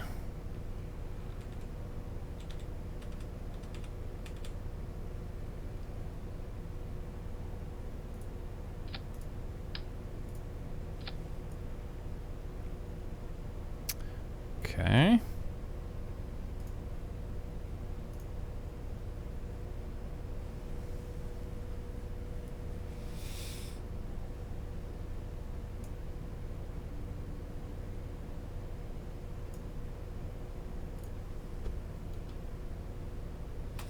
Now, I don't expect that these will allow for radial connection. Well, they should. These ones did. Okay, never mind. These probably will.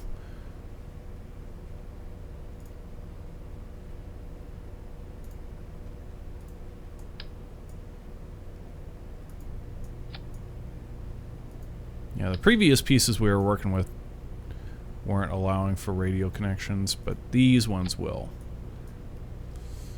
That should be good enough right there, I would think. Okay, the next thing that we need is, in fact, we need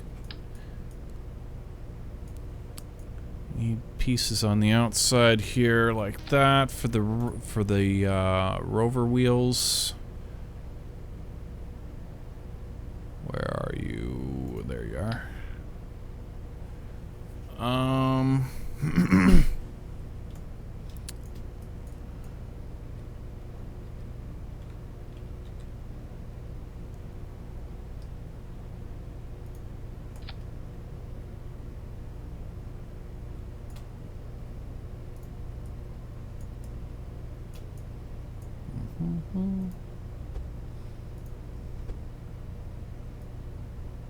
Shit. That's alright. Well, I guess we'll recopy it.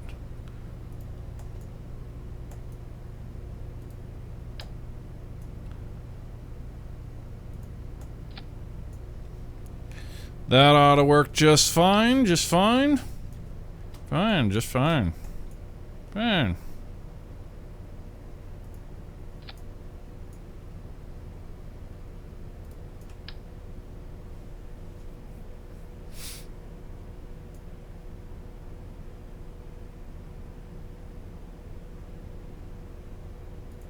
There you go. Okay, make sure these don't have any fuel in them.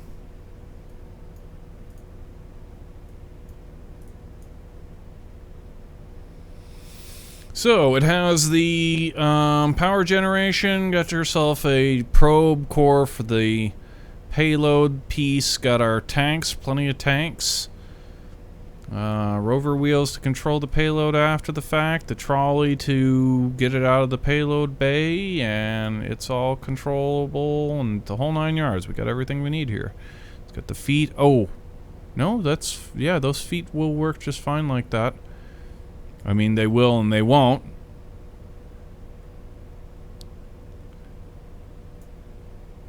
One docking port.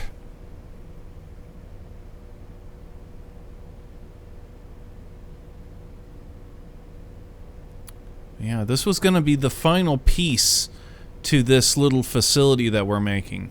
So it'll have, it's got drills and all of that kind of stuff. Very modest housing rig, which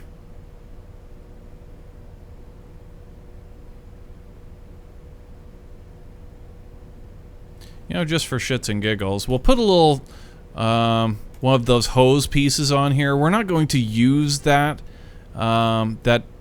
this stuff, the resource transfer. These things, we used to use the hell out of them because it was like the only way that we could figure with the set of mods that we were using to transfer fuel from one vehicle to another, like that wasn't docked.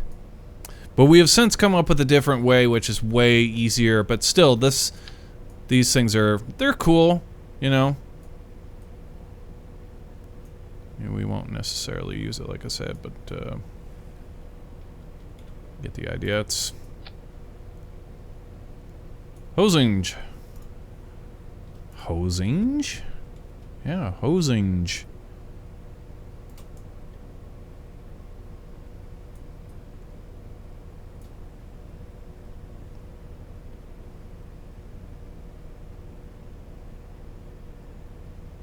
Do not save that.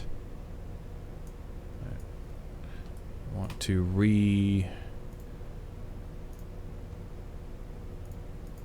let's see here.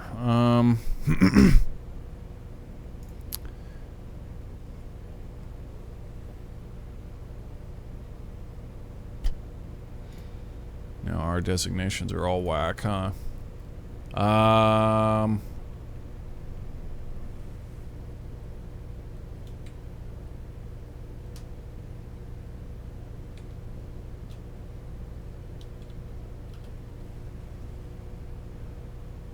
Okay, OPT Airport 2. Will that work for us? I think so. Okay, cool. So, now what we need to do is fold up our trolley. This needs to go to 0. Fold up the wheels.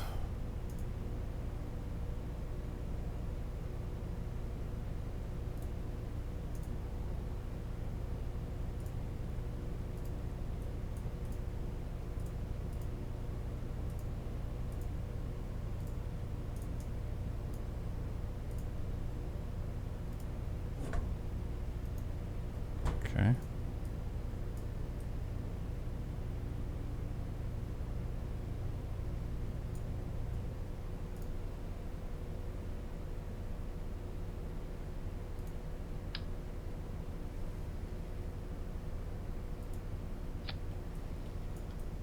And then put it back in the payload bay.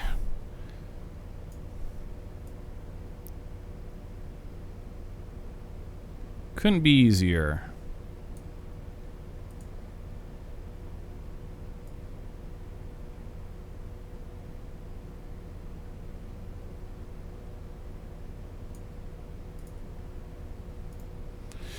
Okay, now we need to run some tests on this payload to see that it's fastened in here well enough to fly, and so on and so on.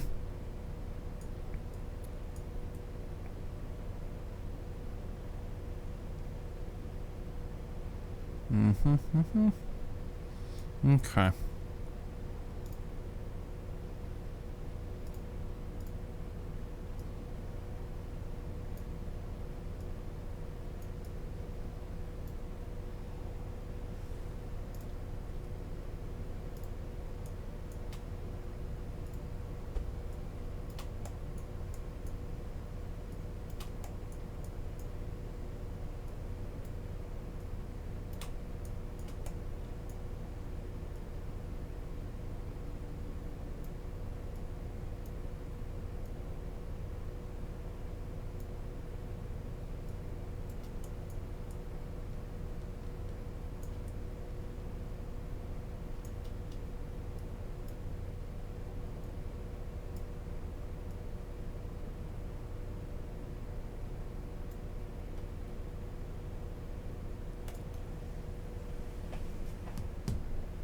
Simulator mode on.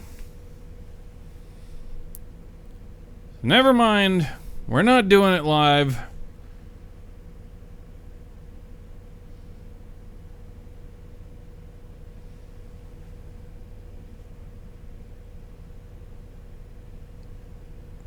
Whatever.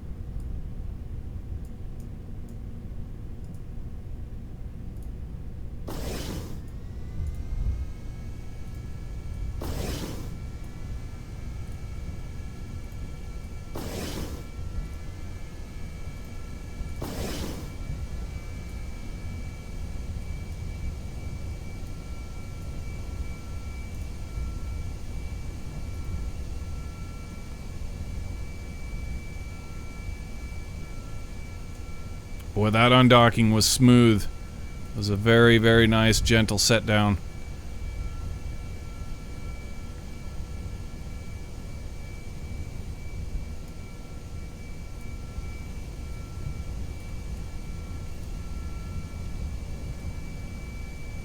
Wow, look at this time. We had 2 of them. This seems to be completely random. I don't know if you guys remember, but the last time that we had this issue, only the center one was doing this. It's very bizarre. I don't know what the deal is. I wonder if it has anything to do with the control from point. Now, we did control from here. Yeah, well, it's just very, very random. But whatever, we can always fix it.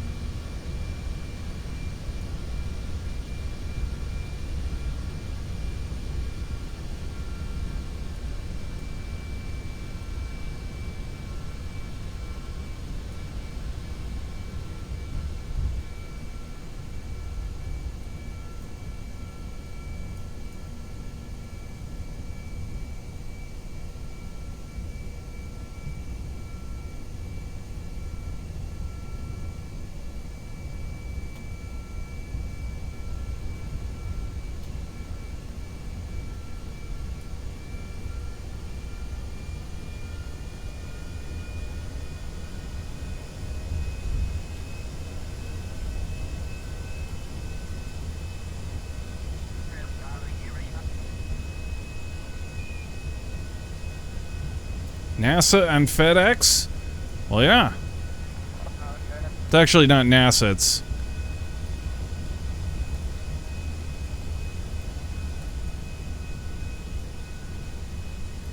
It's not NASA. It's CASA.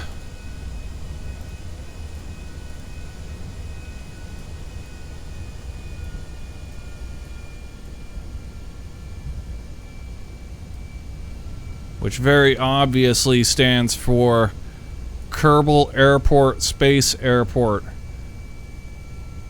Everybody knows that.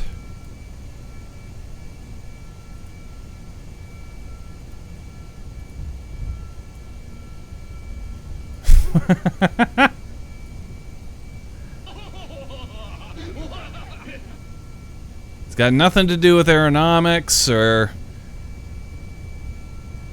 It's... Airport.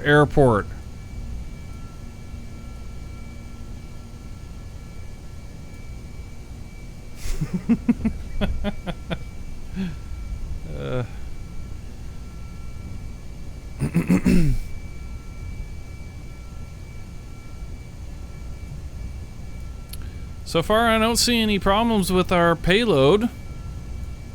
Everything appears to be in order.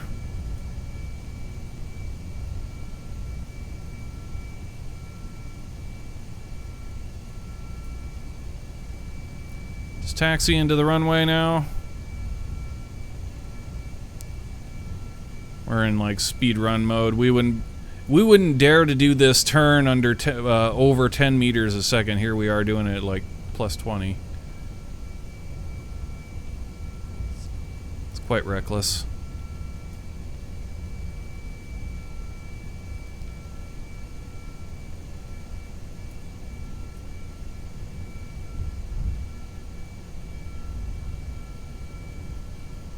Going up the ramp to the runway. We don't even have any clearances at all. Shit, we don't even have taxi clearance, let alone runway clearance. We've got nothing. It's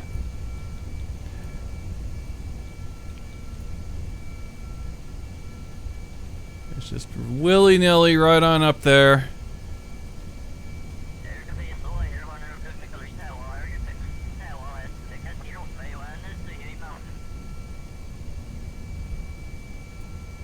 Oh, you gonna stop and ask for clearances now?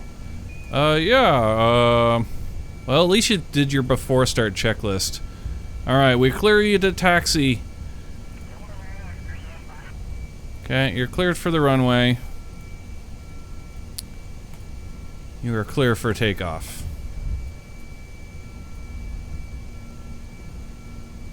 Alright, let's do it. Brakes off.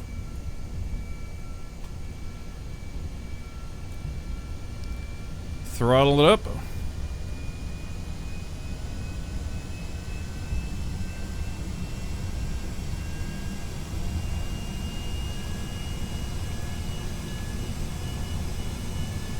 $20 meters a second.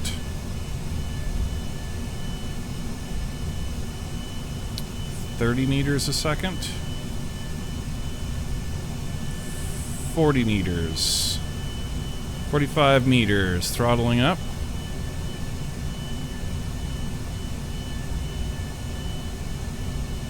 $70 meters a second.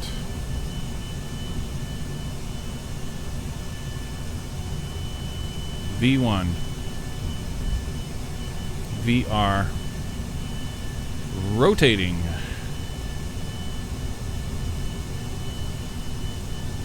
Up we go. Gear up.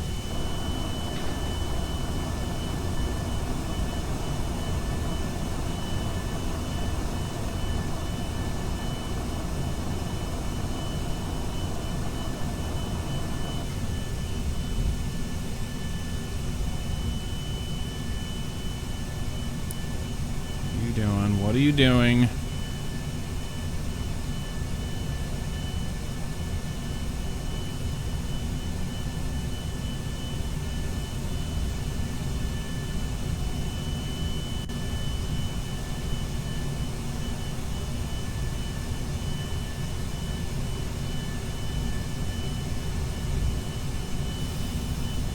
Two kilometers altitude. Going to 10,000 feet. And 3 kilometers altitude and 10,000 feet. Landing lights off. You can level out now.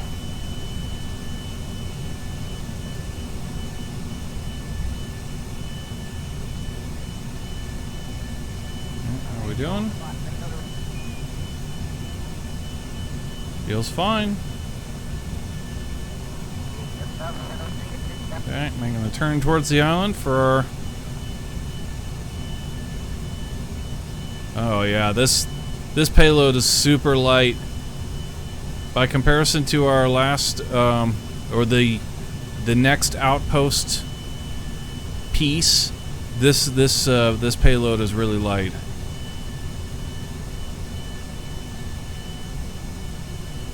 If we wanted to be really shady, we could fill the payload tanks with fuel and carry that much more fuel with us, but yeah, you know, it's a one-way trip. These freight flights are one-way trips. Until we get the facilities for creating fuel, which is what the whole point of this payload is, until that happens, then we're not going to take advantage of stupidly overbuilt vehicles. I mean, for crying out loud, we're traveling halfway across the globe. Well, a quarter of the way across the globe. If it were a round trip, it's halfway across the globe, so we'll only grant that privilege to the extended range passenger variant and not the freighter. So it would be overpowered of us to do so, I feel. Alright, coming in for our landing now. We need to, start to ditch a little bit of altitude. 3,100 meters. Alright, we are below 10,000 feet. Turn on those landing lights.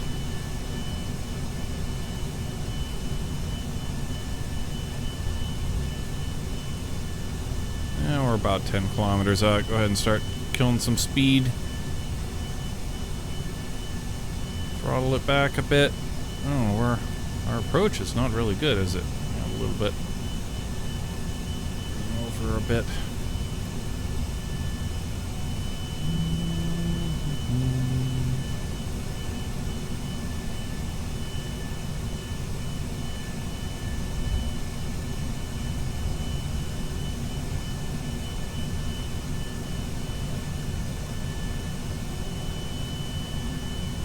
Okay, 3 nautical miles out, gear down. Brakes on. Remember, do not throttle back until we're over the threshold of the runway. For God's sake. Do us that favor, bruh. Feels like we're coming in really fast, but we are heavy, also. So, here we go. Do not throttle that sucker back until you cross the threshold. Got it? You got me? Alright. And throttle back. Okay, and prepare to flare. Flare, flare, flare, flare. Ooh, butter, baby! Touchdown, spoilers, engage. Throttle up.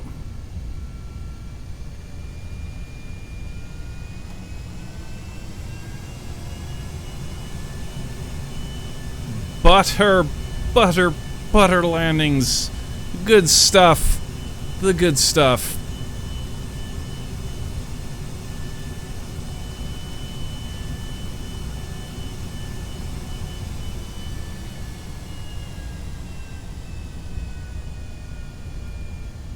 Okay, well that was a pretty successful test. I would say we definitely can take off and land with the payload, even with a well, heavy, completely heavy. Didn't ditch any fuel at all.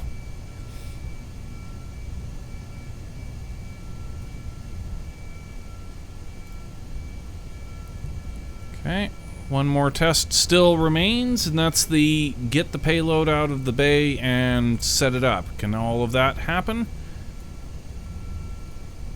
We're about to find out.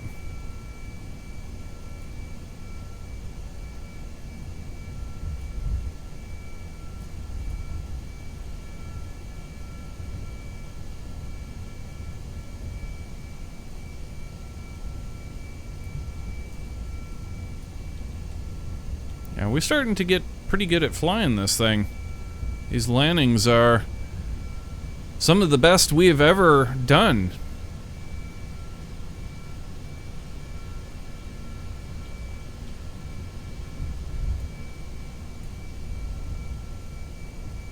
In any vehicle.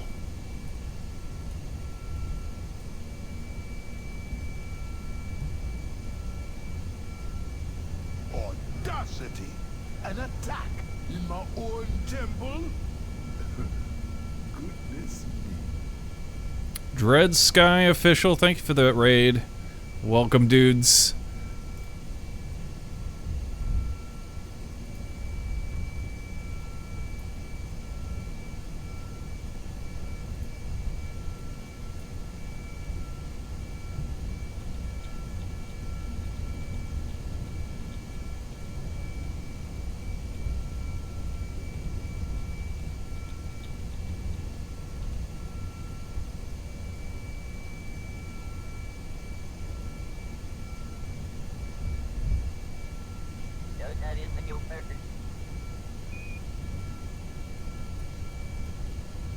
Ignition sequence start.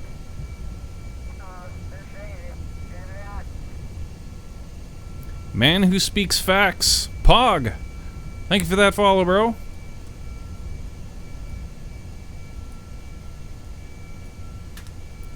Yeah, so if you guys are just joining us, we're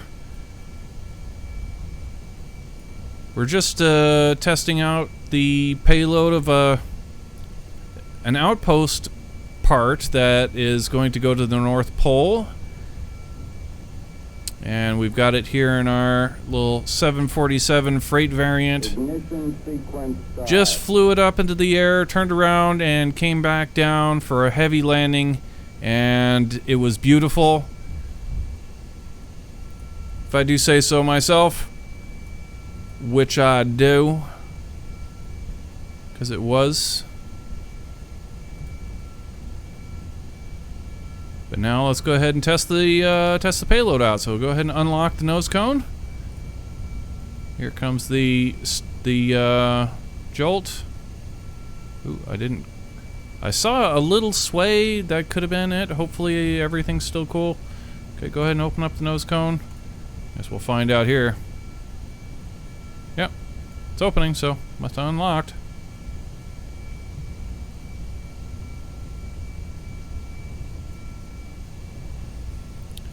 Do-do-do-do-do-do.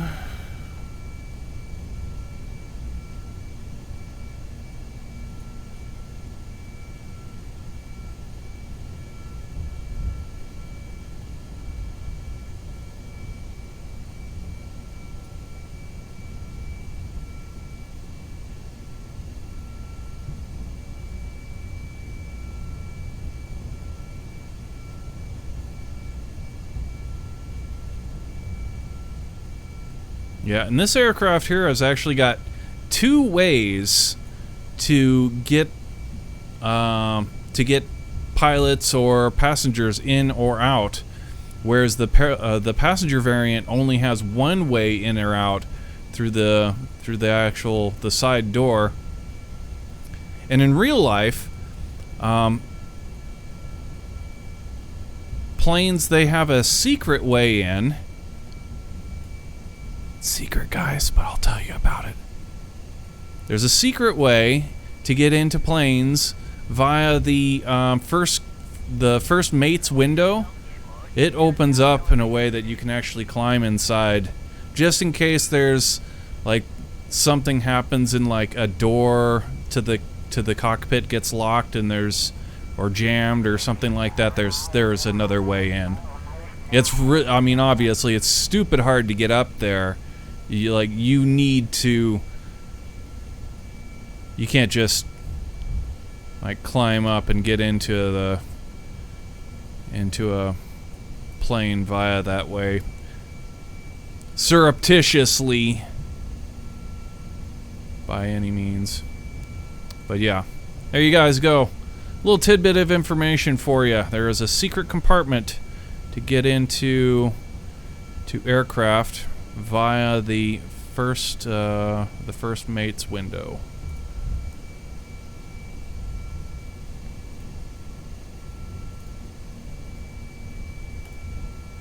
Let's take a look at this payload and everything. So there we go. It's unlocked on the trolley and out the door she goes.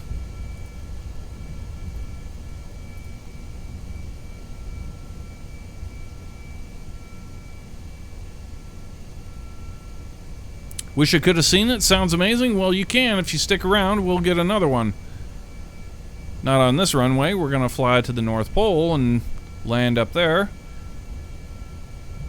And then we'll fly back here. Well, actually, no. We need to fly another flight out there first and then to be able to come back. So far, so good, though. Everything's looking legit.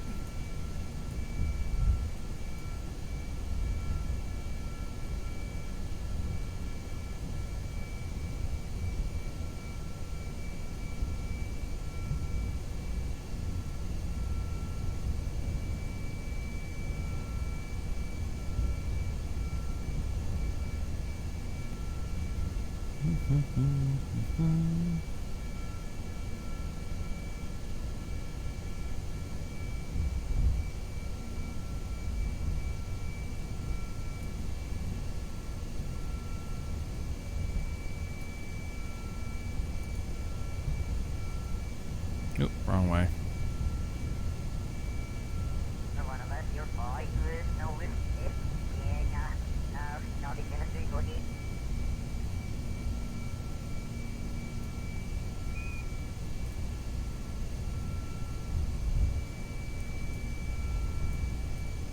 And here's something that I need to do before unhooking this or decoupling this node. We want to grab this, the push cow, and pin it, because it's kind of hard to get when this thing is bouncing around out here. So, all right, now we can go ahead and decouple that, and then reverse the play on the push, and get that retracting, and then we're done with the plane.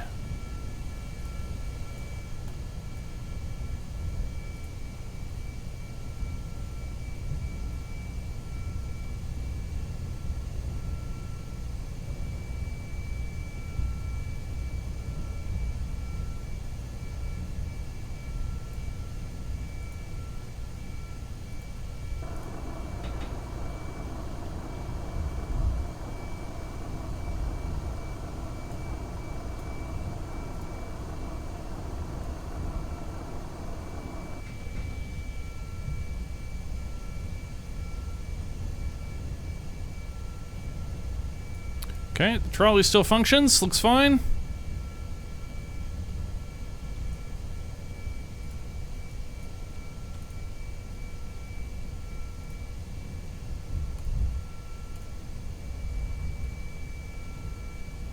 Wrong way, there you go.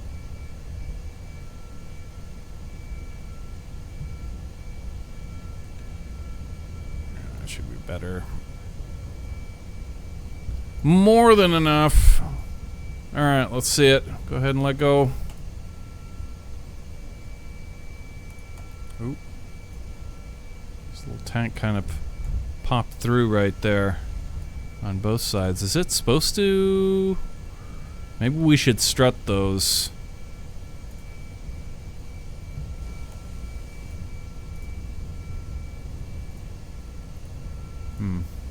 Yeah, maybe we'll strut those in the VAB.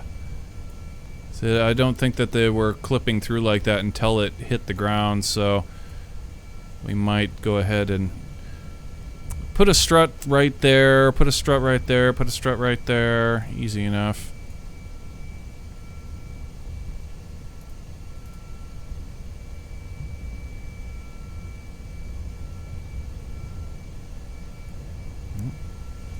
Otherwise, it will do. It definitely will do the job.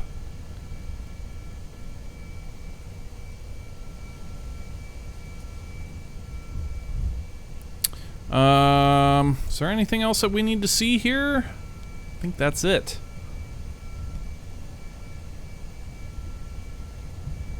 Pretty much. Okay. One last little thing, put those little struts on there, and we are ready to rock and roll.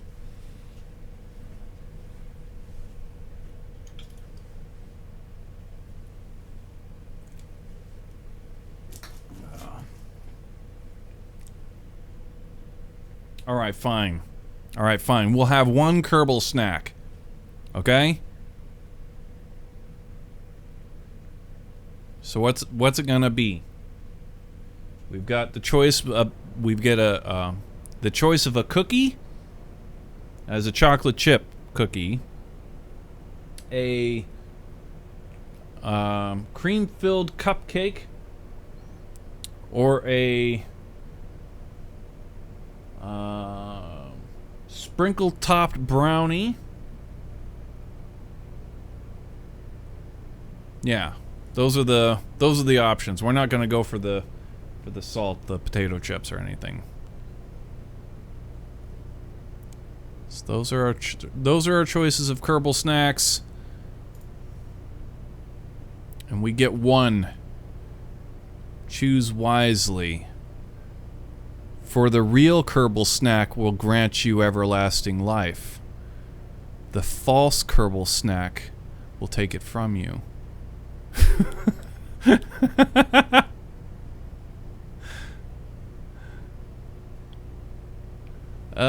What were we doing again? Boeing Airport. Yeah, okay.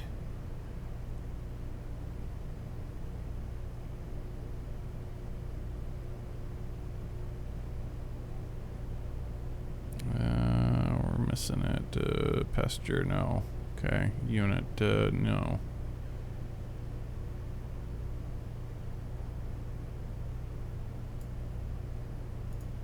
A and B, no. Christ, our designations on this build is completely loused up because we went, like, backwards. That was foolish. That was foolish. Ugh. OP, okay, yeah, right. OPT, I knew that, that was... Alright, alright, alright, alright. We're back on task here. Kerbal snacks. A cookie, a chocolate chip cookie, a brownie, or a cupcake.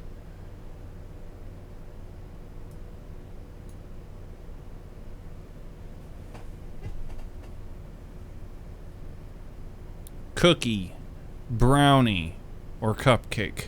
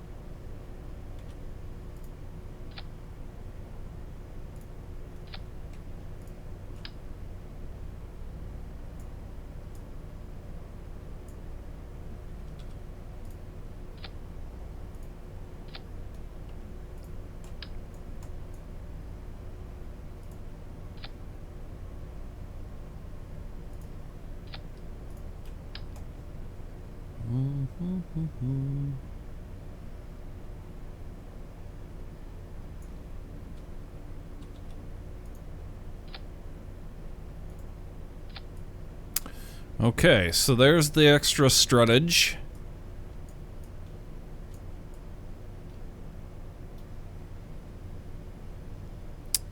Son of a bitch.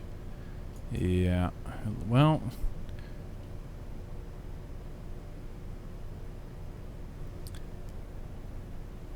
You're probably right. These struts right here probably went rogue. Go ahead and get these one at a time.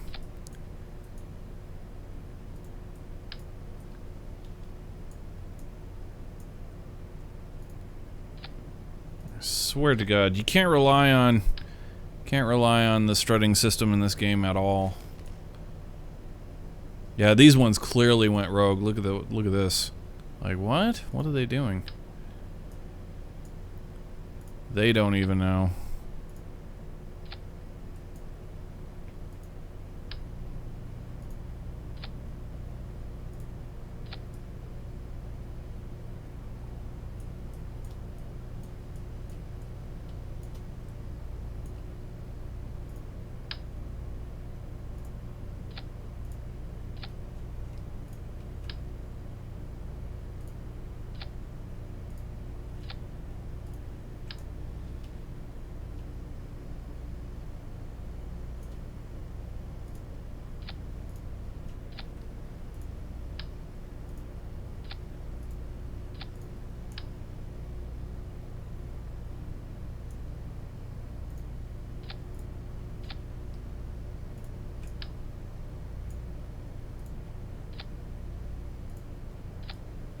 Alright. Also, should we also do that? I do see them kind of, some parts of them kind of clipping through. That ought to be more than enough. I mean, for crying out loud. Okay, so OPT airport. Alright.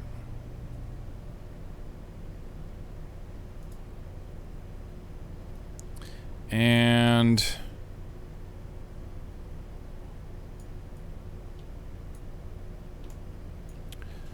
we're pretty much ready for this, but I want to, because it's a large project,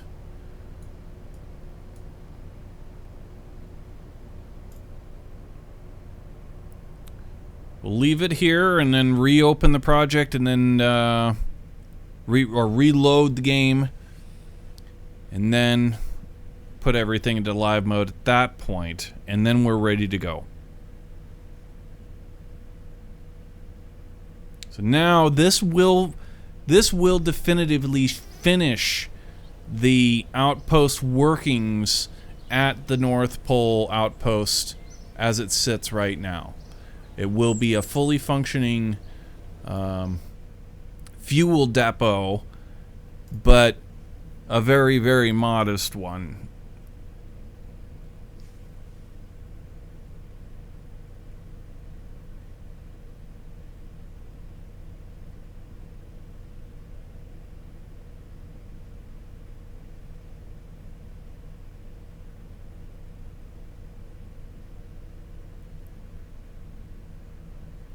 Cookie, brownie, cupcake.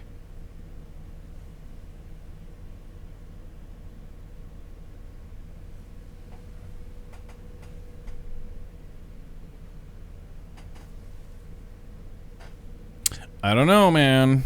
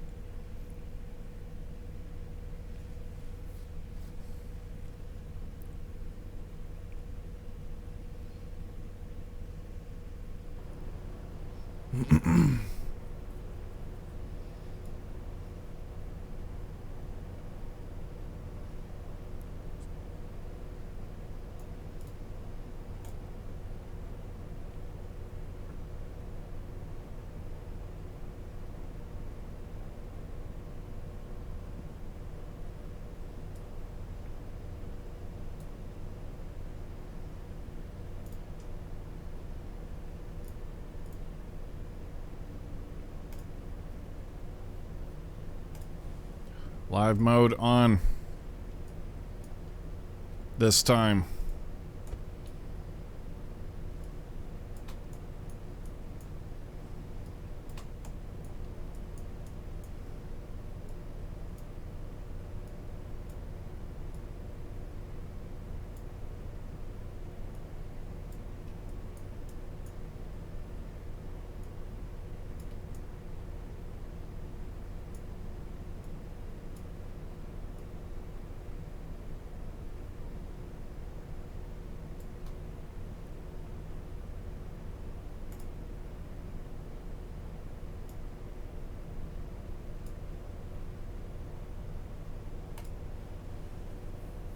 All right, here we go. We're going to the North Pole. Got ourselves our payload. It's going to finish off the outpost's fueling capabilities. We'll have a modest fuel plant out there, and then we can start working on a more kind of homey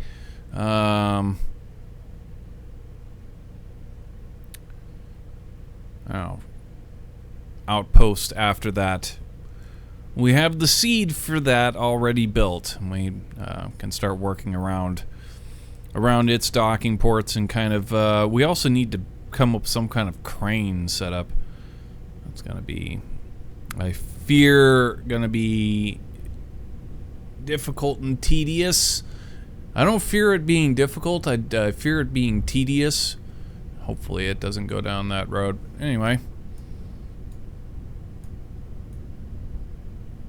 We are ready for this to go down. So, here we are. Here's our airport. Let's go back to the Space Center and we get ourselves a couple of pieces of equipment.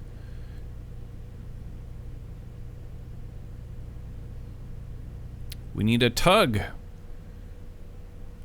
We could possibly incorporate the tug as part of the airport build itself. Just not unlike how we did with the stairs.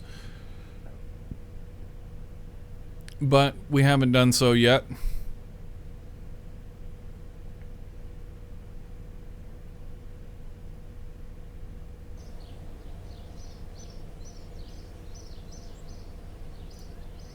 Save us a little bit of time.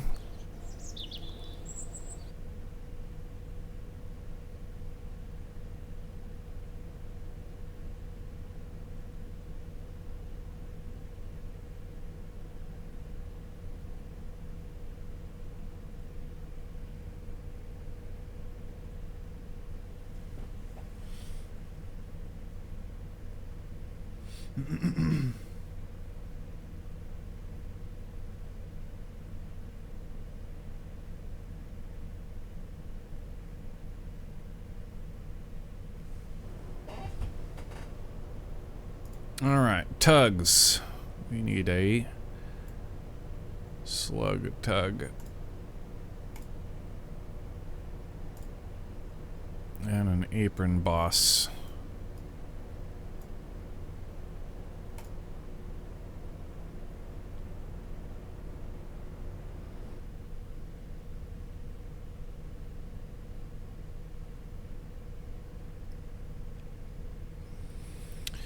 Yeah, need to come up with a good design for a super tug.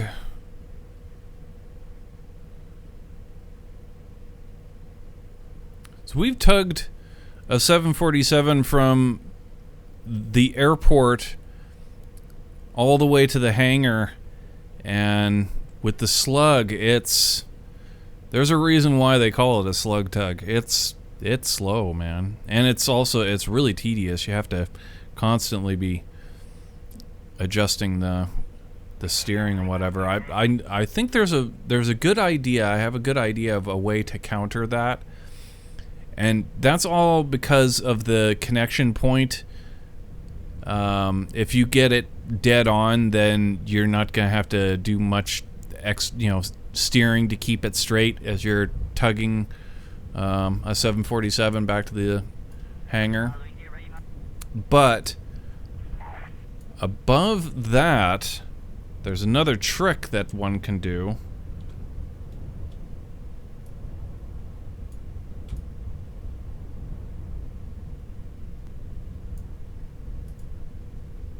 We have yet to exploit the trick, but I'm quite confident that it will work, and that's to put the brakes on.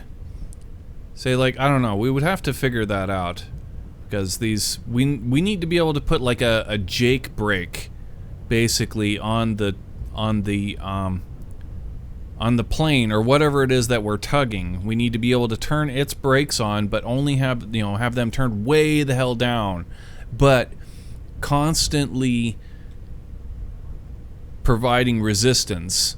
And if it's constantly providing resistance, and we're constantly like have a motor that is never going to totally overcome that resistance, but to just keep it,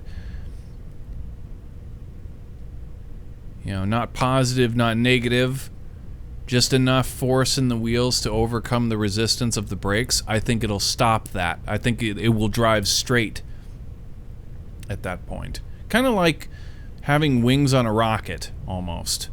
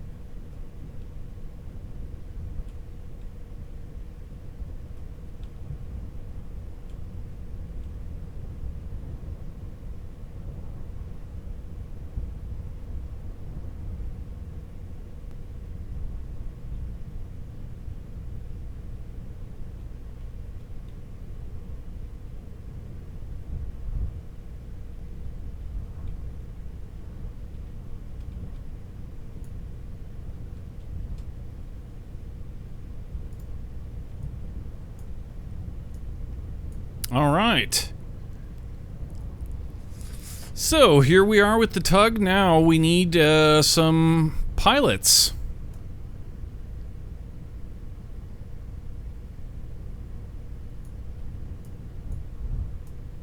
All right, let's go get pilots.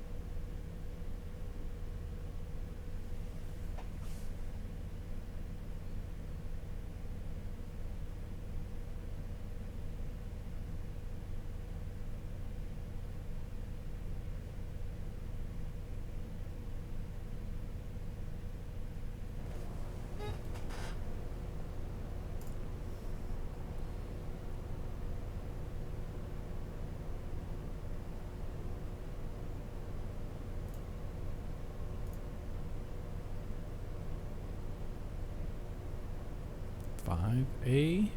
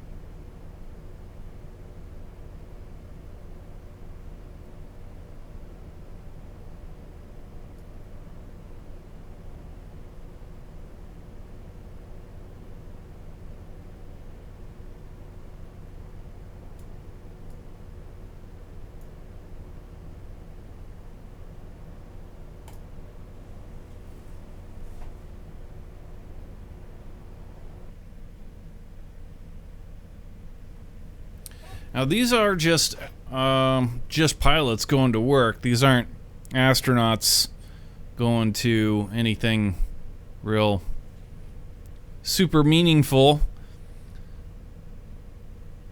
This is where we need a smaller vehicle. I mean, we have the KSC Roadster, but it's... I don't know, that was one of our very first attempts at making a car, so... not all that great a vehicle. I think if we were to take another whack at it now, we could probably come up with something a little bit cooler. I don't know. It wasn't too bad a vehicle, to be honest. I mean, high in part count for what we actually made, in my opinion. Anyway, we'll take Gunter's van for this little trip. Carpooling. Our pilots are carpooling.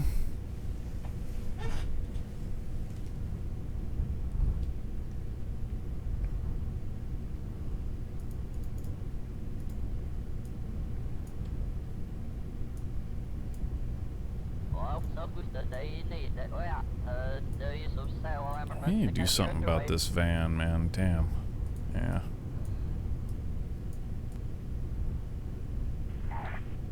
We kind of loused up Gunter's van, I'm not gonna lie. It's kind of shitty.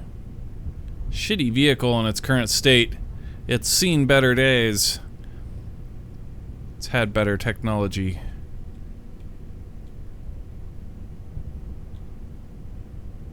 In fact, if we can get over this hump right there, I'll be I'll be happy.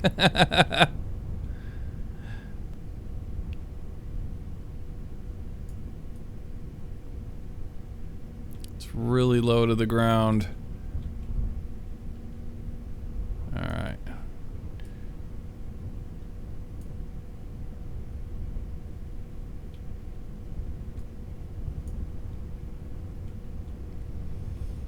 So that's going to have to go up on the priorities list. We need a new vehicle. Gunter's van is...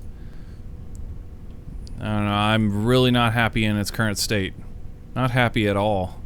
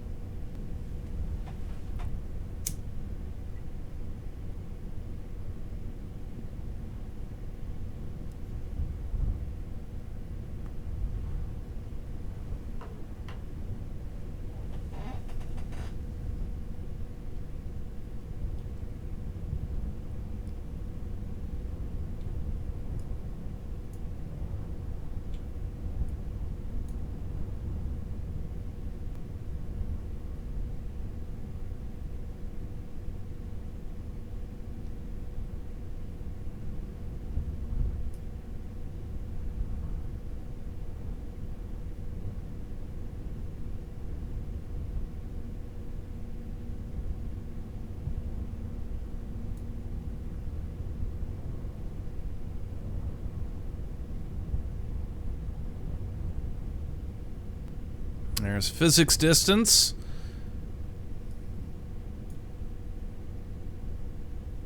So far, so good.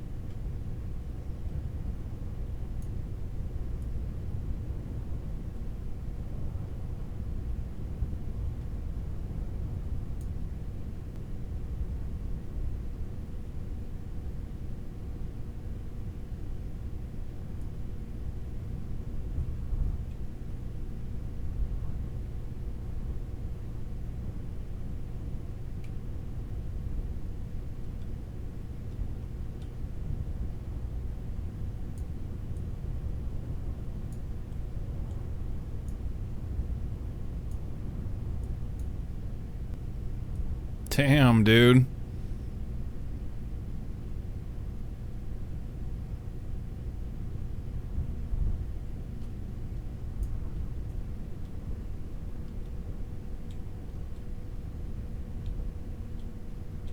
If only we could pave the route now.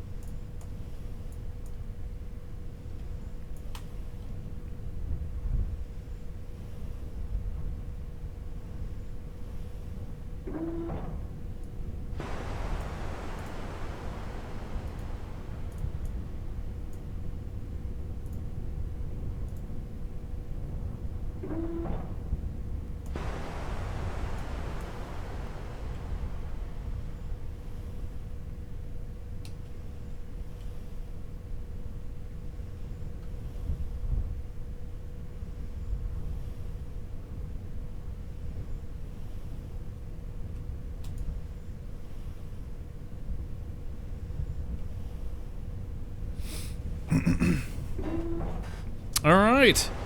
Our pilots have arrived at work, and they are now ready to pick up their flight plans and begin their briefing and so on and so on and so on. In the meantime, what we do over here is we'll take a look at the vehicle that we're going to be flying today, this 747, and we want to go ahead and prep it by taking this hinge right here and toggling it down to lower the tug plate.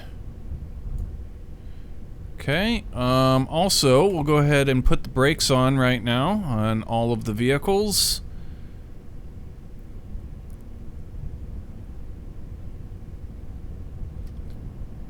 Alright, and now our pilots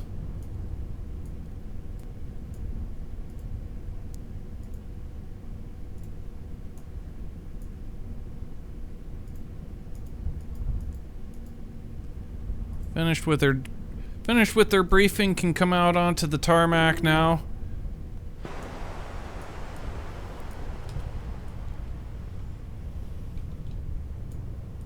And begin their check of the plane. Meanwhile, all this going on here would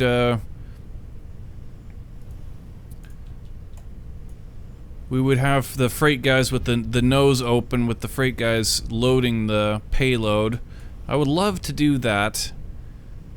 That would be super freaking cool. We're gonna try for that next freight launch, not this one, but we're gonna try for it for the next live launch.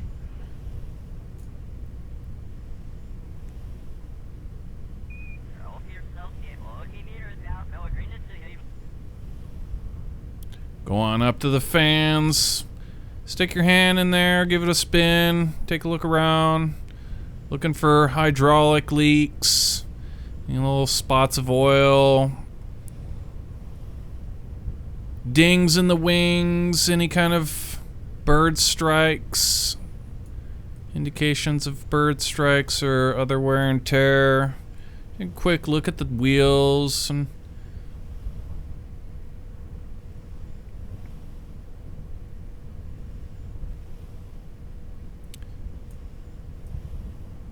take a look up the tail, make sure there's no bird strikes up there.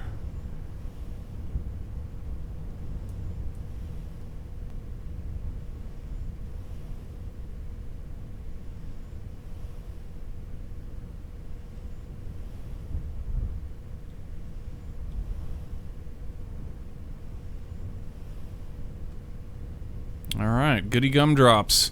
Let's go ahead and take our first pilot and climb him on up and in there. And get working on the before start checklist.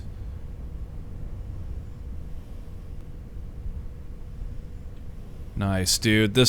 Here it is. The moment of truth, guys. Our first live mode climb of the stairs. It's a moment in history, guys.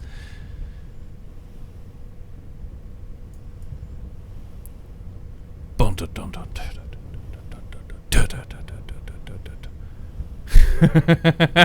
Bum, dun, dun, dun, dun, dun. Dun, dun, dun, dun, dun.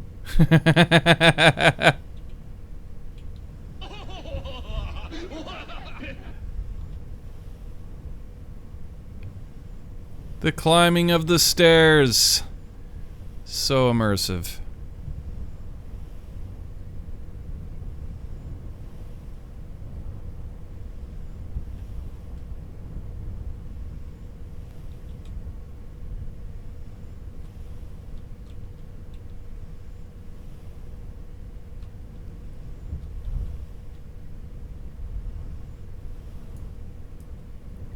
Sick, dude. Is it all stable enough that he could actually stand up here while we get our other Kerbal and then they can kind of... Or is he sliding?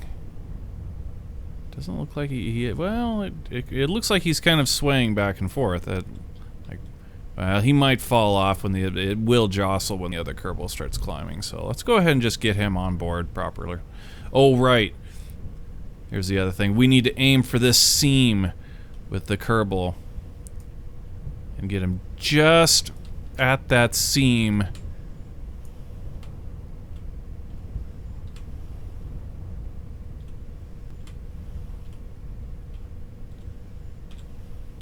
Oh, there it is. Board. Perfect. Fantastic. Okay, go ahead and transfer him on up into the cockpit, and he can begin the before it start checklist.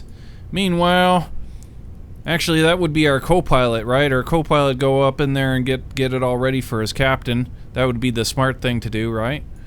The smart co-pilot, the good co-pilot. And then when the captain's done with his morning joe and his bagel, because you know he's put in the hours already. Like, you got to respect the captain.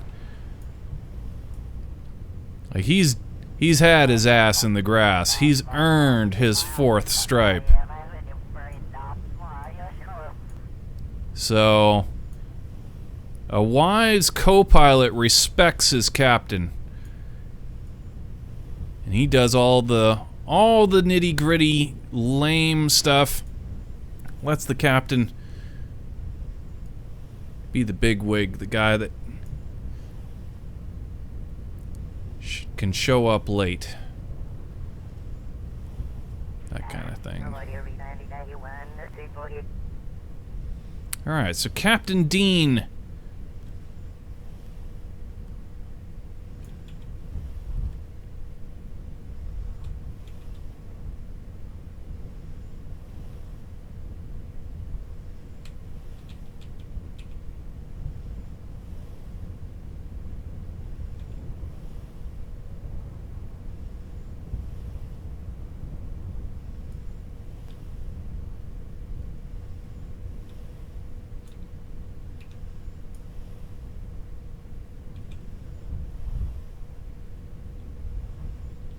It's like the climbing of the flagpole, almost.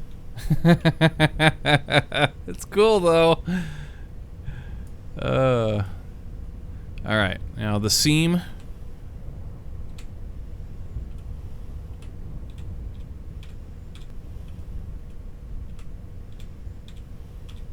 Ooh, there we go. Nice, dude. Alright, our captain is on board. We need to turn on some of these lights, too. Like, yeah, got our... ready to get that thing moving. This light was on, and now it's off.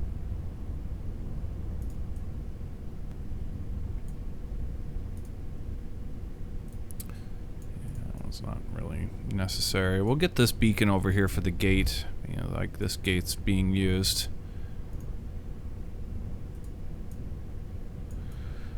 Alright, so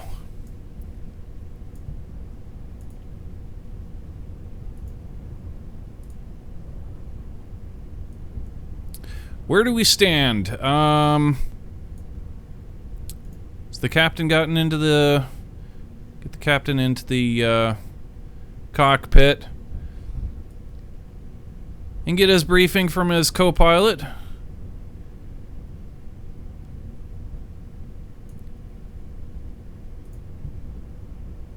Meanwhile, I think that's, we can go ahead and say we can get the before start checklist going down. And then the engine startup.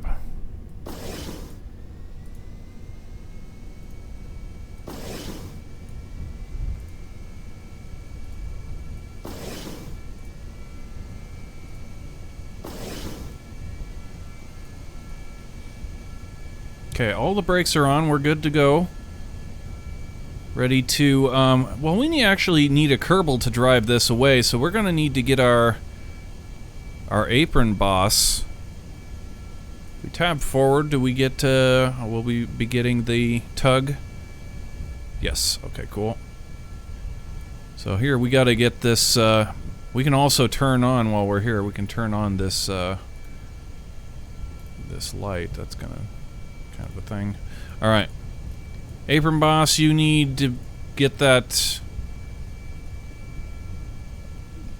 You need to drive those stairs the hell out of the way for these guys before giving them the pushback.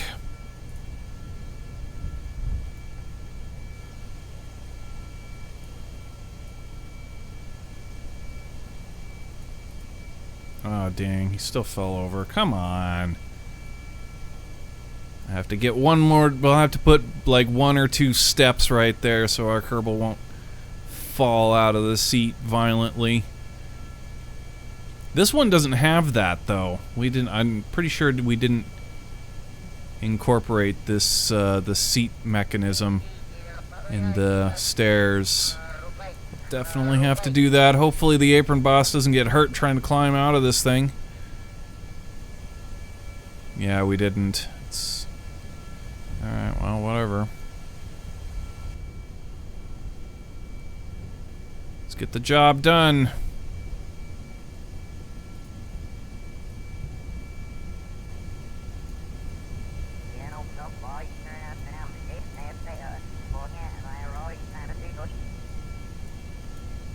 Dude, it's sick. I think this is the first time we've actually had a Kerbal inside this thing. That's freaking cool. Okay, we're ready to undock.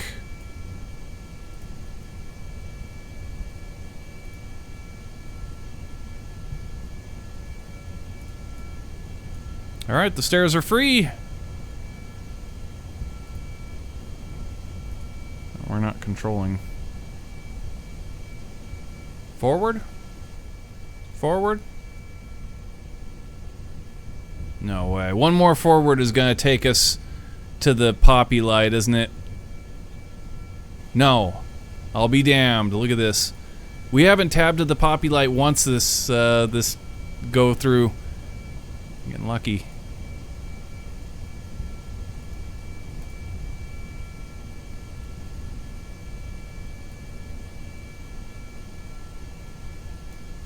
Dude, oh my god, this is so freaking cool. This is insane.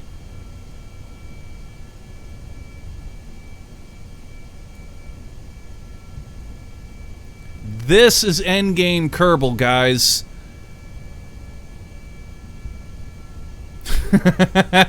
This is endgame Kerbal.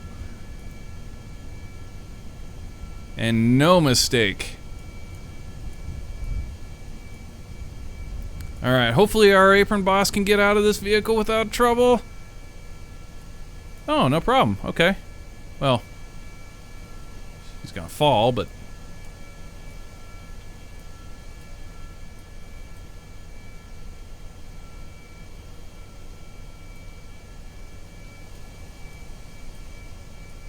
at least he wasn't decapitated. Alright, now he can get back on over to his tug.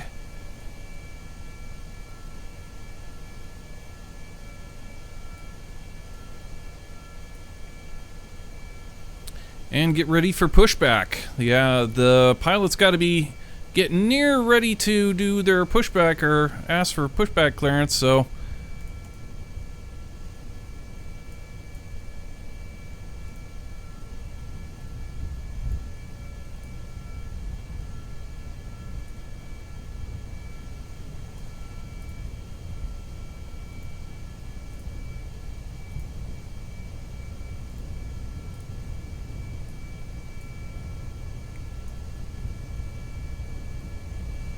Frickin' epic.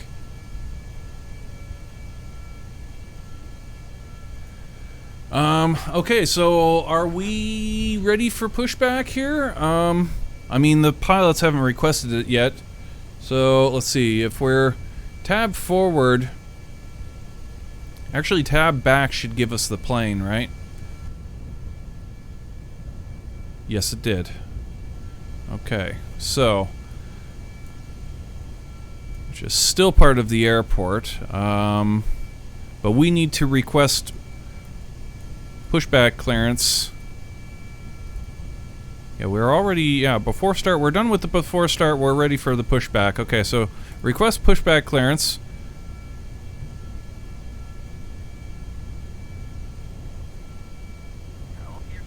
With the frame rate all low in this, it's kind of like we're waiting for the controller to talk back to us, you know? Like our cooldown timer. All right, we have received clearance for the pushback. Okay, brakes are on. We are ready for the undocking. Let's do it. Okay, decouple.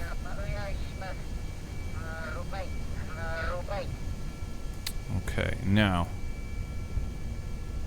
forward. Dude, this is perfect. Okay, there we are. We're on the slug tug. Perfect. We're ready for pushback.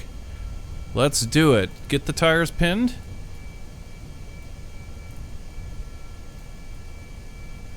And the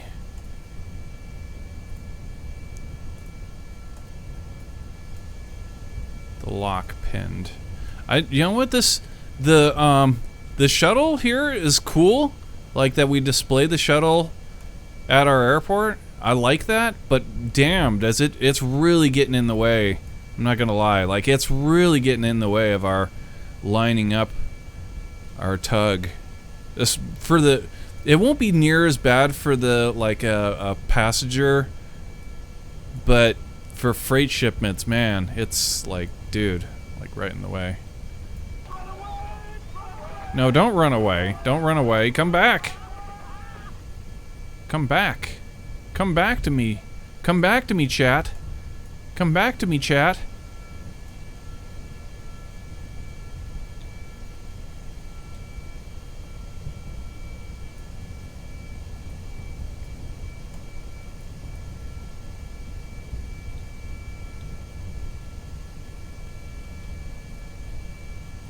This is looking really tight right there. Really tight, really tight. Looking good, looking good. Okay. Slow it down. Get ready. Get ready. Bring this down to 0.3. Same thing up here. Okay. Spring to 0.3.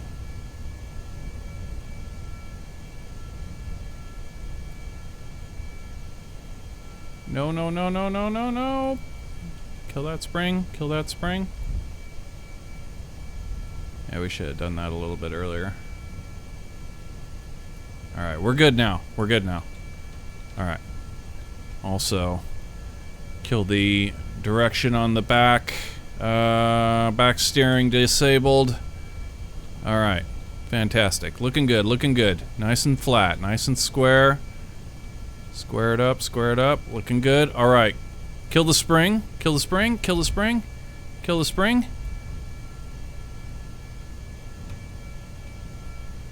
And connected. Okay, free pivot. And the tug is connected. There it is. Yeah! That is dope. That's pimp.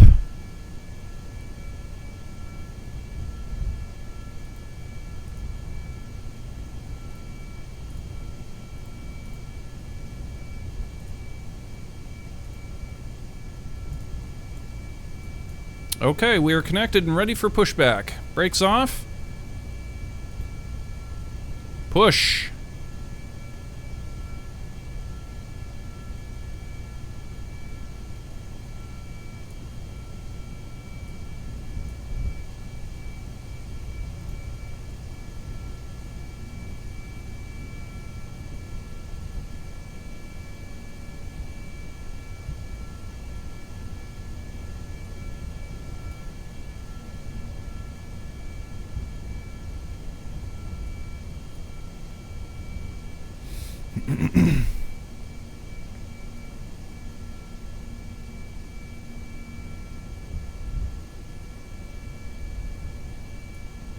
Alright, there you guys go.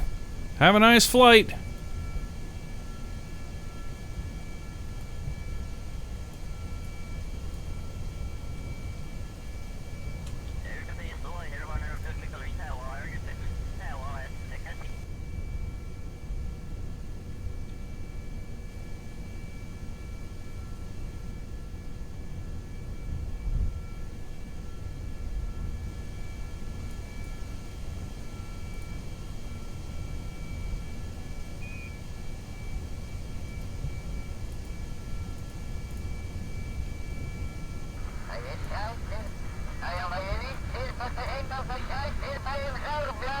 Nice, dude. Sick.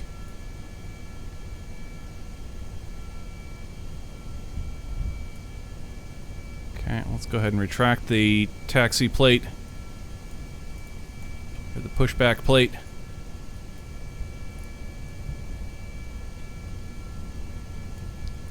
Very nice.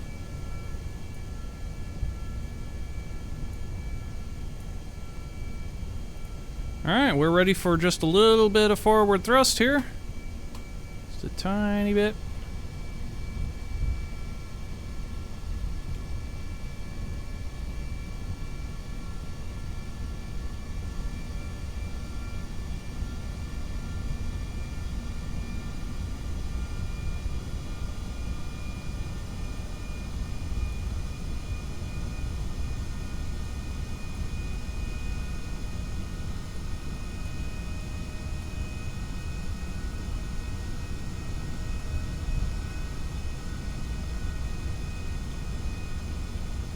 I don't want to see smoke trails on the apron.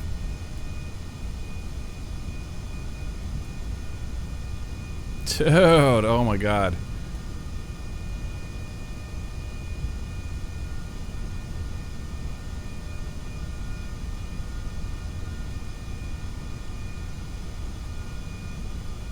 And don't go over 20 miles or 20 meters a second on the apron either. Slow down.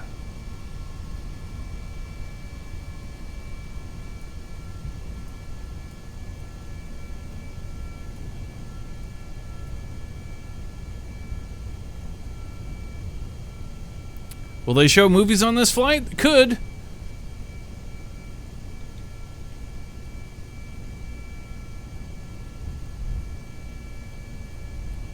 There's nobody to watch them. I mean, there's the pilots. This is a freight shipment.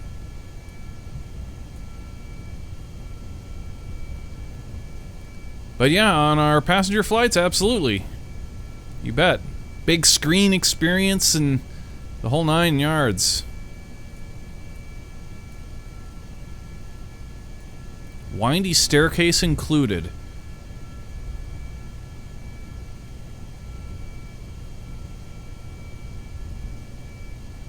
The whole 747 experience. They'll be featuring 2 girls, 1 cup.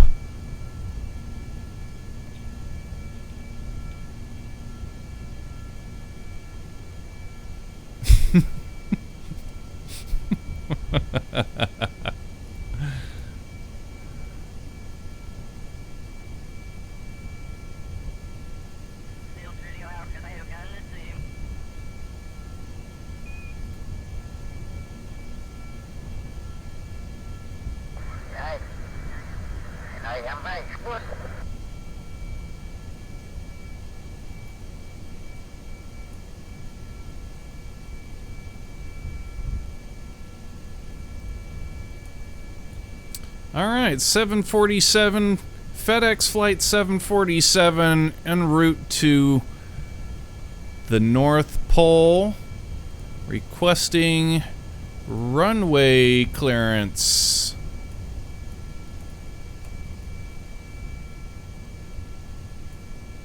Alright, strobes are flashing, runway clearance granted.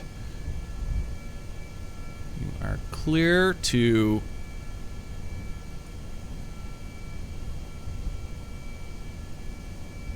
get onto the runway.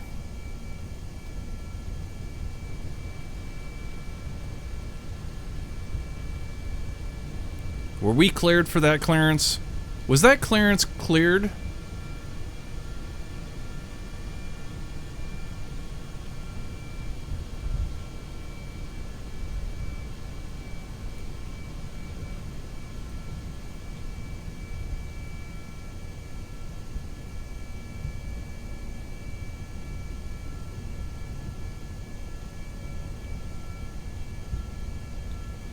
That clearance wasn't clear. It was like an off-white, kind of like a tapioca sort of color, tapioca-ish.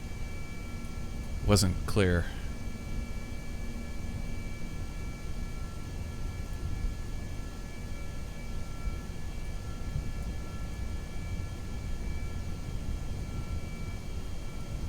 Okay, let's take a look at our touchdown spoilers and our flaps and stuff like that. Let's test all that out. And indeed, as expected, this one right here.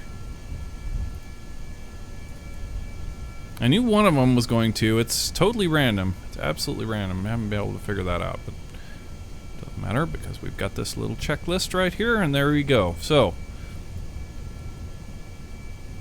engines are back to forward thrust.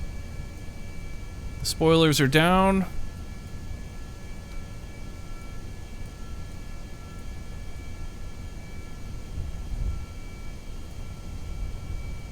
All right, Captain Dean.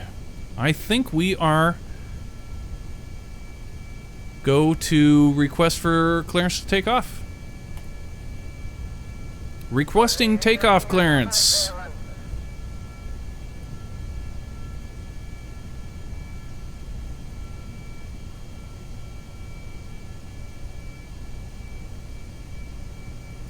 Takeoff clearance has been granted.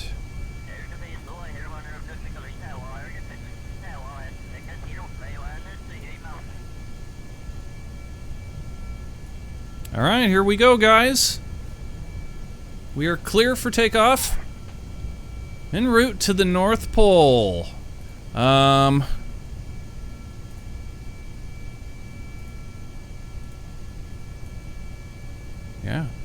let's do it.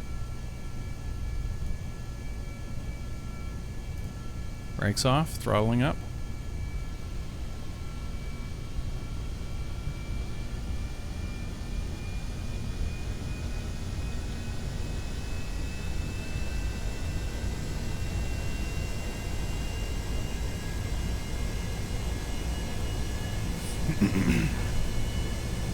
"20 meters a second.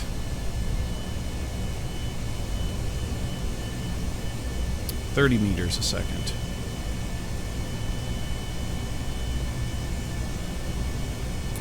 40 meters. 45 meters. We are throttling up.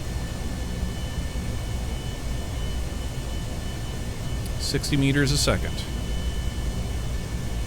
70. 80. 90. V1. VR. Rotating.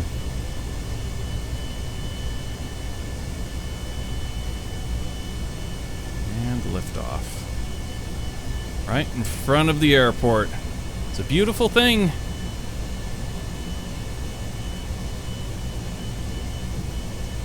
Gear up.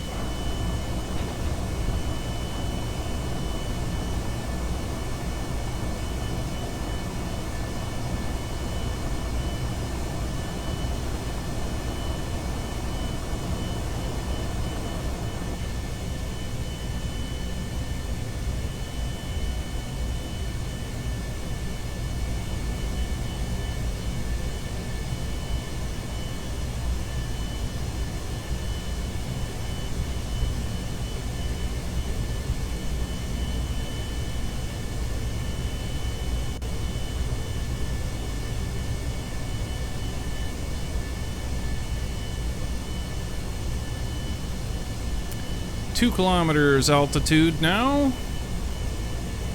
Go ahead and pin the takeoff lights. We'll be able to turn them off momentarily. And 10,000 feet right there. Go ahead and turn off the takeoff lights. And we can go ahead and level out. And get ourselves a northern turn.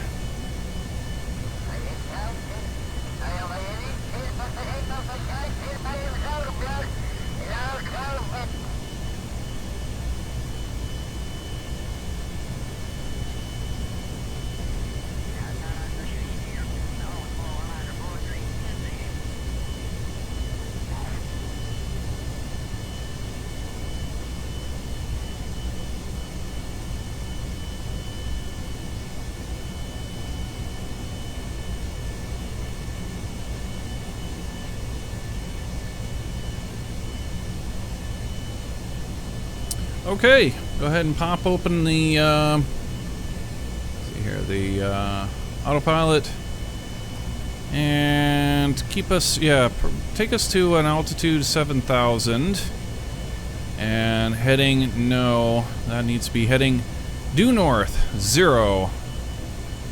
That, set that. Plus or minus 1, go ahead and set that. Alright, that looks good. Yeah. Engage.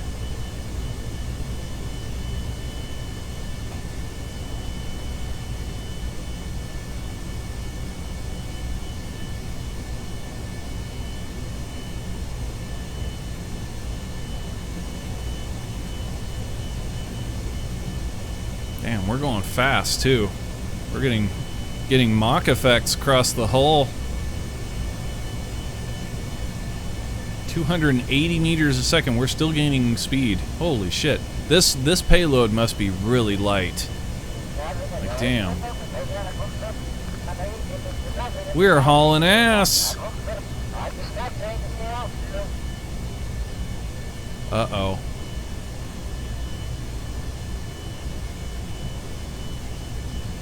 What's going on? Why are we losing altitude?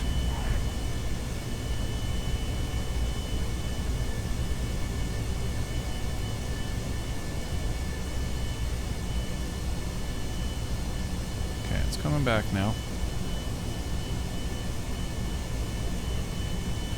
The autopilot got this figured out?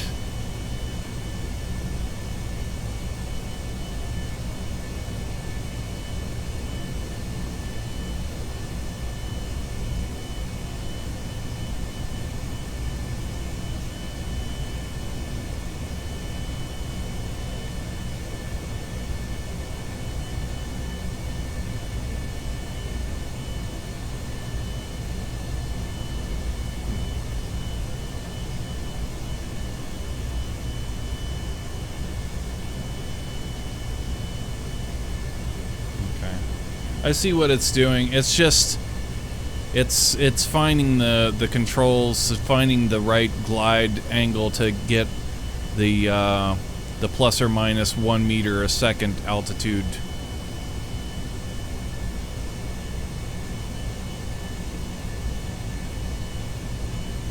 So it's kind of just a little bit bouncy, a little bit splashy.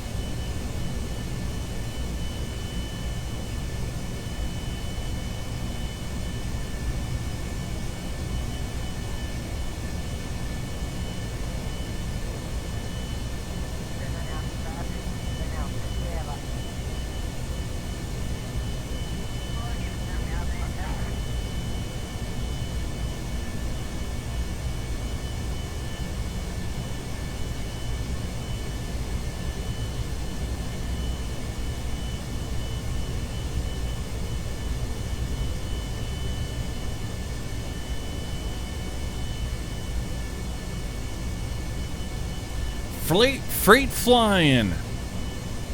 Freight flying.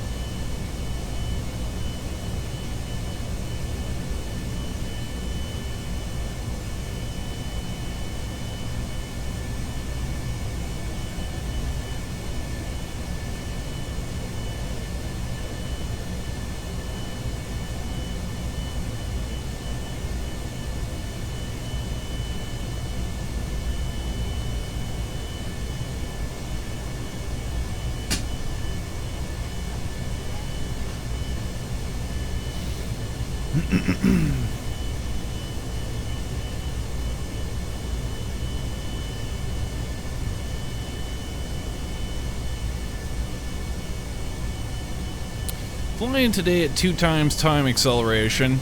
Normally we do these flights in real time. So this is going to be significantly shorter for us as an experience, but that's okay. Done this flight plenty of times now.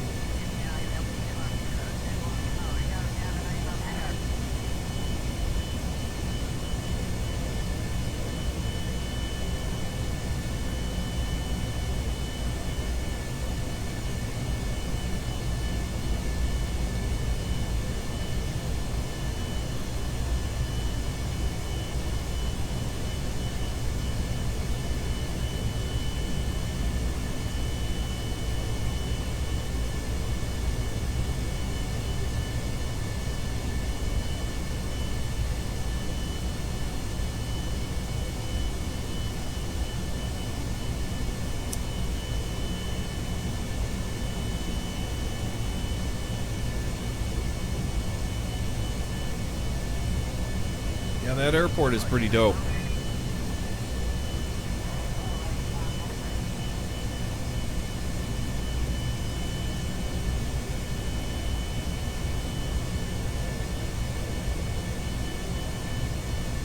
Yes, sir. The airport is quite dope indeed.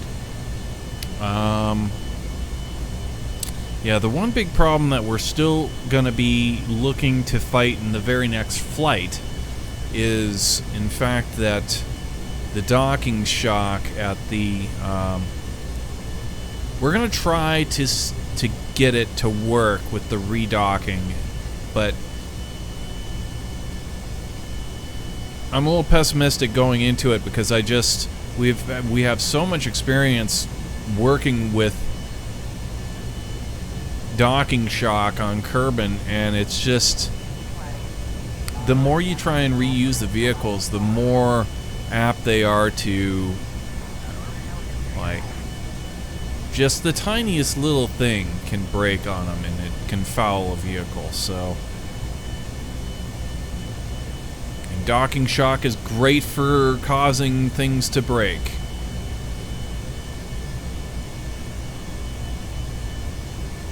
But we'll endeavor, nevertheless, to try and get a clean docking. I mean, the best thing you can hope for is to get everything lined up exactly, just pinpoint, pixel perfect. And in doing that, and then also, of course, the having a little scheme behind where you expect the shock of the force to go. And having it dissipate out in a direction that isn't going to cause like a reflection of the force, an equal and opposite reaction of force, such as the ground or whatever.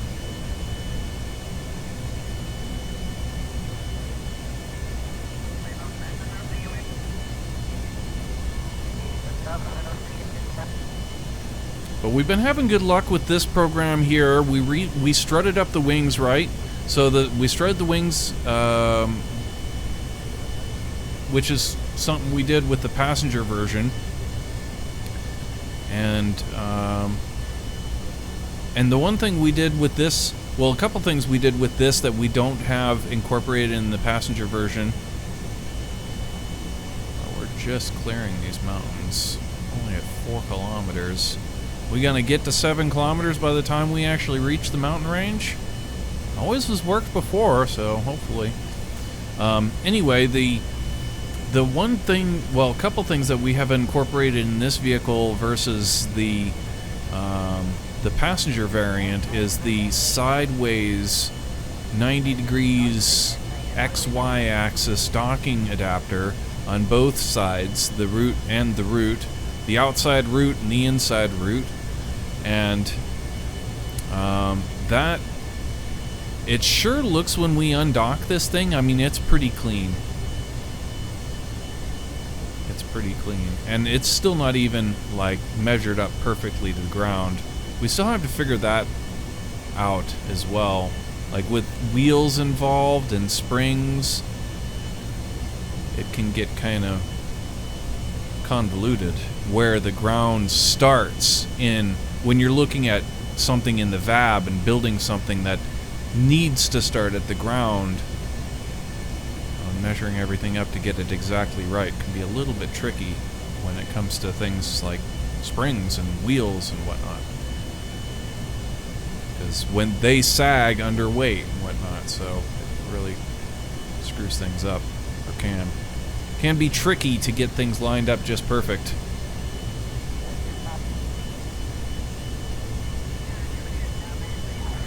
Yeah, a lot of that's really the thing. But if it can be done properly,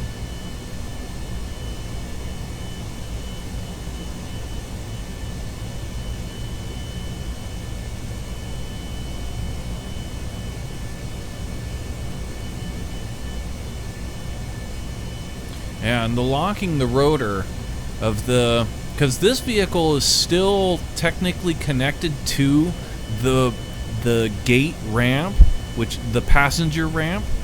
It doesn't use the passenger ramp, but it's actually technically connected to it.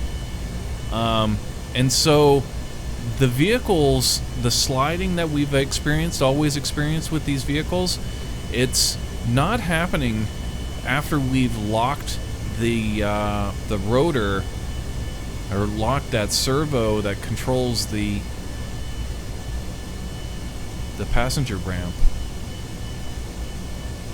So with that, the docking port apparatus on an XY axis, not pointing to Z at all, or even at all, whatever, it's completely XY, and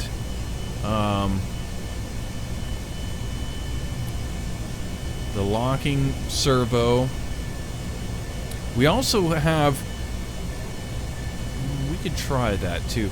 The grabbing tool is a little bit softer kind of docking thing, it feels like. The small version of that, when it lets go, it's quite violent. Like the undocking of the small claw is pretty violent when it undocks. But I think, I mean, from where we've observed it, and that's on the tug, our tug grabs, I mean, it's not, like, it's pretty damn clean, and it still is like, I mean, it's quite jarring when we unlock. So I was thinking that, like, using a small docking, or a small grabbing tool, as opposed to a Clampotron Junior for the actual connection point at the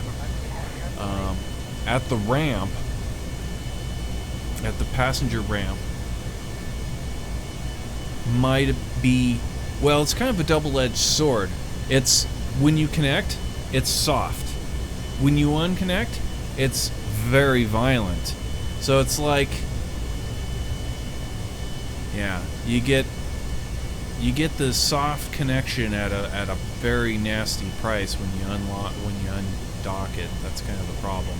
With this outfit, I would rather, you know, like, take the good with the bad when it comes to the docking, such as, and what I mean by that is we'll go with the Clampotron Juniors.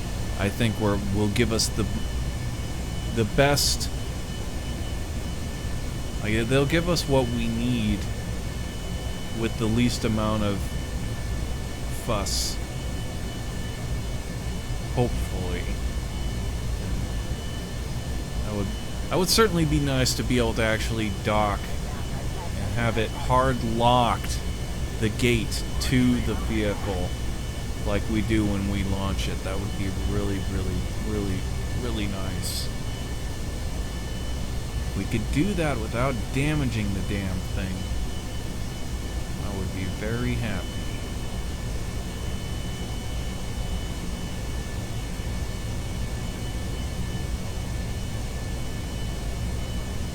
Multiple? Do that, right?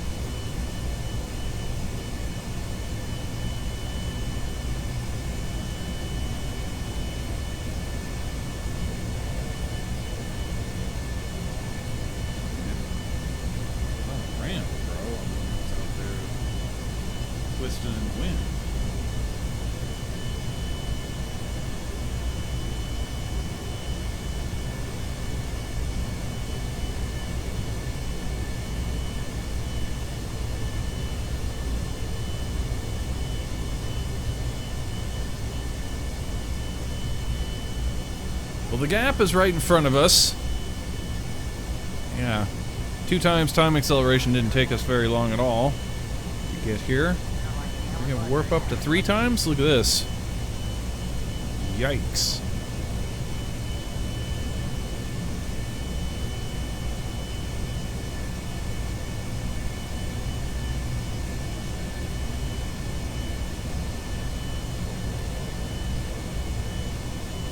We're time travelers.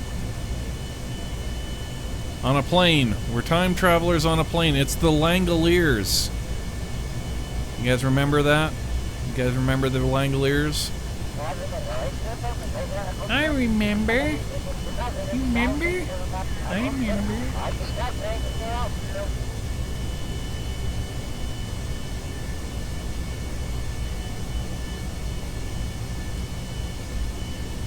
That'll be our in-flight movie, The Langoliers.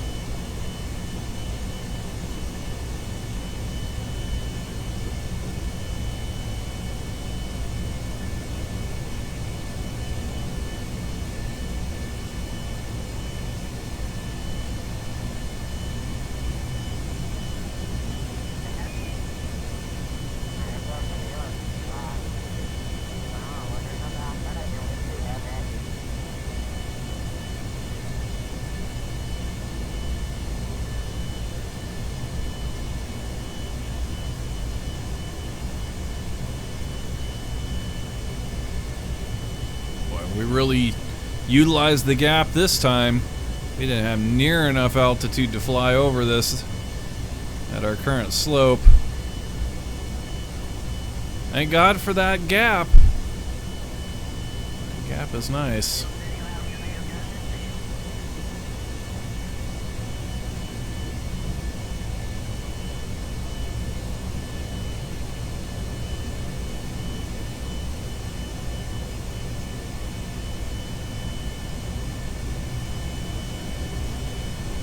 See stuff clipping through. Yeah, I do. That scares me. Bring it out, 1. We'll go, 2 times time acceleration. Yeah, hopefully it doesn't screw anything up.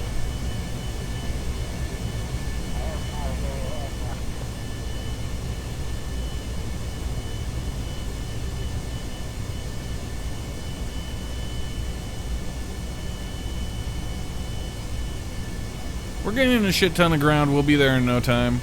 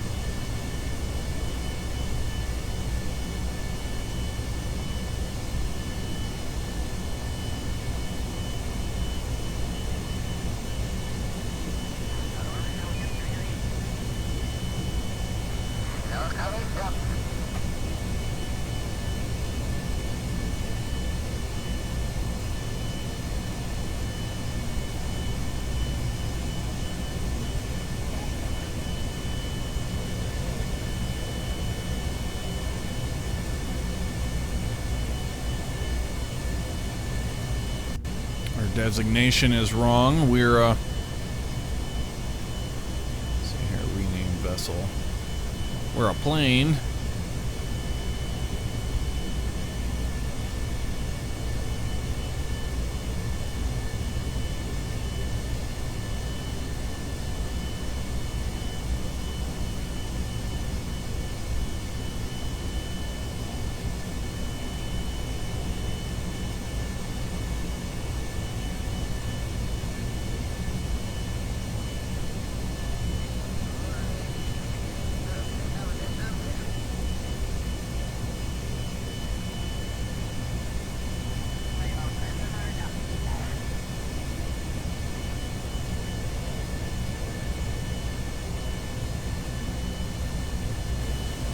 Not far to go now. There's the Arctic Ocean just ahead of us.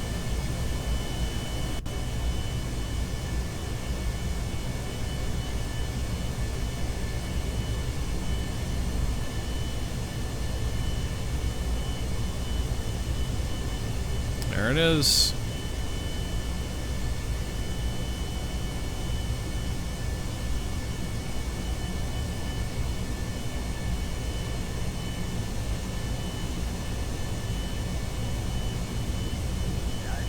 Yeah, so we can at least gain some kind of value out of our previous works, flying the equipment out here and putting together that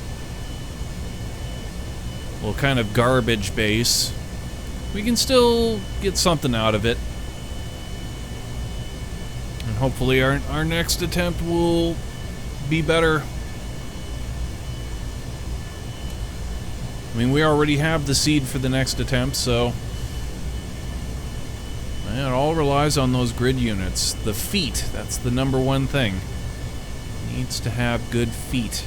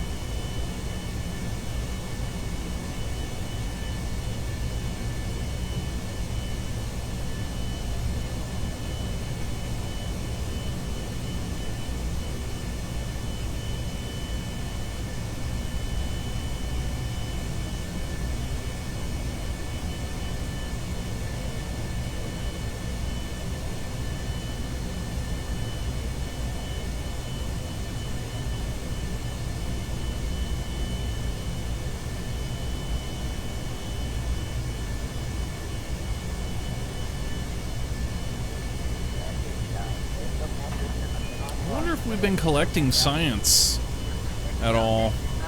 We haven't paid any real mind to our science since we finished unlocking the tech tree, really. I mean, of course, all of the science that we gain gets 100% turned into cash. That's one of our end game things that we invested in. Since there's no point to having science after the fact, and why not turn it 100% into cash? So we do. I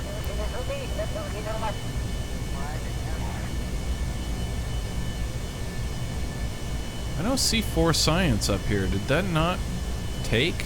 Or did we not install 4 science in this? You know, I think we may have forgotten 4 science.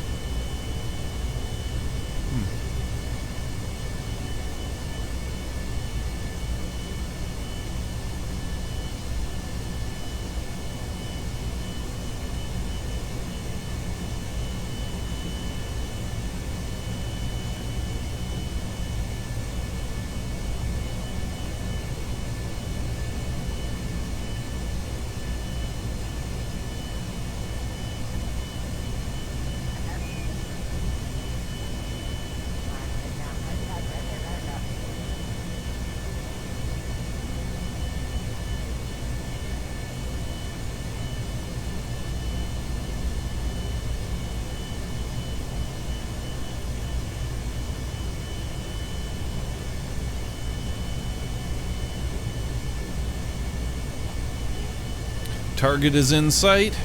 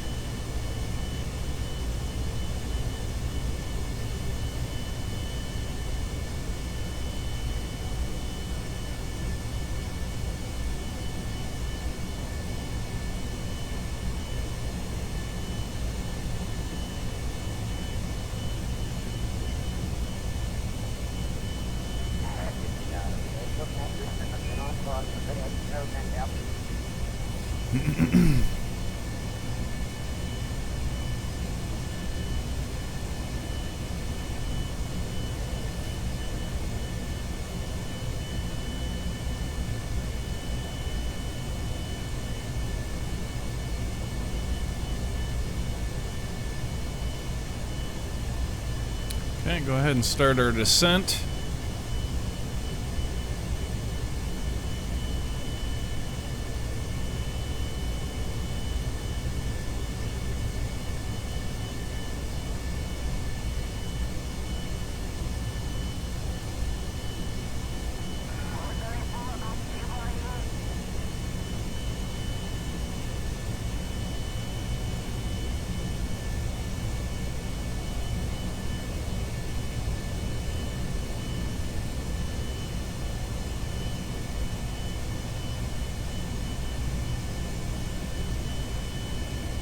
"25 kilometers away now.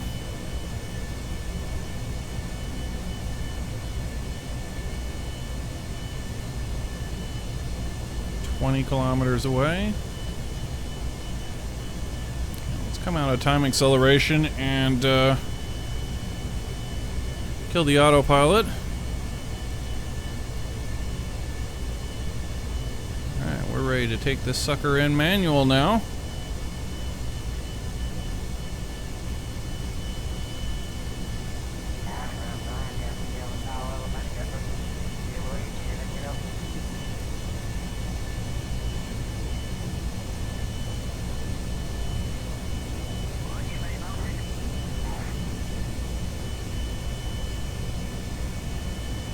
Alright, 10 kilometers out, throttling back.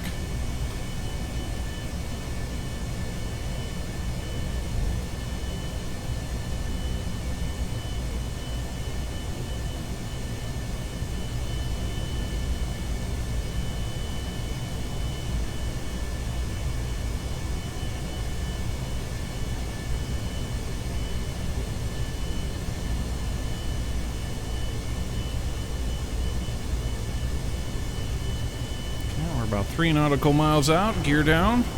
Brakes on.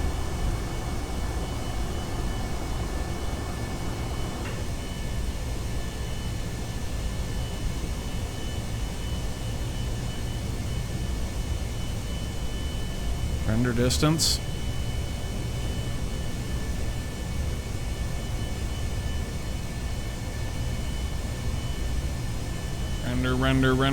Render.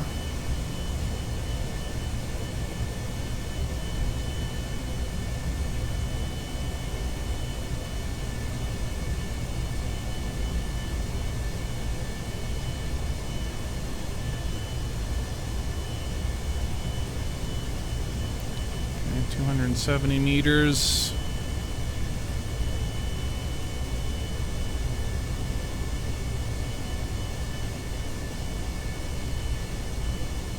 Okay. And cut the throttle.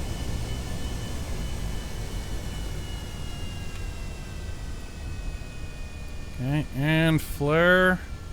Almost there. Come on, don't flare too much. Okay. Bring her in. Touchdown.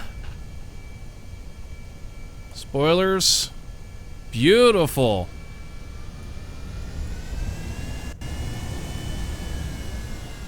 Dude. Yeah, that was a good one. Another fine landing.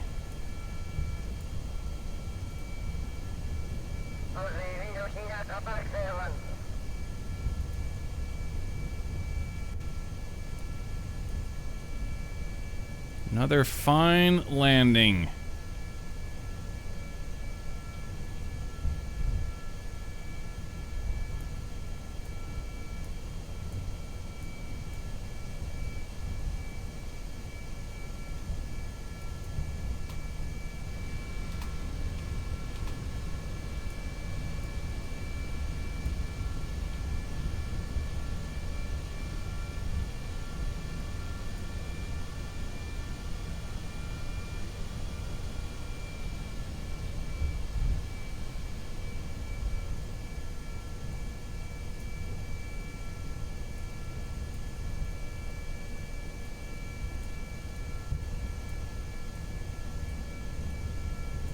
Alright, now that we're on the ground...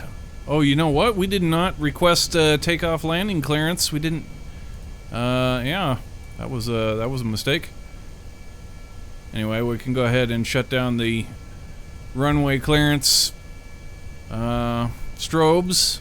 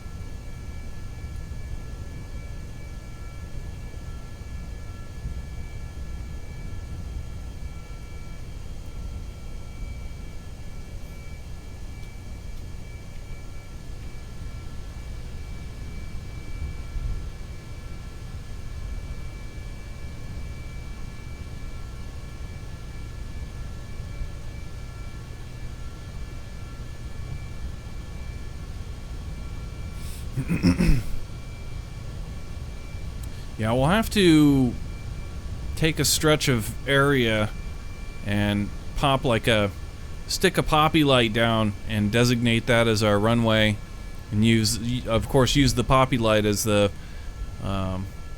as we do at the KSC as the marker for the beginning of our our glide, our descent glide.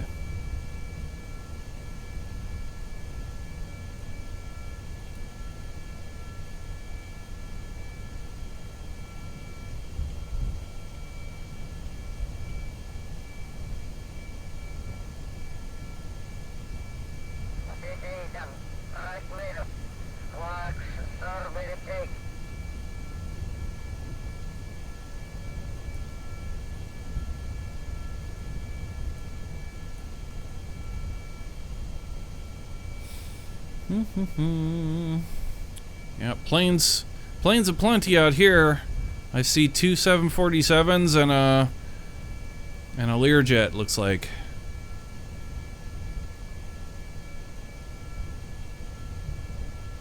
Started the whole show out here. It was just a simple flight with that Learjet.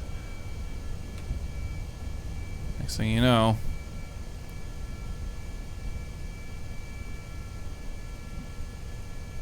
Turtle Paws, how's it going?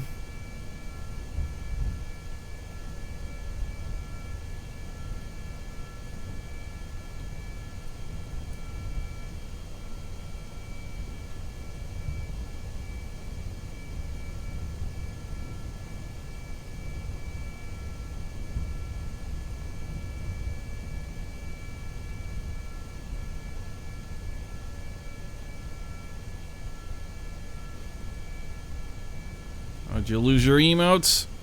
Damn. Landed on Duna, huh?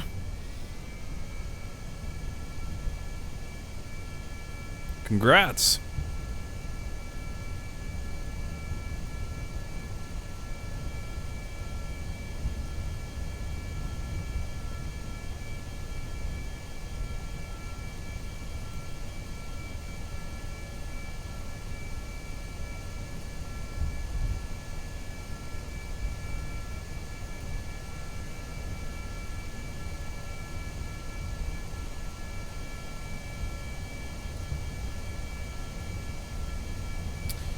All right, here we are with our 4th 747 freighter,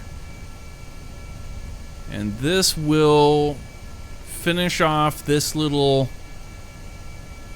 thing that we've got here. Doesn't mean we're finished with this outpost, we're just finished with this facility.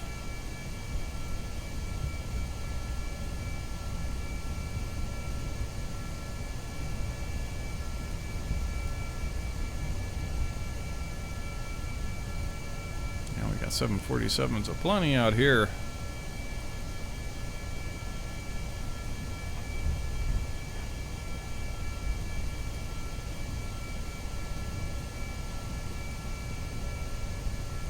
Okay, so, yeah,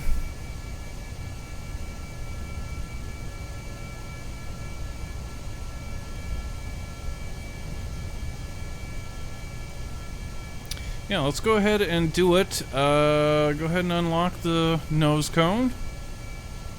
Actually, before we do this, let's get an F5 right here.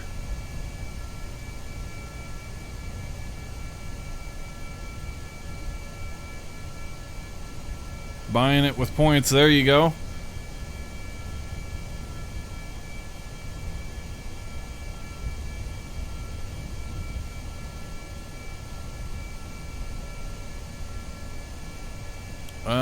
Yeah, we need to unlock the nose cone. Let's do that. Hopefully our cows still have the programming in them. We'll find out here shortly, won't we? Doesn't look like they do. No, that one... Huh. It's... Well, you know, we had this before where it looks as though the programming is actually still in there, and then we find out that it's actually not. Here's the real definitive test. Oh, it's... Okay, well, at least that programming's in there, as it's... The nose cone is moving, so... Alright, cool.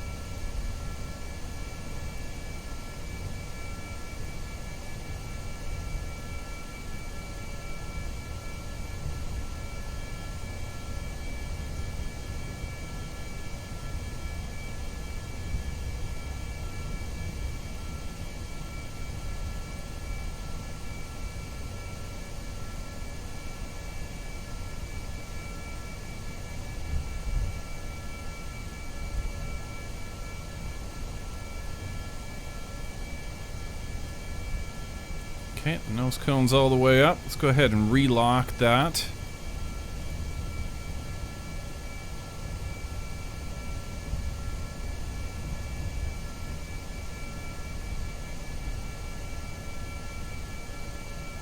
I didn't see any jolt. Whatever. Okay. Payload trolley wheels are down. Unlock the payload. Okay, it looks like it unlocked. And push.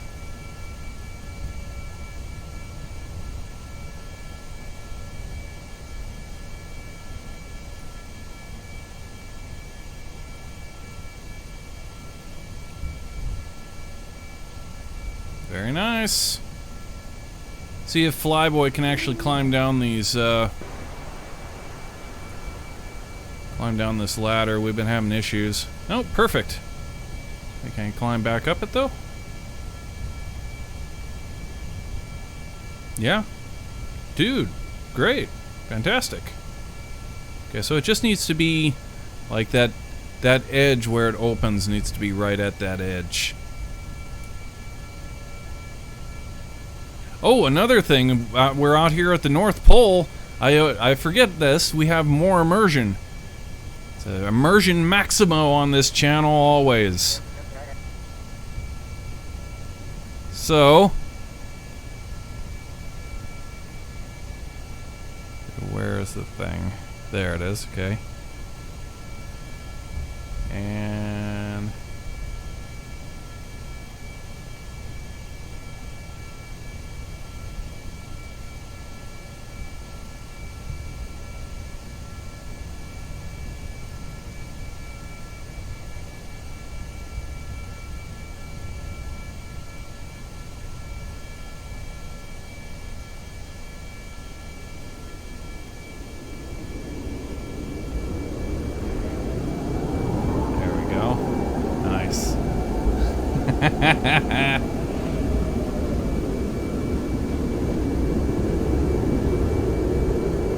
good shit.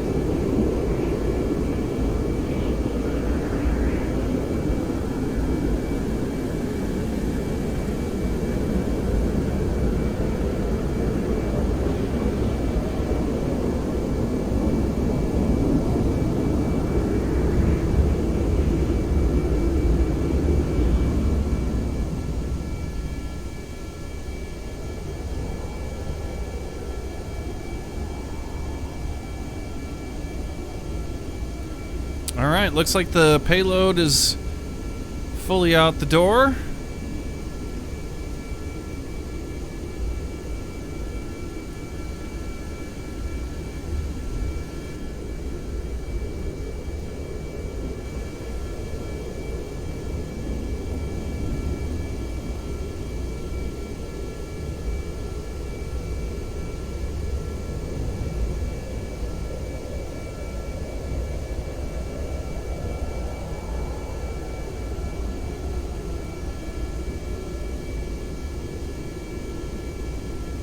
Alright, we're ready for the payload detachment. Let go of the trolley. And retract the push.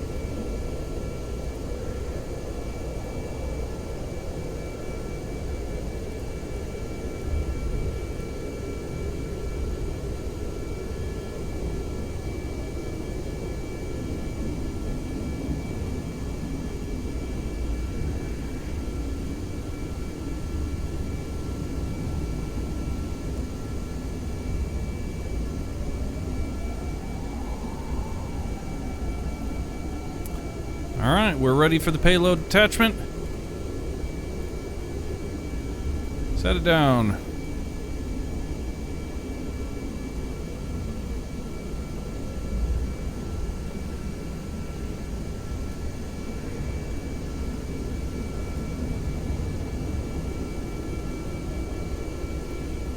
See if it won't be easier to move the payload out with these wheels as it would to actually move the trolley around.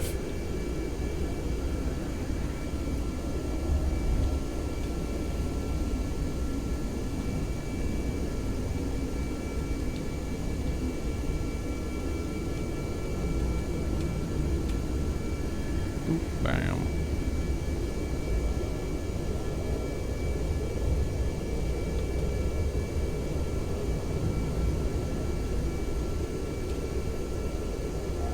These ones here seem to be like kind of getting in the way, don't they? Retract those.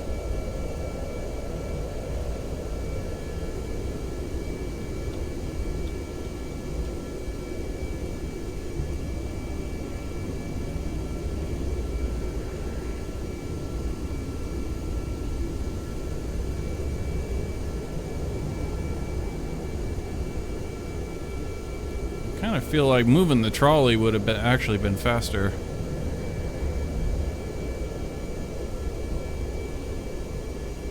Certainly not as bumpy either.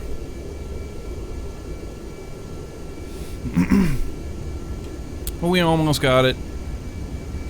Yeah, the other thing here that I wasn't realizing was the width of the wheels.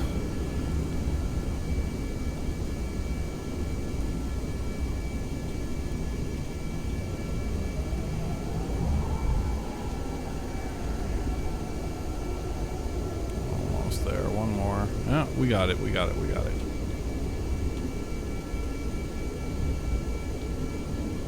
There you go. Alright.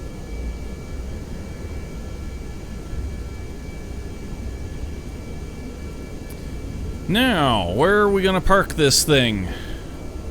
We need to remove, I see some wheels right here. We'll need to remove those if we're gonna try and dock this to that. The other side's probably got them too, yeah. Figured as much. Is there... Could possibly be a docking port on the end. No, there isn't. We have to go to either one of these. Okay, so we need to send an engineer over here to do a little bit of work.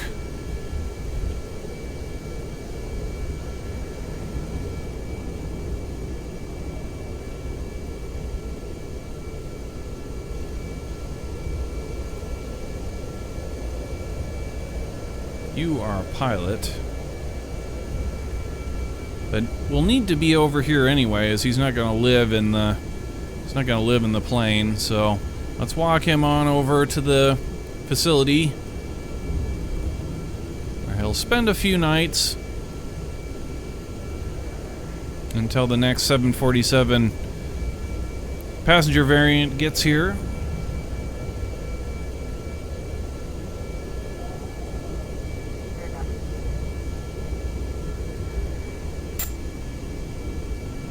We cleared that.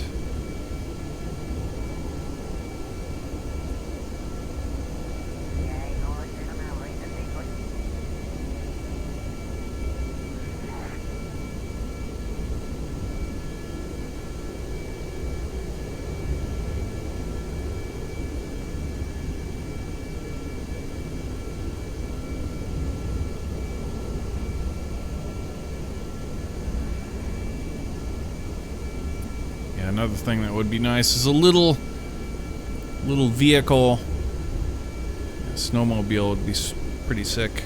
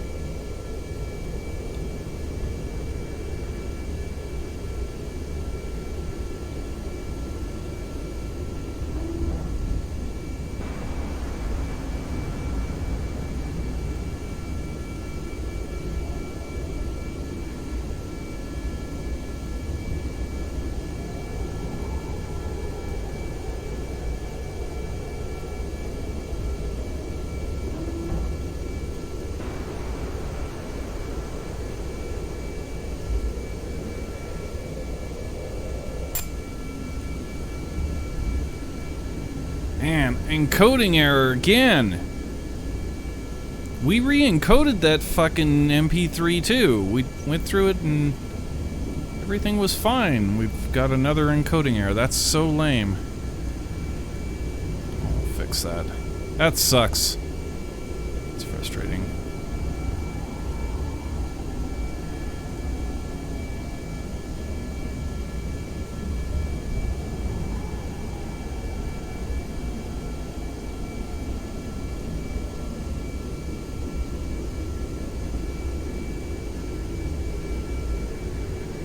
So 97 to have an encoding error on an MP3. Seriously. Bruh. Feels bad, man.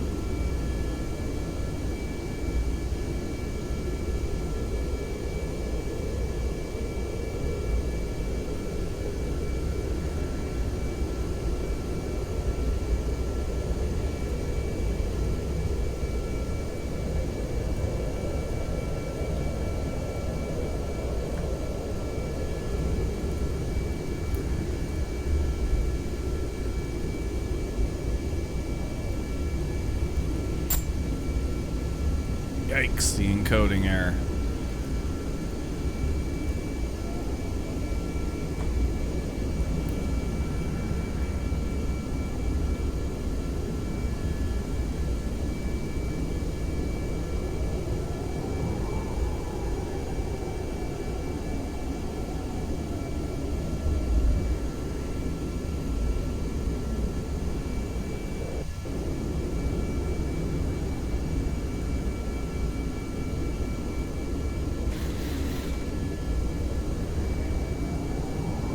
This thing could possibly blow up on us here.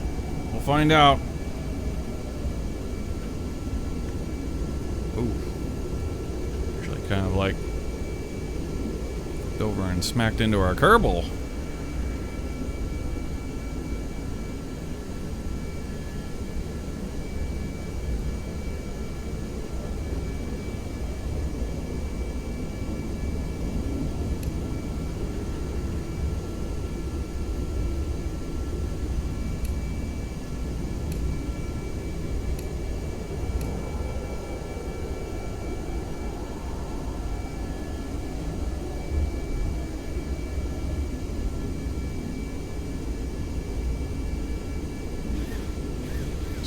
The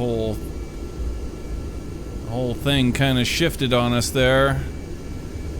Hopefully we didn't get any permanent damage or anything like that. Yeah, this piece here, how are we gonna get that out of the way?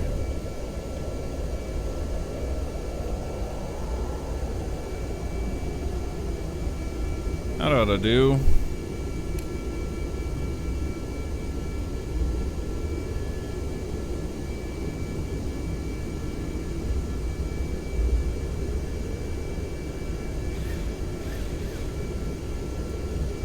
Alright, the docking port is free.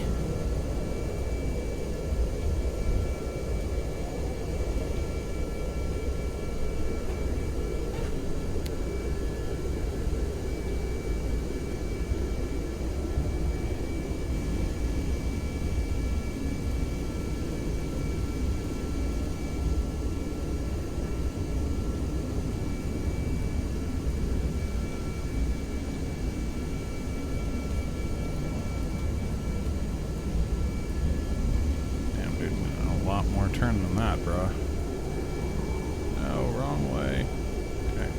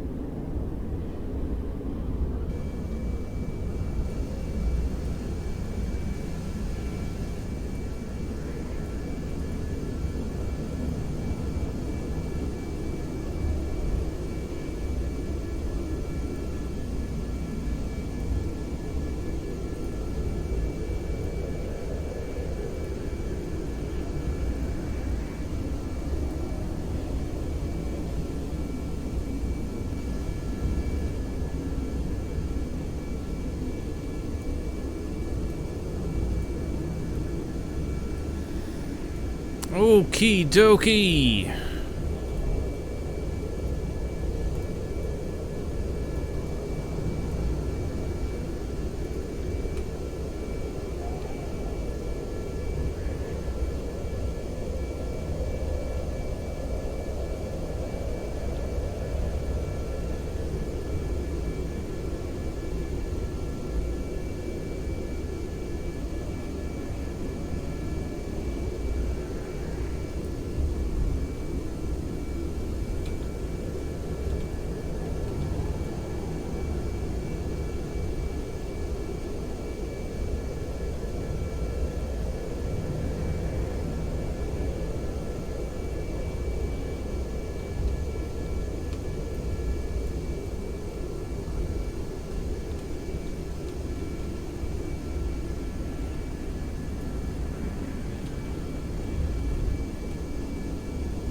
Alright, here we go.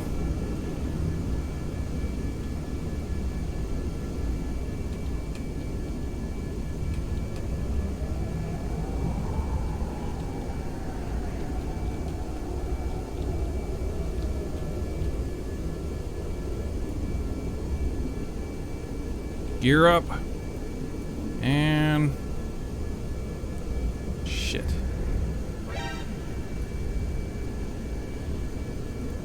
Coax it. Oh, there we go. I got it. All right. Docking complete, and the station is finished. They now have tanks galore for the fueling or the refining of the ore drilled, and so on and so on. And we can finally start to refuel these aircraft and send them home. It's going to be a long process to do so, but we've now got all the facilities to do it. So that's freaking sweet, man.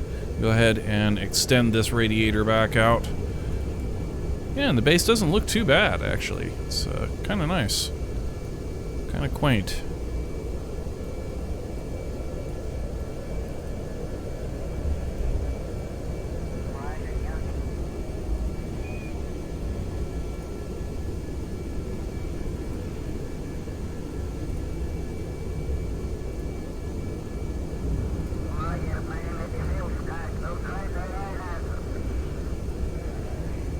Fabulous.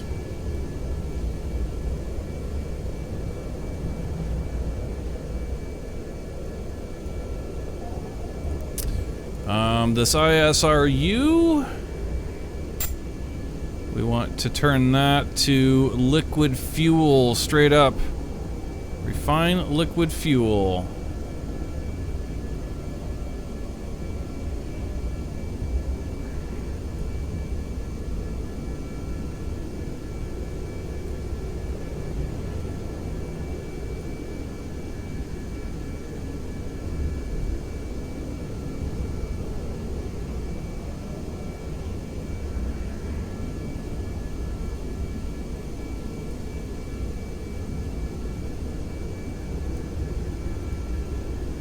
And that's refining it. It's actually refining it pretty quickly, too. Way faster than I would have expected. All right.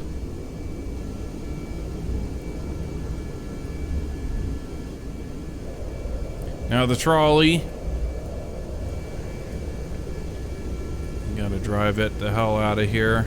We're not gonna drive it all the way into the ocean before we destroy it. Although that's... we'll take it as read. That's what we did with the trolley, is dumped it in the ocean.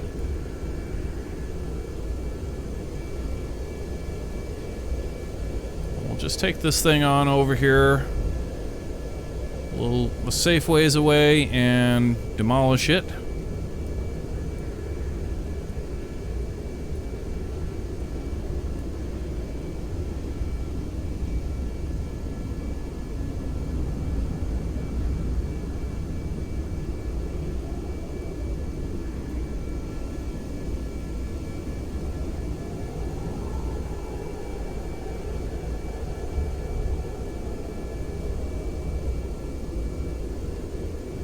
Cool pad. Yeah, it's not too bad.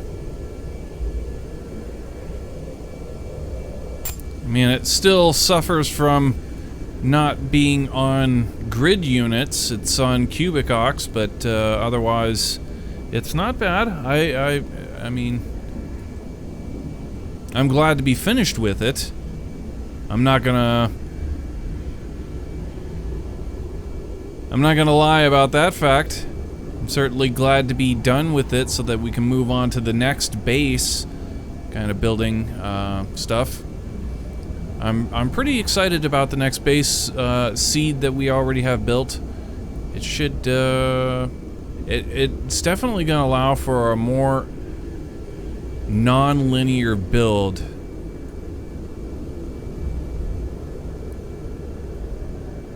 Should be pretty cool.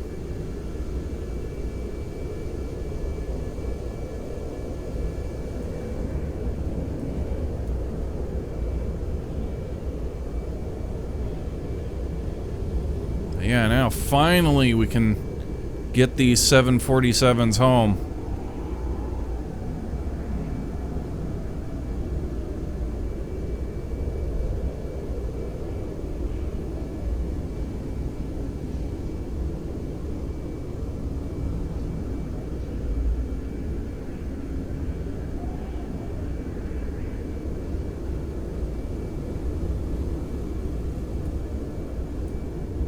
I'll definitely be very glad to do that for some of them, like this one right here. It was one of the very first generations of the 747 that we made. The nose was really good, but the wings and the engines were god-awful.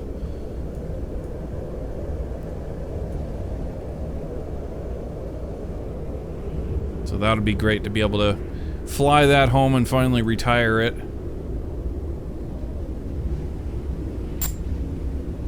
I apologize for the shitty MP3 scratching every now and again. It's part of our immersive winter mix. I re-rendered. I swear this happened before. We re-rendered the MP3 to fix this, and it clearly didn't fully fix it.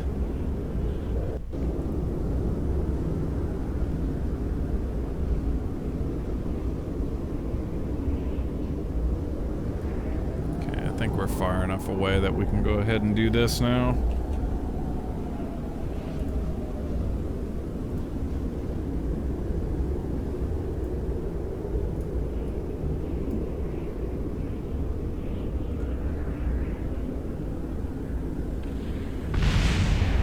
Kaboom!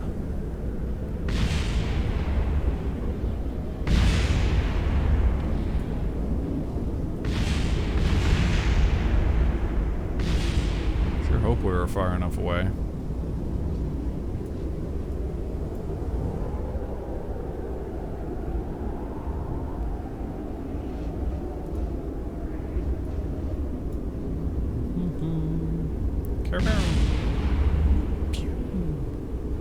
Oh, we missed.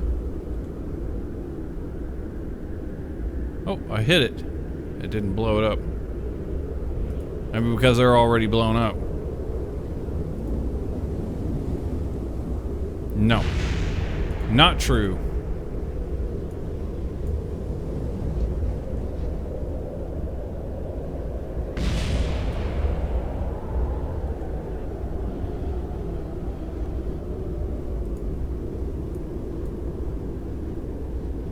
Damn it, I don't want to miss this piece here. I can't click on it.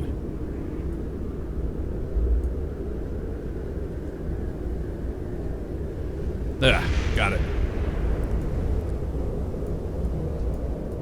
Is that all of it? I think that's it. Okay, unarm the thrower.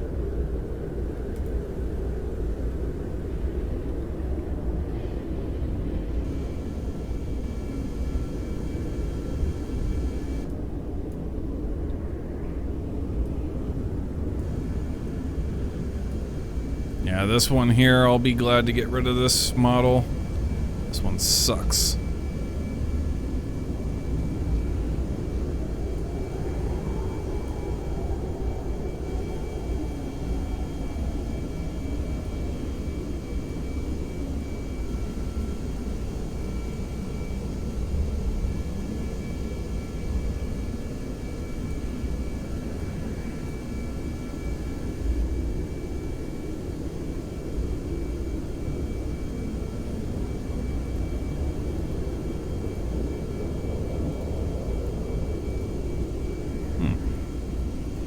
actually have 5 people here.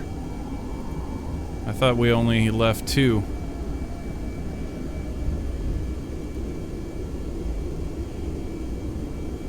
Okay, well.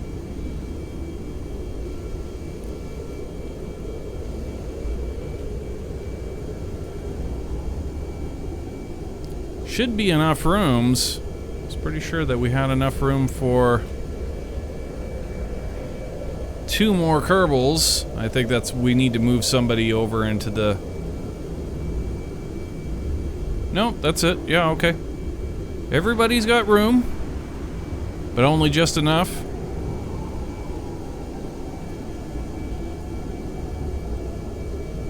Yeah, it's filling those liquid fuel tanks like really, really fast. I'm blown away.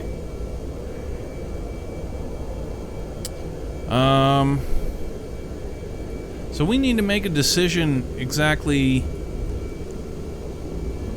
when we would decide that we have enough fuel to fuel one of these things up completely.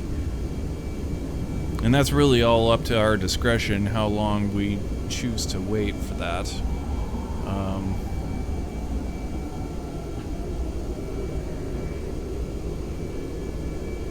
But we'll make it immersive.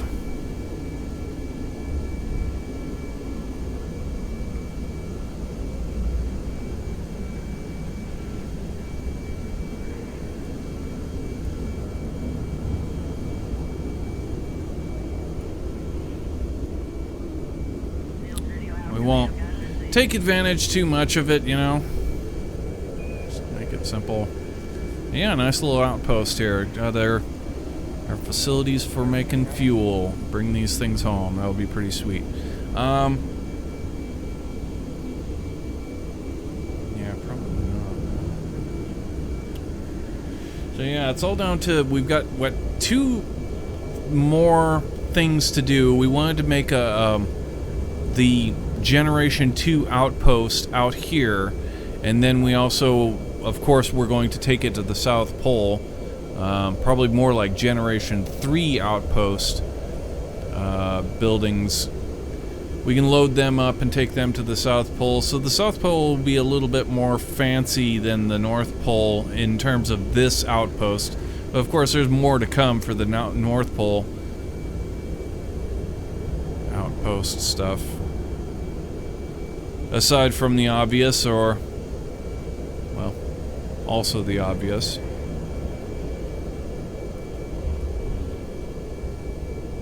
But yeah, that was a pretty decent little mission there.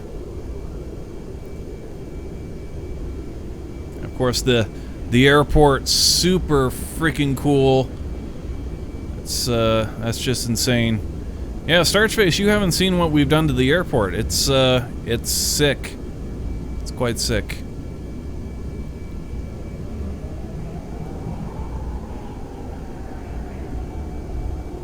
Quite sick. I have to check the VOD. I have to check the VOD for the landings that we had earlier too. They were, man, we're getting good at that. With the 747, our landing is so buttery.